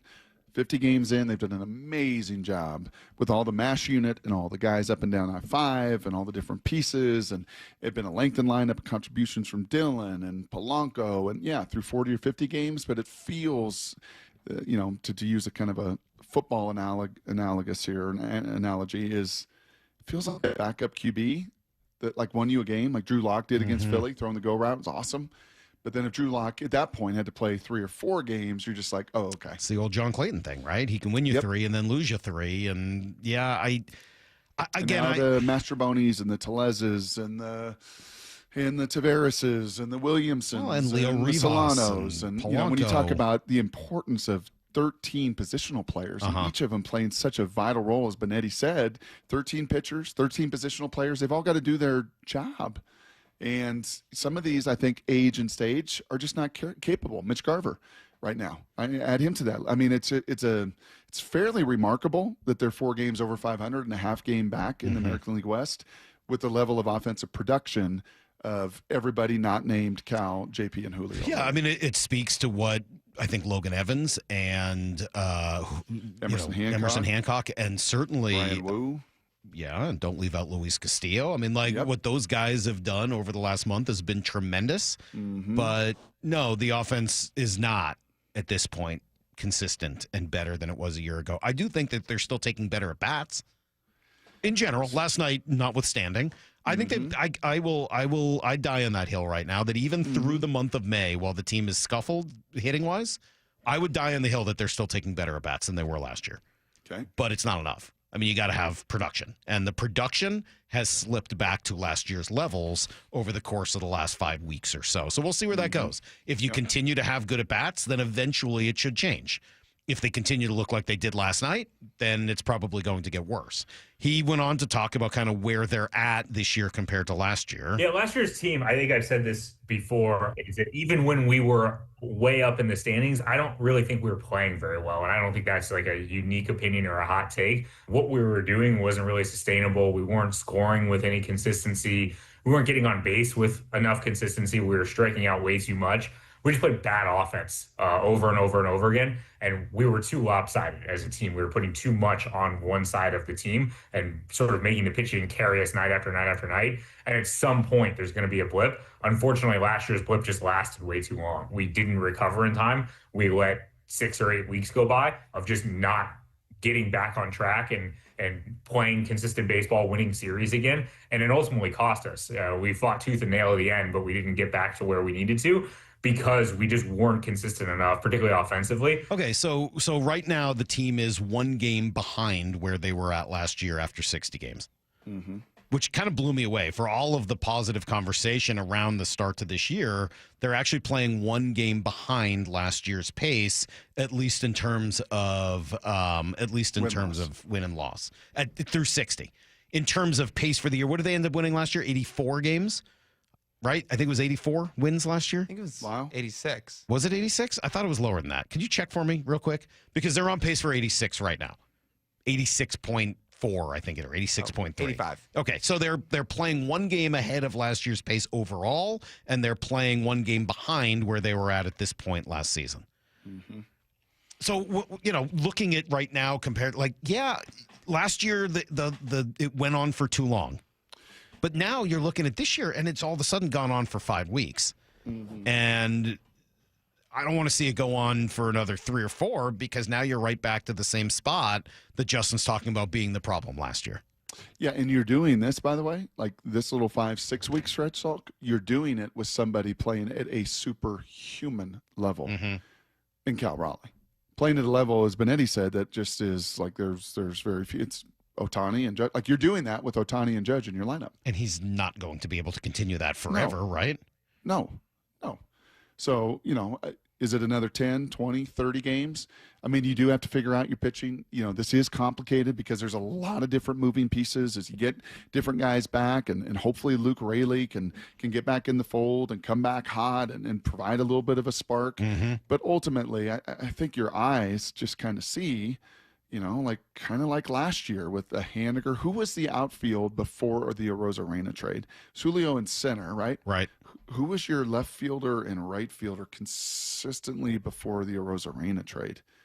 Mitch played a lot in the outfield. Well, you had a lot of Dominic Canzone. You had more Mitch Haniger than you want. You had a lot of Dylan Moore in left, some Sam Haggerty, I think, occasionally. Yeah, and your eyes just kind of said, this is not sustainable. Right. Like, you just kind of know this is not sustainable. You're looking at this right now. And Luke Raley and Adam as well. Jude said it, and Passon said it, and you're looking at Tellez, and you're looking at Solano, and you're looking at Garver. Brock, you brought up a name there. I'm sorry, I don't mean to cut you off. You brought up a name that I don't think we've talked about enough. For all of the conversation about injuries this year, we've not really talked much about Luke Raley going down. Right. And I think maybe we should. I think that's I'll raise my hand and take some responsibility there. Luke Raley should be a better player. Like, he's a good player. He showed it last year. He was one of the guys that carried them. He had the best year, arguably, of anybody on the team. He had like the second or third best WAR on the team last year? and certainly one of the best years we've ever seen of a player showing up at T-Mobile for the first time. And instead of going into a shell, he was unbelievable last year. It was better than he'd been in Tampa and earned himself pretty close to an everyday gig. Yep. We should probably hold off. Maybe they're missing him more than we think. I think they've been able to survive the loss of Robles, maybe because I never fully believed that Robles was a sustainable thing. I'm psyched about what he did, and if it continues, great. But, like, betting on Robles was always going to be a challenge for me, just like betting on Polanco was always going to be a challenge for me. But I think I've got to give a little bit more credit to Luke Raley and what he accomplished last year and say that some of what they're – because he does the things that they're missing. He hits home runs. He gets on base. He takes his walks. He has good at bats. He's flexible. He can move into the outfield, so you don't have to play the same guys every day. He's a decent first base, like, not great, but a decent first baseman. I don't know. You put all those things together, and I think I'm maybe not talking about that enough. And he bunts well. which I enjoy. Well, he bunts well for a hit. I don't know if he sack bunts well, but he does bunt well for a hit. He's just great. And uses his honestly, speed he's like and his aggressiveness. Like he's just a Dan Wilson dude. Excites your dude. part of what this team is supposed to be is fast and aggressive. Yep. And when you look now, they've replaced the speed and right. You lose out on Robles, but you kind of replace that with Tavares. Mm-hmm. But Raley is that's a piece you're missing when you've got to play, Tellez and or Solano instead of Raley. That's a totally different kind of player. And Tavares, like none of those guys, right? You want to see on an everyday. Mm-hmm. You want to see in a complimentary and maybe not even that over time. Yes, Lyle? Oh, I thought you looked at Lyle. No, Lyle, I did because he turned his mic on over there. Yeah, Lyle. Are we forgetting about Luke Raley? I mean, he was really good last year. He wasn't off to the greatest start this year. Yeah. Thanks. That's true. I mean, I know that, but he didn't play for that long. He played for a month, if that. When Dan Patrick Salk, when Dan goes to his Danettes? Yeah. And it's like, I don't know what they do. They raise their hand, they push a button, whatever they do with the Danettes. And it's like there's some sauce, right? There's some immediate Like he turns his mic on and you look at him and I look at you to look at him and it's like, Lyle, we need some opinion out of you. I want to hear something. What do you think of Luke Raley? Are they missing Luke Raley? Sure, because he's when he gets hot, he's really hot, and we saw it last year over the final 5-6 weeks of the year that he can be as hot as anybody in the lineup. Yep. My issue stems from when you get past the first four in this lineup, I'm sorry, but there's not really anybody that I fully trust to turn this thing around, and that's where my worries come with the offense. If you want opinion, that's my opinion. I've got serious worries. Yeah, but I guess the idea is if Luke Raley comes back, which he should be doing soon, and Jude told us yesterday, he's a couple weeks ahead of schedule. Does he replace one of those guys and then stretch your lineup out to 5 or 6 or whatever that number is that becomes much more like all the other lineups in baseball that aren't the Dodgers and Phillies? I still have pressing concerns. Yes. Because again, he's streaky. There are going to be months where he's really good, but there are going to be months where he puts up like a 20 WRC plus. Mm-hmm. I mean, I might be exaggerating a little bit, but things like that happened last year with him. He's also coming back from an injury that's easy to tweak again. That's for sure. There's no doubt about it. For example, last April, he had a 505 OPS. Now, he hit better than that this April, but this is what I mean by, there's variance with Luke it's a Raley. peaks and valleys, yeah, for sure. And it's a high strikeout rate and everything else, but just the aggressiveness, right? Just the kind of grit and the fit. He's an ideal fit. And speaking of which, and by the way, I'm not saying the Mariners have lost their offensive juice because Luke Raley got hurt. I'm just saying we've barely mentioned it, and I think that's probably not giving him enough credit for what he did last year and what I think they were hoping he could do this year before he got hurt. So we only have a few minutes left. Let's move on. There's plenty more baseball to talk, I'm sure, tomorrow. And, man, I could spend even the last 5 minutes with the rest of this Adam Jude sound. Maybe we should do that. No, you want to go to Kubiak? All right, let's go to Kubiak for a couple minutes. We said potpourri after all. We did say potpourri. You're right, Brock. Okay, well then quickly. We're not going to spend a lot of time on this, but since it became quite the story locally and nationally that there is not a quarterback competition, I'm not going to read anything into this sound from Kubiak, but I will admit it made me chuckle when he was asked about his quarterbacks. I've seen a lot of competition, see 3 guys that can play, see 3 athletic guys, see guys working their tail off, getting coached by Janoko, who's, putting in overtime hours, getting them late night videos, and just really impressed by the way he coaches, and those guys are lucky to have him. You're crazy, man. You're crazy. Yeah, you got a dart in your neck. I've learned my lesson. I'm not going to turn that into anything more than it is. But come on, man. When you hear that, tell me you don't at least chuckle. When I hear that, I kind of hear with Jordan Palmer, honestly, to spin it back and take it out of this week in the context. I actually hear Jordan Palmer from a month ago saying this is a great QB room, man. Right. Just seriously, just step back, and to have 3 different dudes and all great dudes, all workers, all rowing together, right? I was, Maura cut up some Sam Darnold there as he was raving about Jalen, and he does. Jalen's a good dude. There's no diva. There's no just selfish, and they work, and they're all into their fundamentals and their details, like a great pitching staff. Right? It's like watching the Mariners rotation down there at spring training. They all root for each other. They all watch each other's bullpens. And, I think this is just a really, John Schneider word, a really cool room. Good. I'm glad and to a hear little it. And a little competitive. I'm glad to hear there's a lot of competing going on in that room with all three guys that are all very deserving and all of that. This is probably the best sound from yesterday, honestly. It comes from Abe Lucas, and for anyone who has wanted this team to really commit to their philosophy and what they say they want to do, Abe's making it pretty clear they're doing that right now. I mean, we're just more so when you get a new staff in, everybody wants to run the ball, but when it kind of, you come in and it's kind of a non-negotiable, we're running the ball, we put a fullback in the backfield, we're changing it up, we're doing things differently, it's like an old school mentality with a new school principle sort of thing. So yeah, definitely just looking forward to getting after that. Oh, I like that. That was a movie, Sliding Doors, where if one little thing changed, all the impact it would have down the road. What if last January, and they talked to Chip Kelly, and I think there were some that were really intrigued by Chip Kelly. I think Salk's raising his armpit. Is that the one that sweats? Yeah, so I didn't raise it that high. Yeah, that was a real quick sweat. one. Is it okay? Uh-huh. There's a little sweat in there. Yeah. It's a little sweat. What are you going to do? Let's see if raise the other does. one. The other one's good. sweat, Next time, too. just turn and raise your left hand. Thanks. You did, and others did, from what I understand. There were some that were really, because Chip Kelly's going to run the ball. And not a surprise that Pete Carroll. But imagine the little sliding doors effect if it had been Chip Kelly then. Chip Kelly not at Ohio State. Does Ohio State win a national title? Probably. Does G. Scott Jr.? Yeah, I don't know, man. He played a pretty significant role in them running the football and his creativity and everything else. Now they got that kind of intent. That's what you hear. That we hit on that word yesterday. That's what Abe doubles down on. That just intent. Don't talk about it. Be about it. And, if we're going to do it, let's really live in fullbacks and tight ends and base install is going to be about the run and moving people. And that's been what this week's been about. Yeah, I think that's been pretty good. By the way, Darnold even brought up the tight end or the fullback thing. Yeah, absolutely. You're spot on. I think, when you get a team, afraid of passes, you get them more in two-shell coverage, and we're going to be able to run the football. And then if they're afraid of us running the ball, then they're going to be obviously in more single safety type. He goes on from there, but just excited about having a fullback in that offense and what it says about what they're trying to accomplish. So good stuff today. That's good. That's a fun little potpourri. That was a fun little show. Yeah.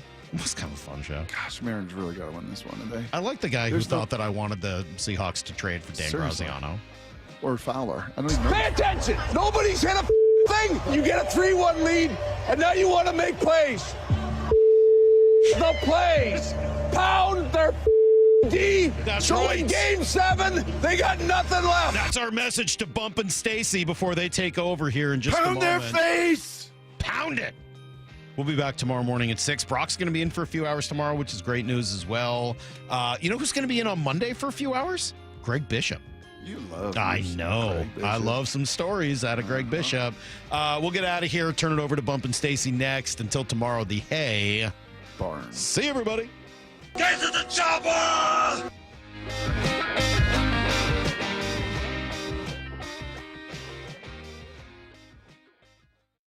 Bump and Stacy, weekdays 10 to 2. He's just eating right now. Okay. Cal Raleigh. I like that. How about that? He's in the zone right now, and he's doing it from both sides of the plate, which is the most impressive thing. And he's played every single day, even on his day off. You do think, are you going to get days off? I mean, you're hanging on to Garber to give Cal days off. Right. That's the one fear I have with Cal's season so far is hey, let's get this guy some time.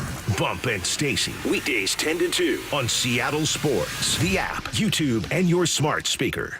Did you know in Washington State, you can see a physical therapist without a referral from your doctor? That's right. Thanks to Direct Access, you can skip the wait and get the care you need right away. Shannon O'Kelly, how has Direct Access changed the game? Direct Access for us, Brock, is a game changer. Why? Is because there is so much research and data out there that says if you get in early when you have a musculoskeletal problem or an injury, the earlier you get in and we can start care, the better outcomes and the decreased downstream cost, okay? So it's so important. Our providers are all doctors of physical therapy. They're all trained to identify situations and problems. They've got the skill, they've got the talent, they've got the knowledge. If you get in and start therapy early, we're going to get you back to activity, pain-free, and moving and having fun. Fast, easy, effective. Direct Access is your path to better movement, starting with a single step. Visit irgpt.com to schedule your appointment today. irgpt.com. For over 113 years, Pacific Lamp and Supply Company has been your #1 lighting specialist in Washington, from the Space Needle in Seattle all the way to the Riverwalk in Spokane. With the largest lighting inventory in Washington, Pacific Lamp's knowledgeable and experienced staff can assist with any lighting issue, including intricate lighting and control designs. Plus, they work with all utilities in Washington to get you the best available lighting rebates.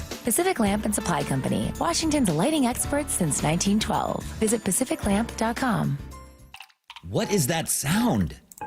Ugh, that sounds like a plumbing sound. Luckily, there's a company that fixes all the plumbing sounds across Puget Sound. That's All Sound Plumbing. Puget Sound's plumbing experts. Have a sound? Visit allsoundplumbing.com. G. Scott here with former Seahawks Cliff Averill and Doug Baldwin. I heard you guys are having a celebrity pickleball tournament to raise money for Nourishing Champions. Why pickleball? Obviously, it's a growing sport, but also this model is that we will actually be playing with community. We are the most competitive people, so regardless of how sorry Doug might be, he will be out there competing like it's a Super Bowl. Sign up for the Celebrity Pickleball Tournament, open to all skill levels. For details, go to championsofchangefoundation.org/pickleball.